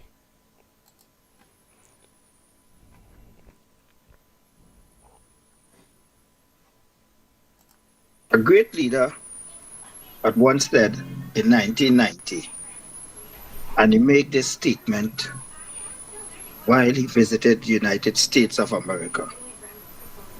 And he said, your enemies should not be our enemies. It was an association that he was referring to when asked a question about the situation with United States and Cuba. And I was speaking about the leader is former president and leader of the ANC in South Africa, Nelson Mandela, when he said, your enemies should not be our enemies.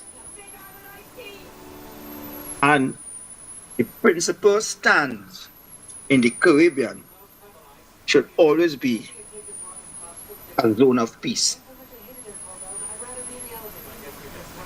We know the issue that is taking place with Venezuela and Guyana concerning a certain part of Venezuela, a certain part of Guyana where Venezuela is claiming that it belongs to them. That matter is before the ICC. And the president of Guyana has said, let's wait until the ruling of the court. We all know the tension built up between Guyana and Venezuela. You all know certain leaders from CARICOM held meeting along with the Venezuelan president, the Guyana president, and other Caribbean leaders. And you all see the outcome. Even as the matter today and the build-up at the tension in the Caribbean waters, we heard from the president of Guyana, the current president, President Ali, who said also too that the Caribbean must always remain a zone of peace. And as a national of Trinidad and Tobago, and I concern what is taking place, and I am really want to see that our country, Trinidad and Tobago, and the Caribbean remain a zone of peace. And going back to what Nelson Mandela said, your enemies should not be our enemies. And Trinidad and Tobago should take that stand, that your enemies should not be our enemies. Each country have the problems where drugs is concerned, where guns is concerned. We do not manufacture guns. We do not also produce or manufacture the drugs that we see entering our shores. But we must also know that our country, Trinidad and Tobago, is a population, when they combine both Trinidad and Tobago, is about 1.6 million people or less. And if we see in certain building up, and the population is being left out, and the population is being told, do not panic. We have nothing to worry about. And then we see in certain developments taking place in our shores and on our land. Citizens must be concerned on what is really taking place. Because we must ask if the joint military operation with our soldiers and the American soldiers, is it that We are going into Venezuela with our soldiers to be part and parcel of what we heard recently on Air Force One, where the reporters asked the President of the United States of America, when we hear also that he called an emergency meeting, the President of the United States of America called an emergency meeting with his top brass, Vice President, Secretary of State, Secretary of War, and all the top heads of the military. And he said that he's keeping us secret what his next step will be concerning Venezuela. We heard all sorts of things that nobody is going to invade Venezuela. Nobody is going to have things uneasy in Venezuela. But we have to look at it. This meeting, this emergency meeting that's called by President Trump and his top brass. And then we're hearing about the military build-up, the joint operation between the Defense Force soldiers of Trinidad and Tobago and United States, and it's a normal exercise. We have to know as citizens the truth, what is taking place. We have to know that what we hear from the Venezuelan president, I think it's 2 days ago, that he's calling on the citizens of Trinidad and Tobago to let our government know that we don't want no war. We heard the statement by the Foreign Affairs Minister of Venezuela. We heard the statement of the Defense Minister of Venezuela. And they're pointing fingers at Trinidad and Tobago. I do not want to see that Trinidad and Tobago be caught in the middle of any conflict with Venezuela. Because we as a nation, just about 1.5 million people. Look at our army. Look at our manpower when it comes to defend Trinidad and Tobago with our closest neighbor, Venezuela. We see the build-up that's taking place in Venezuela. And the throwing of words back and forth. And citizens are concerned. I am a concerned citizen. And if other citizens in this country, in Trinidad and Tobago, are not concerned, then something had to be definitely wrong. Because you're hearing, if my son could ask me, who is in Form 3, are we going to war? It have other children like him, like just as my son asking their parents and them the same question. And then we're hearing from the heads of departments, Homeland Security Minister, Defense Minister, don't panic. You have nothing to worry about. One said, if Venezuela attack Trinidad and Tobago, the United States will defend us. We don't want nobody to attack Trinidad and Tobago, and we don't want nobody to defend us. The main important thing, we don't want no war. Because who will be affected? The people, the citizens will be affected. We could lose lives. Our country could be a country where could remain unstable for years upon years to come. We want to know the truth, what is taking place in Trinidad and Tobago, and what is taking place also with the United States of America and Venezuela. Are we part and parcel of joining America to go into Venezuela and to remove a president? I remember Ian Robinson told me, Wendell Eversley, and he told me that in his middle of his home,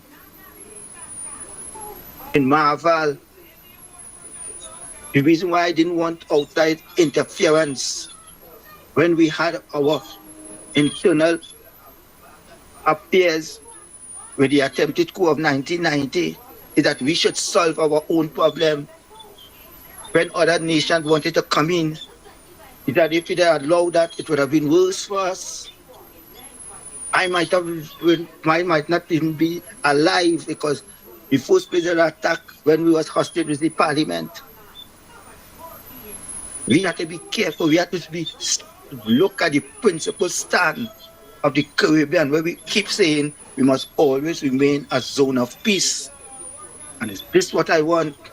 And every concerned citizen of Trinidad and Tobago should make a stand of this. We have problems that we have in our own land facing when it comes. Look how long we take to have a commission of inquiry into the 1990 coup, 20 years after, when this could have been make at the early stage. I know how the guns come in here. Now we still see guns coming in, army, and most, let me tell you something. Most of our drugs and arms coming through our main port of entry. They coming through the airport. They coming through the ports. Containers. We hear about containers of ammunition that found in Central. And we hear about anybody get arrested. Nobody get arrested. They just put it out there on the news for us. We hearing about who involved in human trafficking. Politicians' names have been called. Anybody get arrested? No. Nobody get arrested. So these are some of the things we have to be dealing with. We have a lot of investigation going on right in our own country for years, some over 20 years. And up to now, it hasn't been solved. And I could call a lot of matters before the court for 20 years involving high-profile persons in our society. And we just only hearing talk upon talk and telling us what we should hear and making us fight among our very own self. And when we have important issues to deal with, they're not dealing with it. A lot of white-collar crime committed in our country. A lot of money laundering committed in our country, and they ain't dealing with it. A lot of politicians, they have been calling all sorts of corruption, and they ain't dealing with it. Even up to today, hearing politicians and who they're favoring with this deal and that deal, and who friends they have outside of Trinidad and inside of Trinidad. And they ain't dealing with that. But here it is. Law-abiding citizens in this country living in fear right now. Because we don't know who to turn to for help. And that is what we are facing now in Trinidad and Tobago. We need people to come out and levy with us, tell us the truth.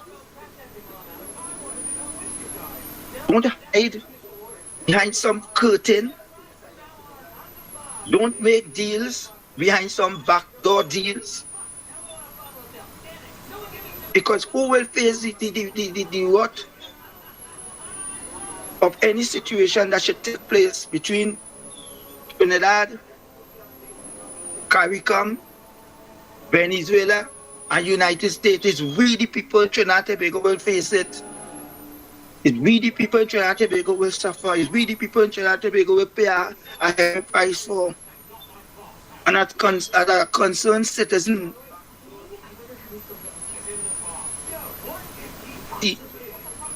this is about Trinidad and Tobago. This is about our country. This is about our economy. This is about our future. But you feel everybody have a visa to go to America? So if something should happen, playing with this land and will take us out of Trinidad and Tobago, we have to stay and face our music. And if we have to stay and face our music, we must face our music with responsibilities and principles, and we must stand by it. And that's what I want to see taking place in my country. And today, I ain't seeing it. Everybody is about their political party. But for once and for why we don't put away political parties and think about Trinidad and Tobago, think about what is taking place, think about what is affecting us here. You think the largest warship where America sent here, leaving Trinidad and Tobago waters without anything? Think certain people want to be a laughing stock of the world?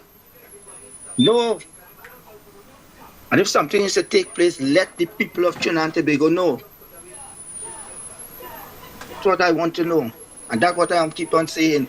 And that's what I will keep on talking out for. We must remain a zone of peace. And we must take the words from Nelson Mandela that your enemies should not be our enemies. And we should take also what other Caribbean nation is saying. Let us be a zone of peace. And, you know, Mr. Eversley, you make a very instrumental point. And there are members of the public that is making the same point outside here. And, you know, when they make these sentiments within the public domain, and I mean, I don't want to turn this into a political discourse here, you know. But they are only seeing members of the UNC that is opposing to that. Anytime you say anything concerning, all right, let this thing remain a zone of peace. They started calling all kind of different names. They started say all kind of things that you know, I mean, the fighting drugs and war and gun. And I am saying that this is just posturing.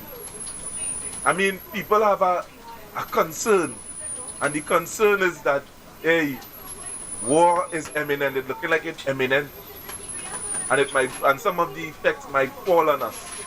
Why are we going into that? Why we do that? Do you think that we are reason to make any comment or to align ourselves or to agree with America? I think that what we should do, because if we follow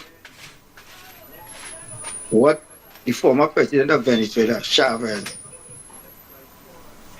the statement that he did make concerning the United States of America, right, and even the Caribbean, that we should be a zone of peace. Now, we hear what countries in Europe, the European Union said concerning Venezuela. And just recently, the Foreign Affairs Minister for France have said that they haven't, okay, then referring to the United States of America, they haven't provided evidence that the president of Venezuela is involved in what America says in drugs and narco terrorists. They say they haven't seen evidence, and they have no evidence of that, because probably did the investigation also too.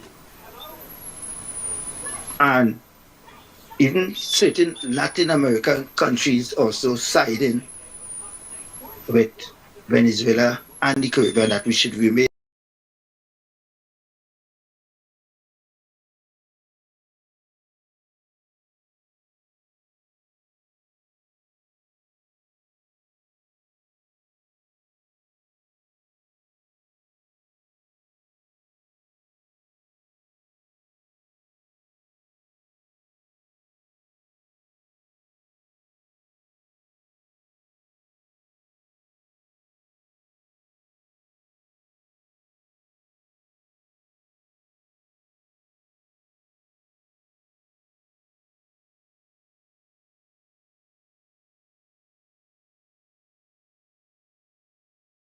children to maximize education opportunities. And Pillar 3, transformational initiatives to improve education,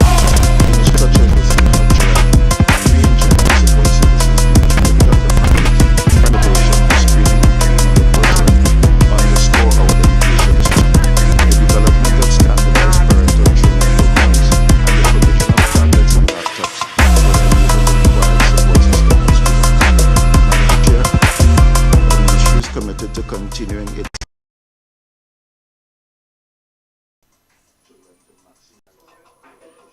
engagement with this committee and all relevant stakeholders to ensure that every child has the opportunity to succeed regardless of their circumstances.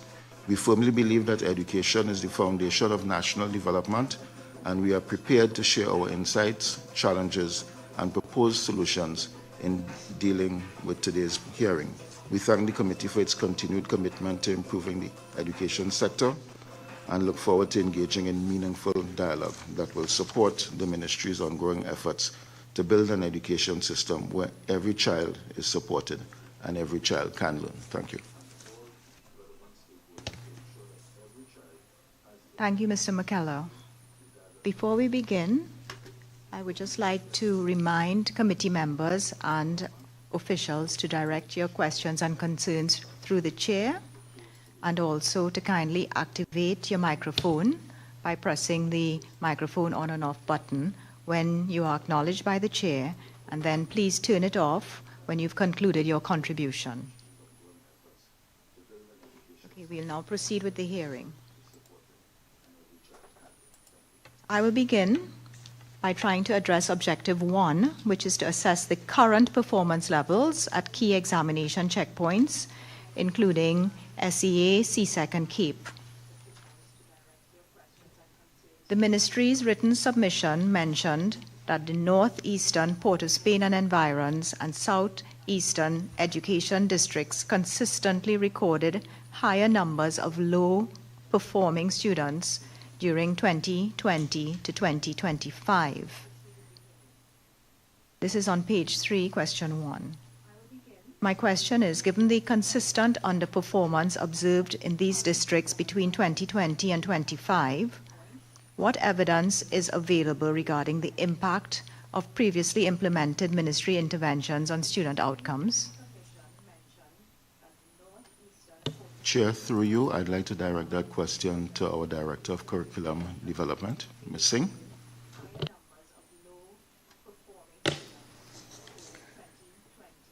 Good morning again. While we have noted that of the 8 educational districts, these districts in comparison perform less than the others or poorly, what I'd like to draw your attention to is that there have been improvements over time for these districts. So relative to the 8 districts, they have, if you rank them, their performance are lower. But in terms of over time, their performances have improved. Slight dips here and there. So I would say that we have noted our efforts in terms of assessment training, in terms of our targeted monitoring of the schools, particularly in the areas of planning, pedagogy, and assessment. Our focus on strengthening our school leadership, particularly heads of department, and understanding the requirements of school-based assessment. Those have given rewards in terms of slight improvements. I would want to also draw to your attention, however, that these districts largely have populations of either rural schools or high-risk, so to speak, schools, marginalized areas. So the problems are not only pertaining to teachers' delivery or institutional strengthening, but the problem extends beyond to the socioeconomics of the parents, to the community issues, so that our efforts have been ongoing.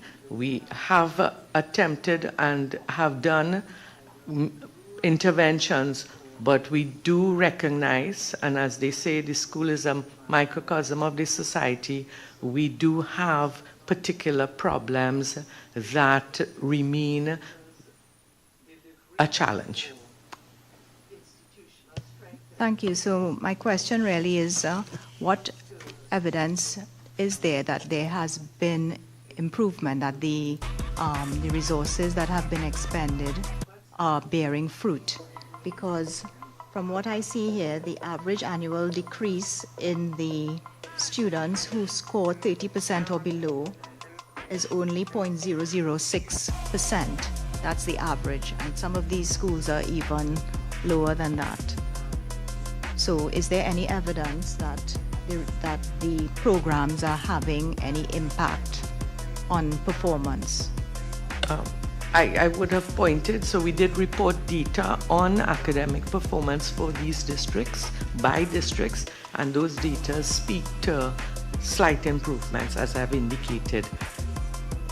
Yes, slight in terms of would be improvements over time. That is not beyond 10% or that, but it is steady improvement. I can refer you to district data, district performance on page 5.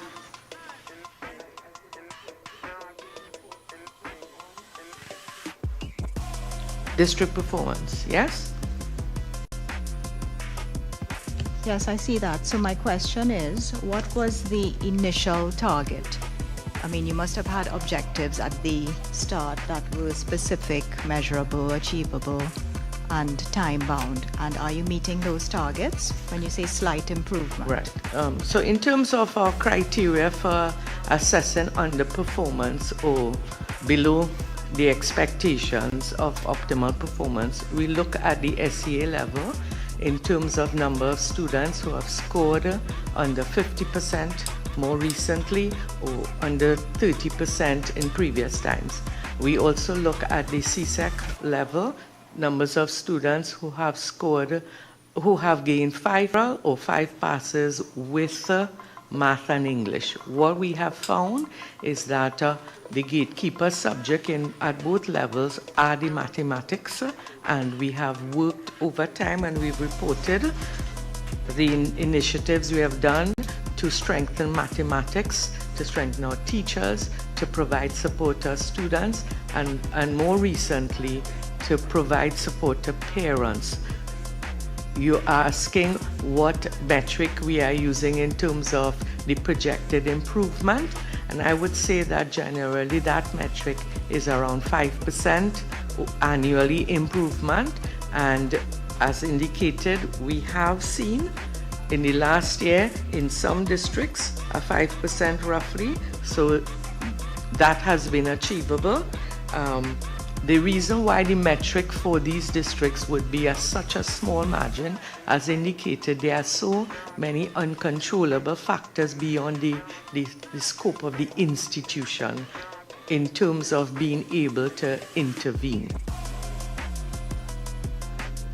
I understand that, which I would like to commend the ministry on collaborating with many of the other ministries to address those issues. But at the end of the day, we want measurable results. So that 5% was a predetermined target, 5% with each year, and so you would say you're meeting target? I would say that for these districts, the 5% seemed to have been what was a potentially useful target to pursue. In general, the national target wouldn't be 5%. I would say that the national target would be closer to 10%. But for these districts where you see chronic underperformance, it was more reasonable to project for something that we could have managed. And as indicated on page 5, we met it for some, and for some we did not. But it is always the intention. Good morning to the Slimy Morning Show, first edition. On the context, because it does vary at the like school and share, context, share the what live, is possible even though this in is the boring terms section. of I'll what do can something be after this. pursued and how we tier our interventions and how, in the interest of equity, the resources are deployed. Thank you. The submission also mentions the gender gap in performance, and it's most pronounced in language-based subjects such as English language arts. Are there any proposed interventions aimed at improving male performance in language-based subjects given the observed gender gaps? Chair, through you, Dr. Smith, Chief Education Officer, will respond. Thank you very much. Chair, in terms of the male underperformance, underachievement, one of the things that we have noted in disaggregating the data is that it's more pronounced, let's say at SE, for students scoring 50% and under. Above 50%, more or less, we have no real significant difference between the boys and girls. It exists at the lower level, as I said, the less than 50%. It has been an area for considerable research, and one of the things that we would have done as a ministry, we would have acquired the services of one of our tertiary institutions, and they would have provided extensive training as well as documentation for us in the use of, for instance, differentiated instruction to really help to address this matter that we currently see in students scoring 50% and less, especially in our SEA. So are you saying that they're going to be using the data to adjust the curriculum based on boys or girls? Chair, that is definitely the intention, because what it allows us to do, when we look at the data, going back to it, it points us to three different categories. You have the less than 50%, where we see the major difference. We have 50 to 70%, and then we have above that. And what the ministry's intention is, and what we are currently doing, is trying to adjust those strategies to address the first two bands, less than 50% and 50% to 70%, by using different strategies, especially for some of our boys. It must be said though, that although we look at male underachievement, we also have a certain percentage of girls who also underperform. So as we focus on the boys, we also need to do that focus on some of our girls. Can you elaborate on any of those interventions for us that have been successful?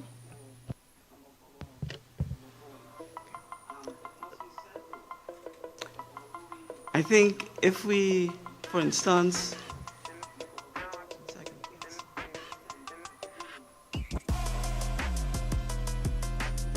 some of the results are pretty early, Chair, and normally what happens after our exams are administered, we will do additional research. So at this point in time, that disaggregated data as well as the actual impact may not be available because we are still in the process of doing some of that data research.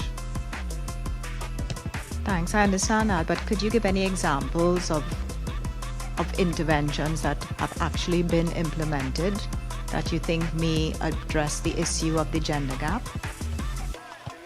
So for instance, with the mathematics especially, what we would have done, we would have, working together with one of our tertiary level providers, we'd have developed very extensive manuals in reading, comprehension, as well as mathematics.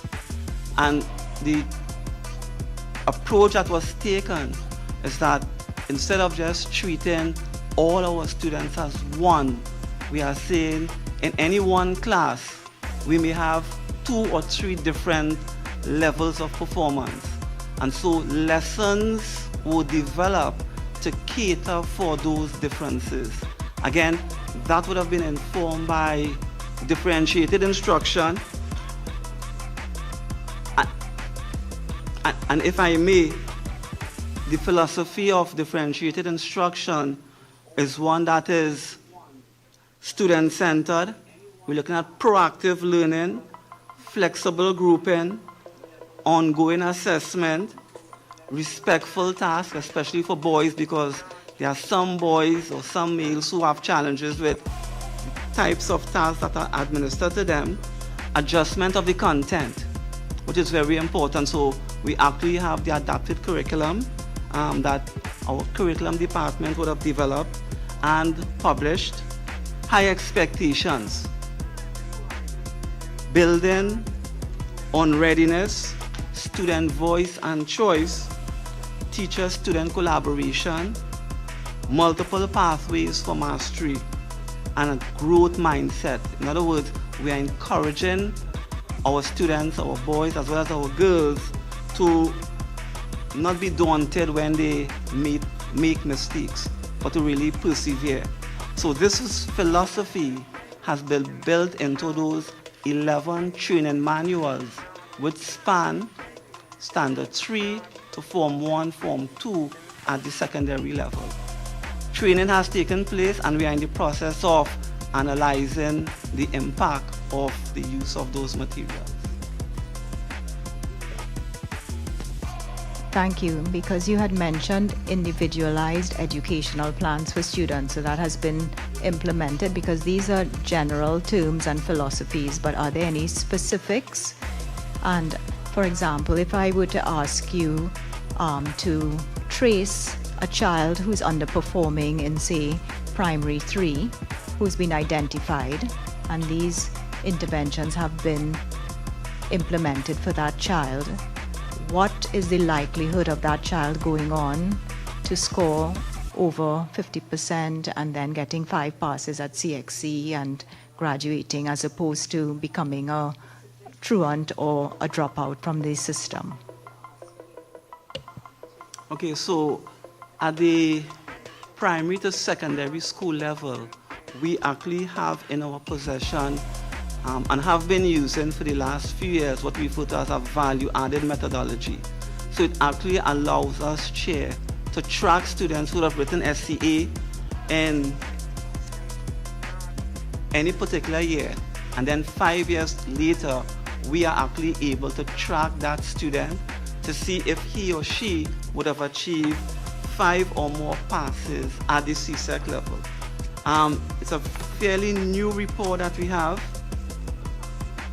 So that information I can supply to you in writing.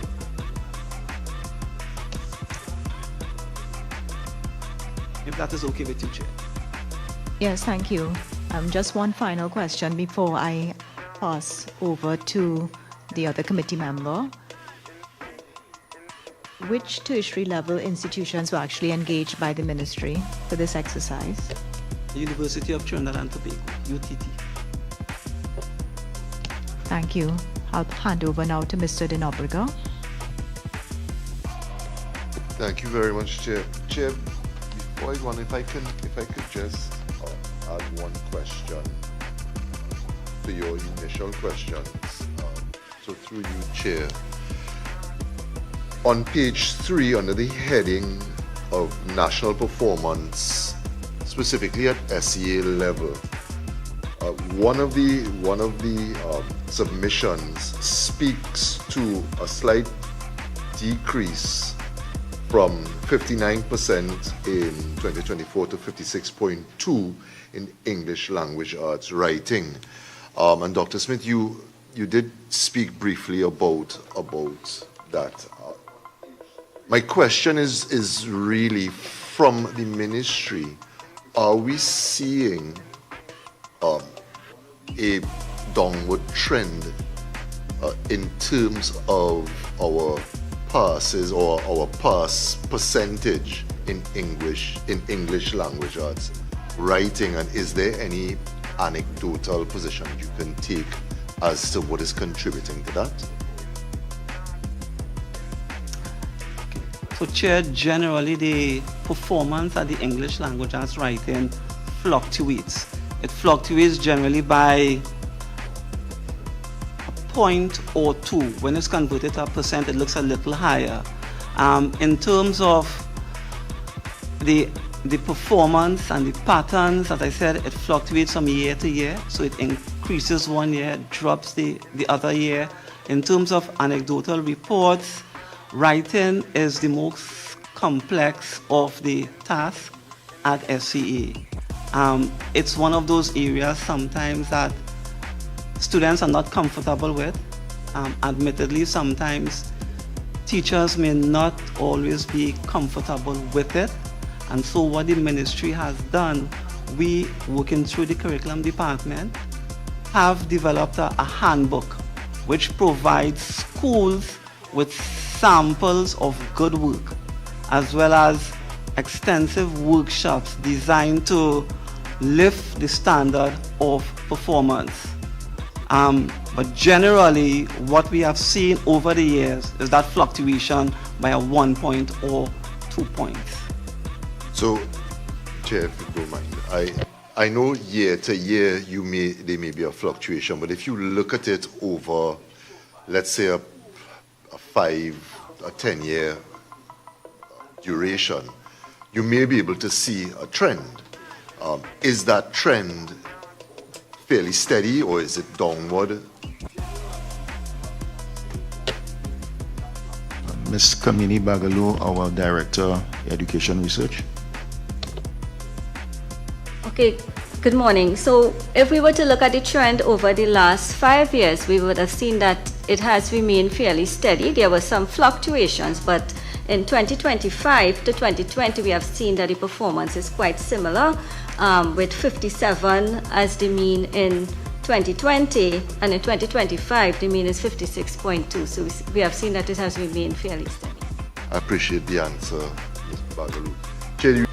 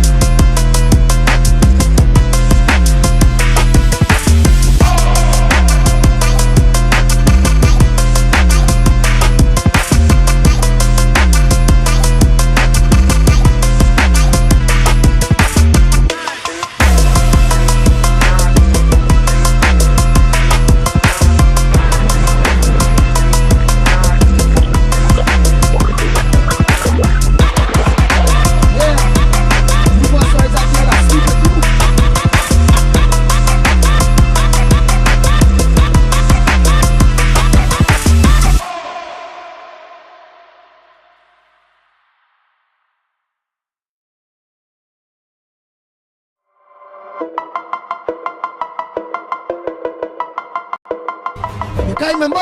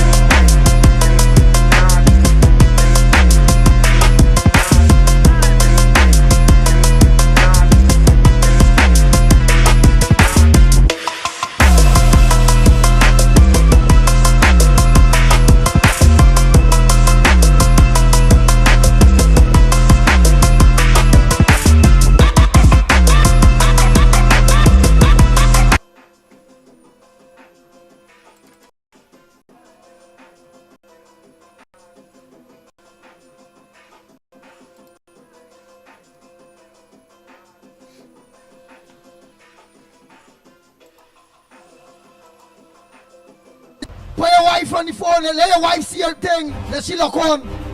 Let me tell she is a girl. Because I sleep with you and the sin will sin here. You ain't tell she. I slap you all out. You slap me all out. Play up with me all out. You ain't tell your wife. That's why you know it's a girl.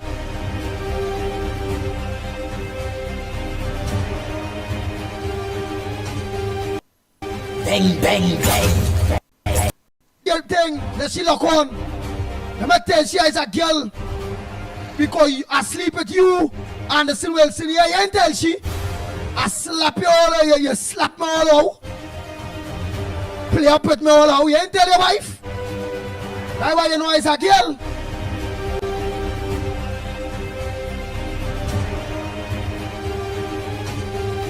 Bang, bang, bang, bang. You have children. Tell your big daughter and son and them that you sleep with the girl, the pit bull already, Andy Williams, you slept with me. Tell your children and them that too. No shame.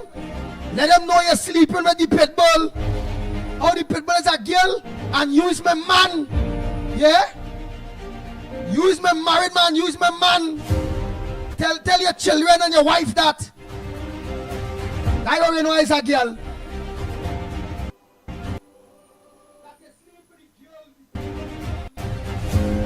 Tell your wife and your children and them that you pull along my G-string.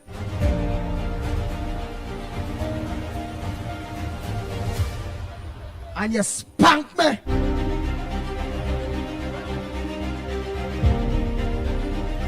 Tell them Kareem was there watching we too. Bang, bang, bang, bang, bang, bang, bang, bang, bang.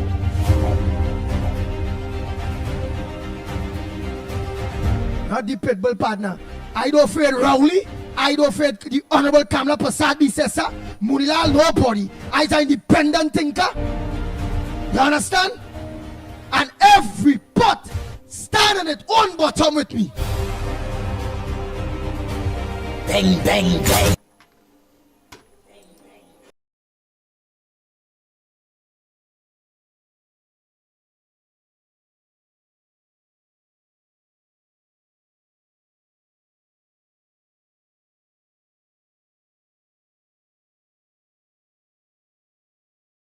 The reason I ask is because, of course, even as society drives itself further and further to technology, there must be some balance that is kept in order to ensure that we don't lose those writing skills. So I do appreciate that there is some stability in that. Chair, that brings me to my questions and so I want to transition back to St. Vincent.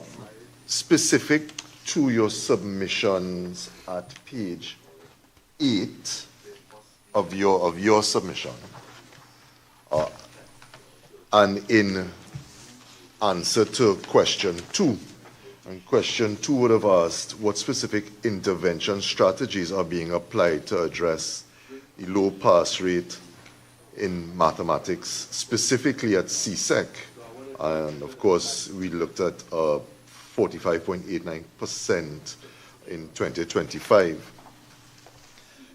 The Ministry of Education's submission stated that the provision of technology-based learning materials and gave examples. Specifically speaking to one example here, which was the use of an AI avatar to answer students' questions, key concepts and content aligned with the Form 1 mathematics curriculum. So, PS, through you, Chair, my first question is, obviously, is the AI avatar available to all Form 1 students now? Chair, I think I can respond to that. As part of the ministry's policy going forward, the government had committed to providing all students entering Form 1 from this current academic year 2025-2026 with laptops. The intention is to have those applications loaded onto the machines so that the AI avatar-enabled learning materials can be used. So, PS, just to drill down a little bit, that would be when students obviously have the laptops. Right. We know that I think an announcement was made that by the end of November, those laptops will be available. So, if we take the position that as of today's date, the laptops may not be, I mean, if you want to specify that, may not be in their possession, is the AI avatar accessible at present by all Form 1 students? No, the avatar and learning material is not available at this time. We are in the process of development of the materials. Fair enough. So further to that, is there going to be a mechanism for the ministry to reach an impact on the AI avatar's intervention on students' mathematics preparation? So will you be able to monitor the performance of the avatar, update answers, get real-time data from interactions between the avatar and the student? Well, with this level of technical input, I will defer to Ms. Anna Singh, our Director, Curriculum. So the AI augmented resource has 3 features: the avatar, so that students can interact with, a library of videos and simulations, and then the actual text material where students will actually learn how to approach a particular topic. The material is being, the use of the internet, the use of the technology allows us to update, so that right now we are piloting at Form 1, but over time we would be able to update, yes, and we would be able to update by terms, and we would be able to update by year levels, and even by subject. So right now, the initial phase is with the mathematics, other subjects as we go forward. In terms of analytics, so because the resource is on a technological application, we would be able to collect some analytics in terms of students' use and what areas they may have had to revisit. If they did an item and they didn't do well, and they have to, it will flag those things. So there are some analytics that will allow us from a national level to be able to monitor. But this would also be supplemented at the school level and at the district level with monitoring structure in terms of examining at the class level, at the school level, students' engagement, and as well as teachers' support. We also know that this resource will allow parents to be able to interact with materials as well, whereas they may have had a challenge before, but given the avatar and the resource in the form that is, so we also expect that we'll be able to collect some data from all parties, student, school, and parent. Thank you. Just 2 follow-up questions based on it. The first one is just to confirm that the data that you will collect will also be accessible by the teachers themselves,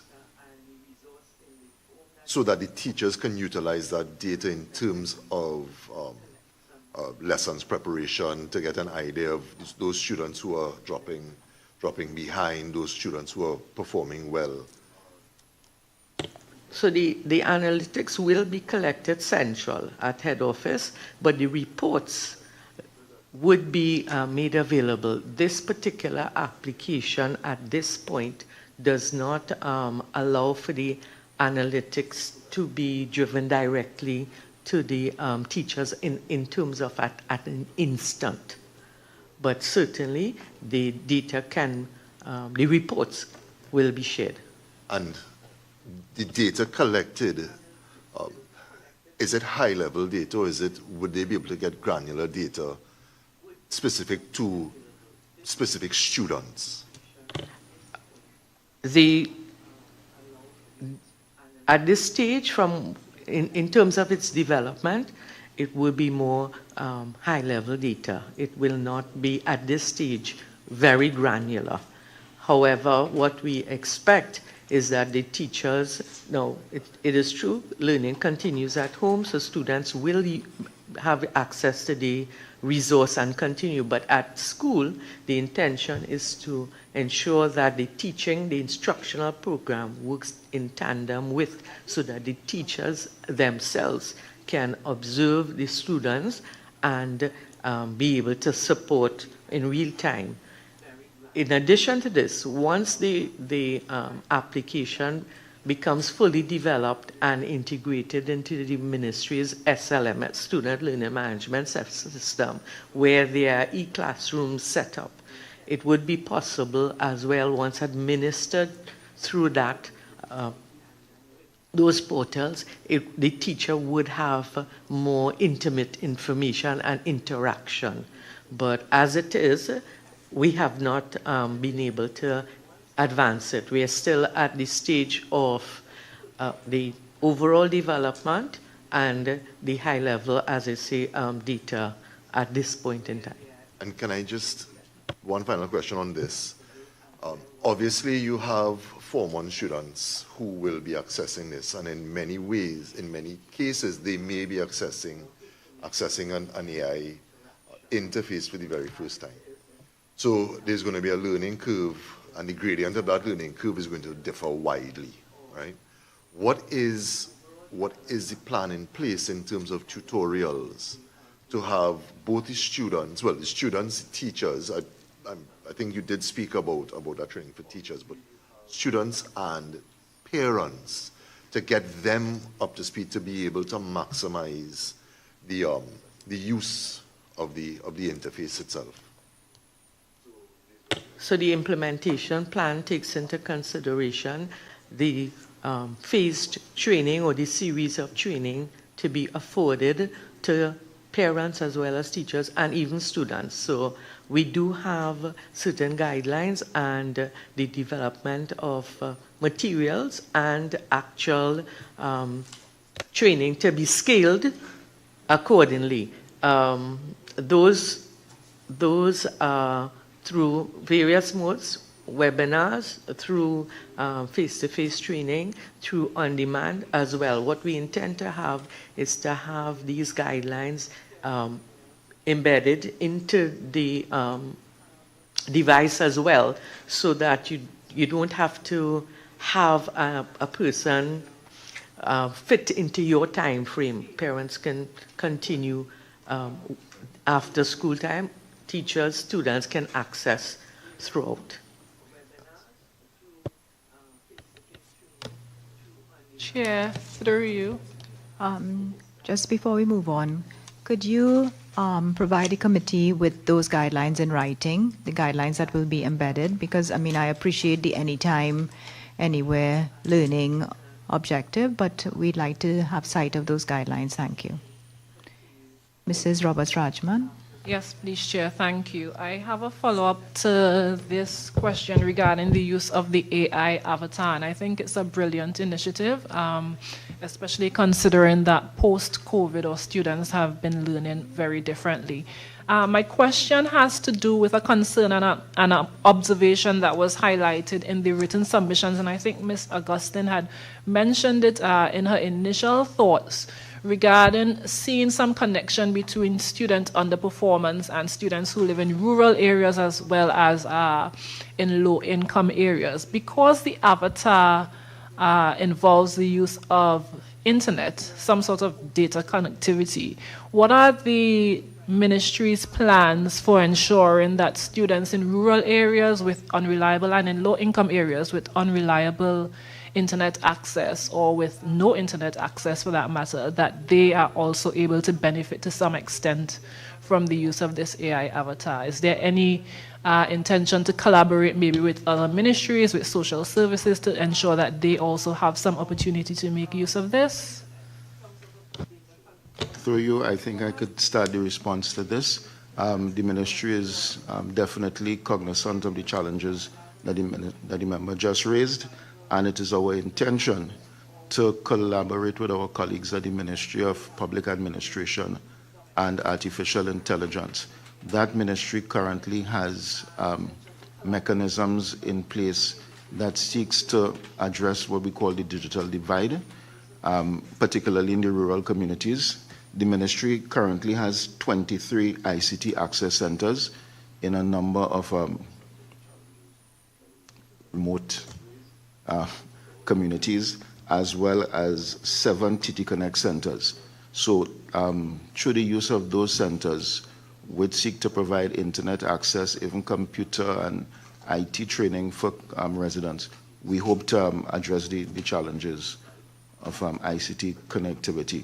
But in addition to that, the application will be loaded onto the machines and may not necessarily require internet connection. So once you charge your device, you should have hours of usage without internet connection. So. Thank you. Minister Ratiram, did you have a question next? Okay, so we'll move on to a question on collaboration.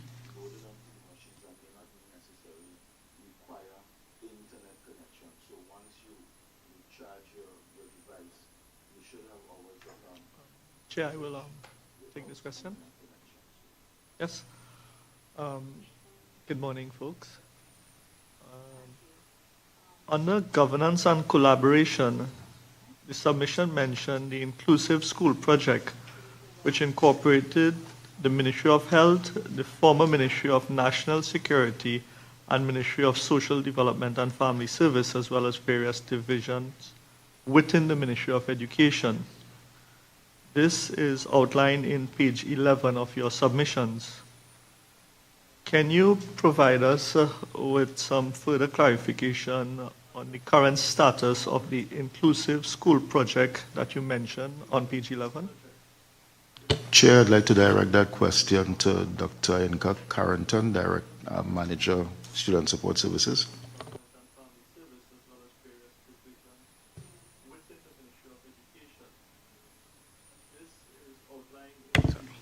The Inclusive School Project targeted both primary and secondary schools across different districts to be able to build what we call equitable and fair conditions for our vulnerable and students with special needs. This project began in 2019 and it ran from 2019 to 2022. And in this project, what we saw was a lot of infrastructural work, because we recognized that these students with special needs needed some additional support. So they did infrastructural work, for example, putting in those ramps, adjusting bathrooms in certain schools, tactile pavements, and I spoke to accessible toilets, elevators. And we saw that overall, across the different educational districts, a total of 45 primary schools and 13 secondary schools, we were able to put in some infrastructural adjustments there. Also, teachers were also trained on further supported on how to treat with students with special needs during this particular project. Thank you most kindly. Can you identify in which location was the project implemented? Was it conducted in schools nationwide or was limited selected schools? Well, you did indicate 45 primary and 35 secondary. With 30? 13 secondary. 1-3. I stand corrected. 1-3. Yeah, can you give us a idea in terms of the distribution of these schools? The project was conducted in the Caroni Education District, Port of Spain and Environs District, Southeastern District, St. George East, St. Patrick, and Victoria districts at that time. May I move on to the follow-up on 10? Can I ask a follow-up? You mentioned children with special needs, and it sounded very much to me like you were referring to physical disabilities. What about the other special needs? Are they addressed in this project, like mental health issues and ongoing learning disabilities, etc.? So during that time, they looked at both the physical and the neurological needs of the students identified. So again, training. Training was one of the important areas, as teachers needed to be supported in how to treat with a child with special needs, how to identify. And tailing on this project is the pillar focusing on the children in this new initiative, where we look at universal screening and treatment. So even though the project came to a close in 2022, we would like to move along because we recognize there's a need to continue this type of work. So through the screening, the early identification and screening of children 4 to 6, we want to continue that they started to do in the Inclusive Project. Thank you most kindly for your submission. Just following up on that, in addition to mental health, from the document you submitted, it spoke to nutrition initiatives for students with special needs as well. Can you identify if there has been cross-sectorial partnership providing that level of support for students with special need from a nutritional standpoint? What I can say is that our special ed teachers and our diagnostic specialists continue to support parents and advise our school administration as to the needs of our students with special needs. To delve deeper into that area, I think we may have to provide that in some writing. Also in terms of tying that back to things like the school dietary program, where the students with special needs from a nutritional standpoint is taken into account out of the National School Feeding Program. Chair, through you, maybe I could initiate the response. Yes, the member is correct. The Ministry of Education is currently in the process of actively reviewing its dietary program, both in terms of the meals that are provided through the NSDS, the National Dietary Program. But in addition to that, we are also looking at the policy that governs and administers food items that are provided in the cafeterias in schools. And in that regard, we have collaborated with the Ministry of Health and obtained its feedback in terms of the guidelines that we would provide to concessionaires for cafeterias in schools, reducing the sugar content of beverages and snacks, managing the fat content, sodium content. There are certain items that would be prohibited because we are very concerned about the welfare and the health of our children. We stand on the principle that a healthy body contributes to a healthy mind for all students. Yeah. Yes, so Chair, I just want to take a moment to congratulate PSD team and Minister, of course, who I know is really spearheading this initiative when it comes to sugar content and healthy snacks in our nation's cafeteria. It is something that is definitely not only going to benefit the children, but the country at large, because when we look at what is happening with our health sector and the huge burden that the health sector, when it comes to funding of comorbidities, etc., these are things that are developed from early ages in life. So it's an excellent initiative there. I just want to move on to the the coordinated efforts with the Ministry of the People, Social Development and Family Services to deliver financial assistance, counseling, and community-based intervention for families of children with disabilities.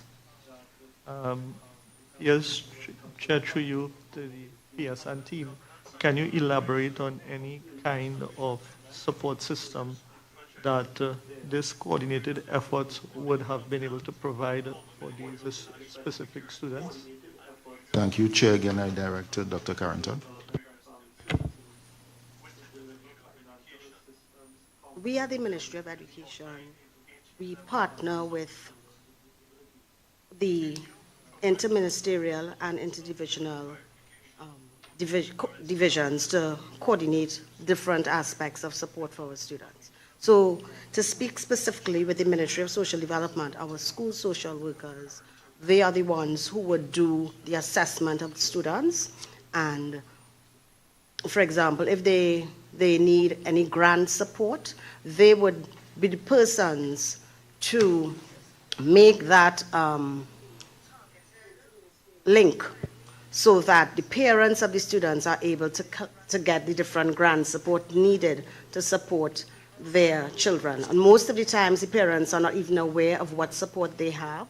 So the school social worker would intervene at that time, and they would do a full assessment at times, which may include a home visit, and give that type of support to the parents so that they're able to receive what they need for their children.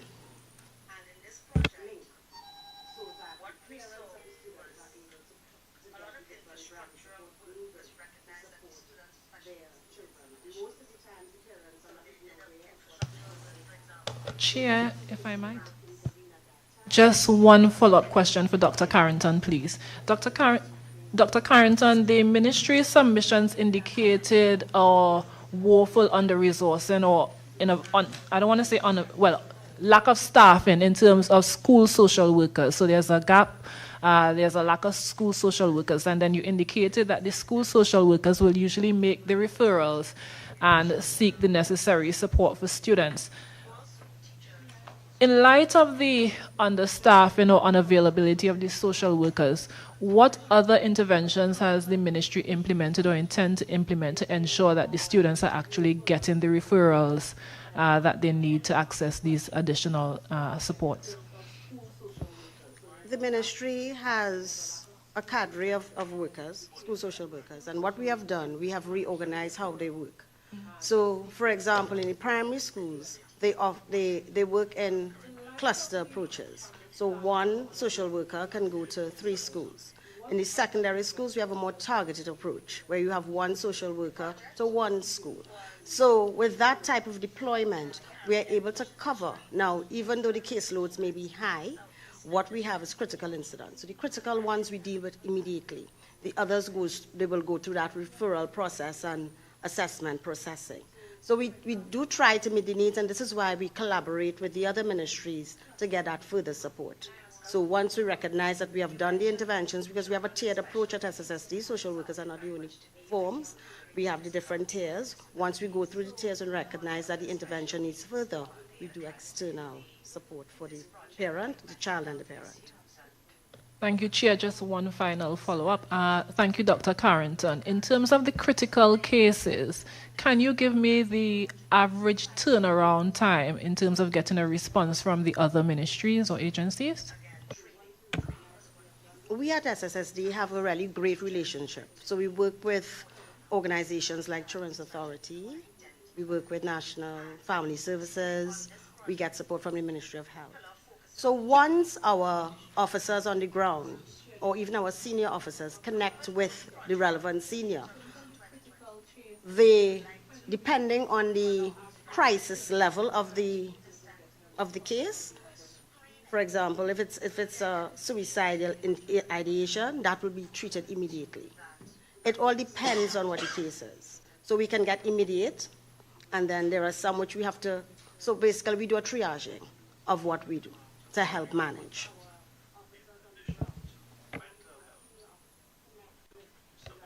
Thank you, Chair. So, Chair, through you, I think we've started on a line of questions, and that's, if you don't mind, I would like just to continue on briefly, right? In the objective 3 laid out was to evaluate the capacity and effectiveness of the Student Support Services Division and intervention for students. And seeing as Dr. Nurse Carrington has started to answer questions, I think we should just continue on there, right? Chair, if you don't mind, could I get, just from my own knowledge, a brief explanation of what developmental assessment and intervention is and what special education is? So the developmental assessment and intervention unit is that unit that hosts our psychologists. We have 3 different levels: clinical psychologist, school psychologist, and behavioral therapist. So these are the persons that conduct the psychosocial assessments and treat with therapy. They are what we regard as our level 3, the tier, in the tier program. When we have already done all the assessments and we recognize there's further intervention, this is where we refer them to those persons. In terms of special education, that is the unit that treats with identification of learning challenges in our students. So they will be able to, say you have a child in first year and the teachers are saying the children can't read. So what they will give, if they recognize certain things in a child, they will try to provide some strategies to help the child understand what is going on. They also provide manipulatives for the child to work with to be able to understand what is happening. So you want me to elaborate more? Just so for my layman's understanding, one speaks to behavioral issues and one speaks to learning so issues. The DAIU unit deals with the psychological and the behavioral issues. Special ed treats with learning, and they may also come in contact with some learning, some behavioral issues. One being a symptom of the other. Yeah, it is. So, Doctor, can you tell me, I mean, we do have on page 27 of your submission, table 1 gives us a clear understanding of your staffing, your offices, those positions that are filled, and of course those positions that are vacant. And so maybe the first question I can ask is there an active pursuit in terms of filling these positions, and when, see you have looked to your PS, and when we can expect those to be filled? Chair, through you, member, yes. So the ministry is very aware of the staffing challenge facing the Student Support Services Division. Given all kinds of issues that are currently happening within the education system, that division is of particular importance and value to the sector. So our Human Resource Management Division has been charged, mandated to aggressively pursue recruitment and filling of those positions. I might add that I think the majority of the professional technical positions in the Student Support Services Division are currently contract positions. All right. So it is the remit of the ministry's HR division to advertise, recruit, select, fill those, as they do not fall under the Service Commission's department. Just in preparing for today's hearing, we were discussing up to yesterday the issue of what is the supply on the market for those positions.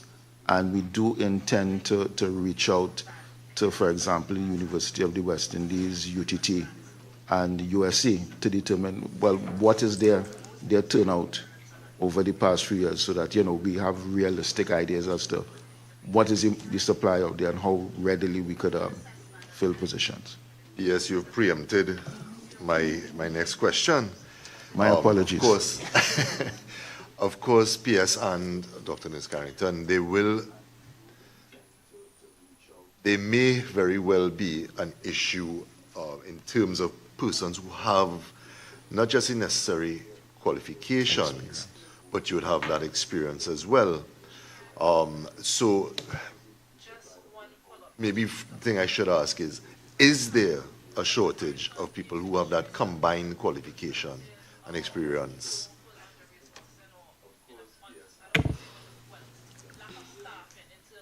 Over the past 3 years, as I sat there as the manager, what I would see in the interviews is that we would get a crop of persons who are well-grounded in theory. But when it comes to application and understanding the school environment, understanding the realities of treating with a special needs child or a child and parent from a vulnerable community, that is where the challenge comes. And regrettably, some leave as soon as they come because they can't treat with it. So in looking at that, we have had conversations not only with the University of the West Indies, Persad, and USC, because they would send practicum students to us, so at least they get that overall experience. We have had that type of conversation to help them understand the navigation of the school environment and dealing with different types of parents. So, and we continue to work closely with the universities to help to more streamline the training so that when they come to us at SSSD, they're more prepared to really understand the needs, because we try to meet the students at their need. Chair, just a couple more questions, if you don't mind.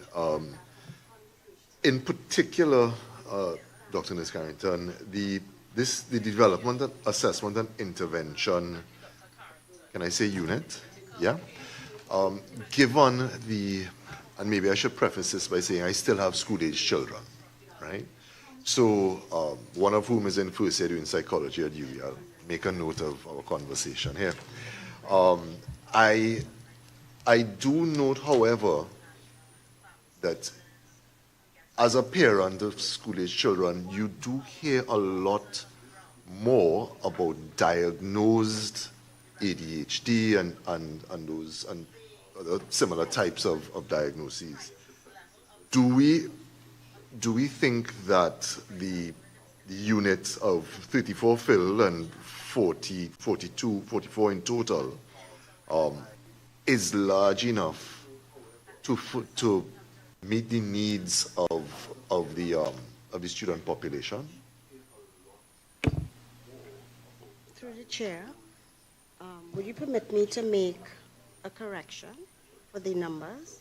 It's 42 positions created, 21 are filled so far. Yeah? So that's an error. My apologies. So you're 50%. Yes. So that's a very good question. The psychologists do not operate as the others units in SSSD. They operate only on a district basis. So we can have one psychologist for the district, one type of psychologist, or even two. Sometimes you stretch. So you may have two clinical psychologists, one school psychologist, one behavior therapist. Clinical psychologists and school psychologists do something different from the behavior therapists. And they treat with the assessment aspect. So no, we don't have enough to assess the students because they work by the district as opposed to work by the school, with the individual school. If we look at the American Psychological Association, the ratio they are using is 1 to 250. My officers at district can have over 100 schools. So that is what we are working with. So the numbers may look high for SSSD, but the type of interventions that each of the units have to supply is tailored to the needs of the child. Chair, that then takes me to another one of the MOE's submissions on page 28. Because, Doc, if you say that these numbers that you're talking about directly impact the assessments themselves, right? But if I look at table 2, in terms of referrals received and addressed for the period September 24 to July 25, you have a percentage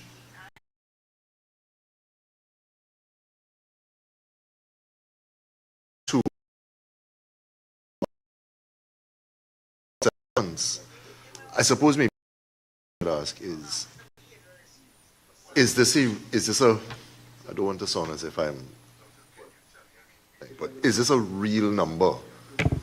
Is the assessment or the referral mirroring the actual issues that may exist in the system itself? Through the chair. So what happens? This is a real figure because we would have received, for example, in the primary school, 5,429 referrals. So every week, the multidisciplinary team would collect those referrals of the cases from the different schools, be it primary, be it secondary. So it was received and it would be processed during the MD multidisciplinary team. They choose a day in the week, they sit and they would process and assign the cases. So that, yes, we have the 100, we can have full contact on that. Where it becomes a little more technical is the implementation of the interventions. That's different from receiving applications and addressing it. Because once you receive it, we go through the case file, we decide which unit deals with it, and we assign. But then, because of the numbers, the ratio, it takes a little longer. Sometimes it's not a very critical event. It may take a critical incident. It may take longer. We try to process and do that in a span of 14 days of initial receipt. So even if you're just making the contact with the parent, organizing the assessment, to go to speak with the parent, to go to the home visit, that is done. Intervention continues, whether it's a counseling session, whether it's a group session, those will continue over time. So, yes. So we should take this figure not as the closure of a quote-unquote case, No.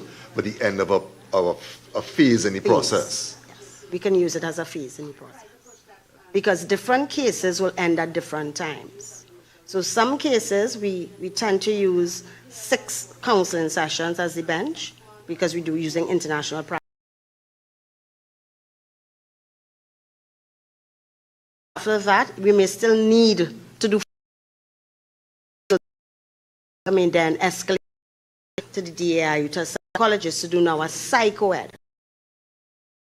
So officers not only deal with these cases that come up, but they also do psychoeds in preparation for concessions. So, we're stretching them, but they're doing what they have to. And is there reporting generated based on that phase of the process? So what students, in terms of the actual interventions themselves? Yes, we can get that for you. I appreciate if you would like to see the number of students referred, the number of interventions completed. Well, yes, we can do that generally. We can't tell you exactly what is going on because of confidentiality. Understood, yeah. But yes, we can capture what types of interventions, whether it's counseling, whether it's psychoed evaluation. We have that. I think the reporting that comes out of that is actually more impactful in terms of what we're looking at here than this initial phase of the process. Yes, and if I may add, could you also include the time frame for those? For example, a psychoeducational evaluation, how long bringing a child to the attention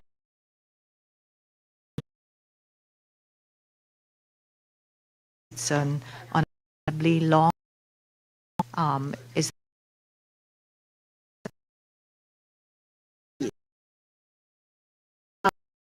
and the bodies and the documentation to support all that is needed for the psychoed. It can take a month and I just want to say probably a month and a week. if we have all of the documentations necessary. If not, sometimes we don't have it. So parents, it all depends on parents' availability. It all depends on if the school sends everything, so it takes longer. But if you have everything in place from the parent side, we can run that. But if most of the times we don't have it, so it takes a longer time. Sometimes it's weeks to get it done. That's my point. Actually talking vulnerable, high-risk children and the concept of intersectionality, and where there are multiple factors that would prevent access of these children to the services that are available.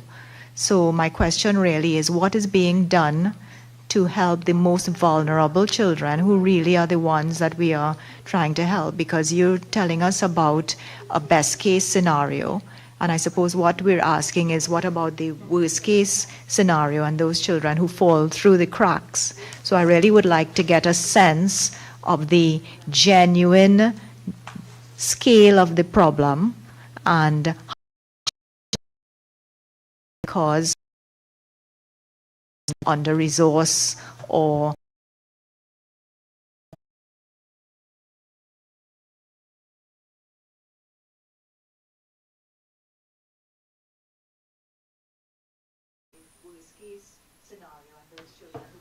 Can we present that for you in writing? Yes, that's fine. Thank you. I wanted to follow up on a question about attrition of staff who seem to become overwhelmed by the real life situation as opposed to the schooling and classroom style degree. So my question is about mentorship, not just for your division, Dr. Nis Carrington, but generally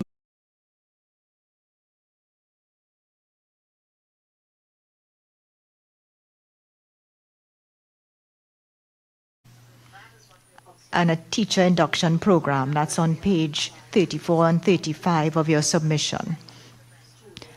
But I am getting the impression that this mentorship is more to do with professional mentorship and not necessarily social or personal mentorship. So could you tell me more about the mentorship program and the support systems in place for teachers and counselors?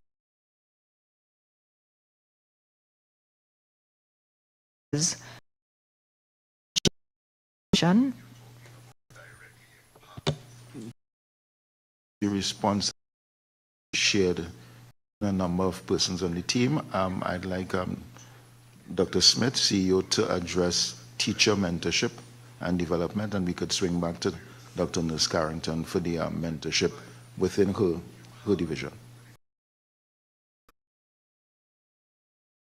Development. For example, we would have had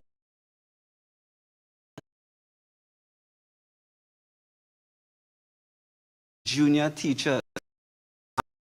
Actually, yesterday we had our 326 were graduated from that initiative based on the mentoring that they would have received. In addition to that, within the school system, it is also part of the job description of officers to provide that level of mentorship to new and beginning teachers on an ongoing basis. So there is something in place in terms of our training as well as what takes place within the school environment. Could you elaborate on what that mentorship entails? Because mentorship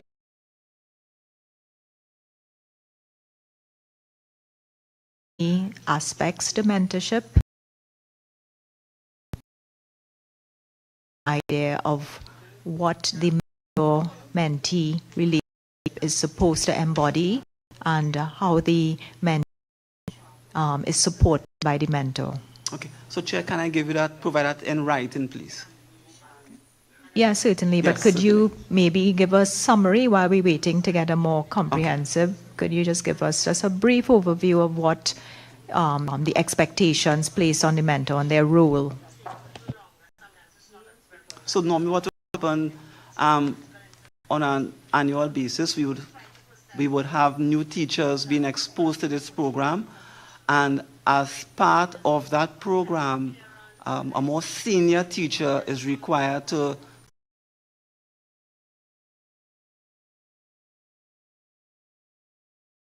so that one of the things that they would conduct would be clinical supervision.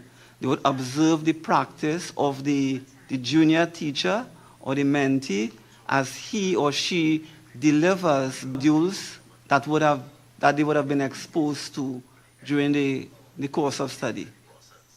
Yeah, but that's still just aspects of mentorship. Do junior teachers get that sort of psychosocial support so that they feel motivated and that there's no attrition or loss of experience? Do you understand? So it's not just the professional side, but the other aspects of mentorship. Maybe I could refer to our Director of School Supervision and Management, Ms. Clark. Ms. Carter. Good morning, Chair. With schools, we have a holistic approach to how we mentor teachers. So it may not necessarily only be for academics. We have a whole school approach where we deal with the social side, if you are acclimating well to the school. So we might have different activities. So if you look at the life of a school, we not only have classes, we have clubs that teachers can be part of, we have sports days, we have awards, we have teacher recognition. So it's a holistic approach to how we mentor teachers and get them acclimated to being a teacher. So it is not just the classroom. So with the principal, vice principal, heads and deans, as well as we have our NPTA and many of our NGOs, we also have professional development. We may have well-being sessions.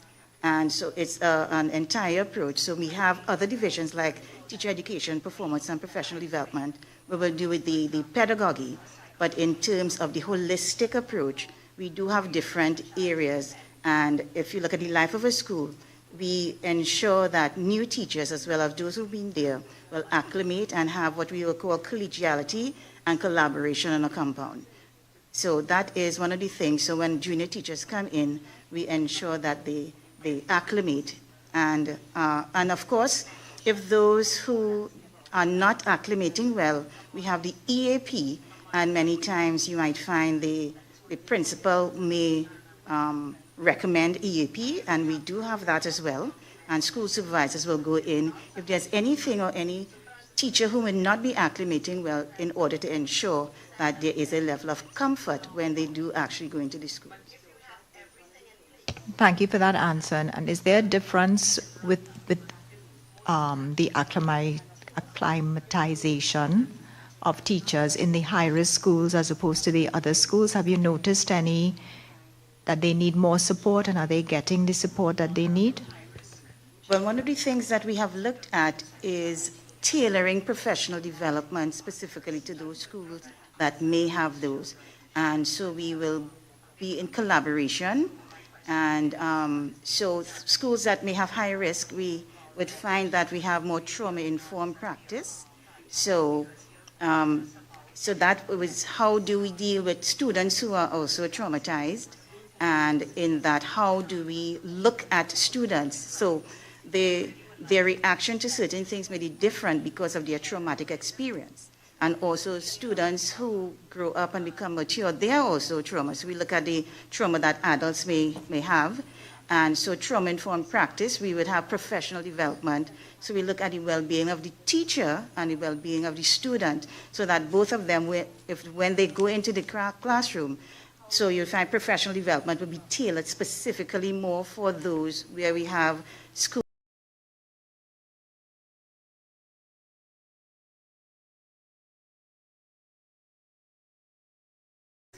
communities. So trauma-informed practice is what we have in the division and management division.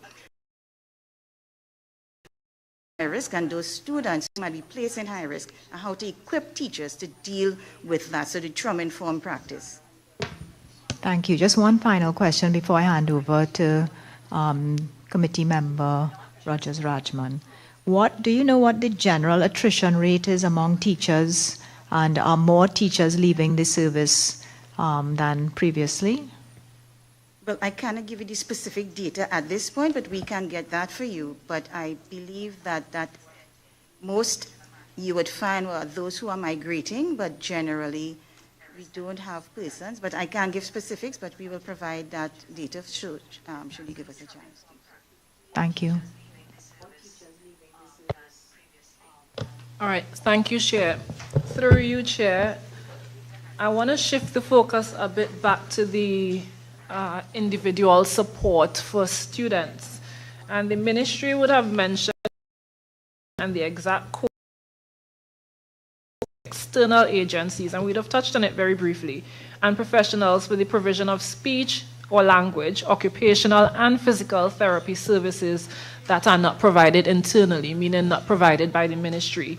So I have a few questions around this. The first one being, how long does the referral process usually take to the external providers of these therapy services? How long is the external process? The referral process, sorry. Once we have identified that there is that particular child, we would do the referral immediately, and then it depends on the external agency as to how long to treat with the case.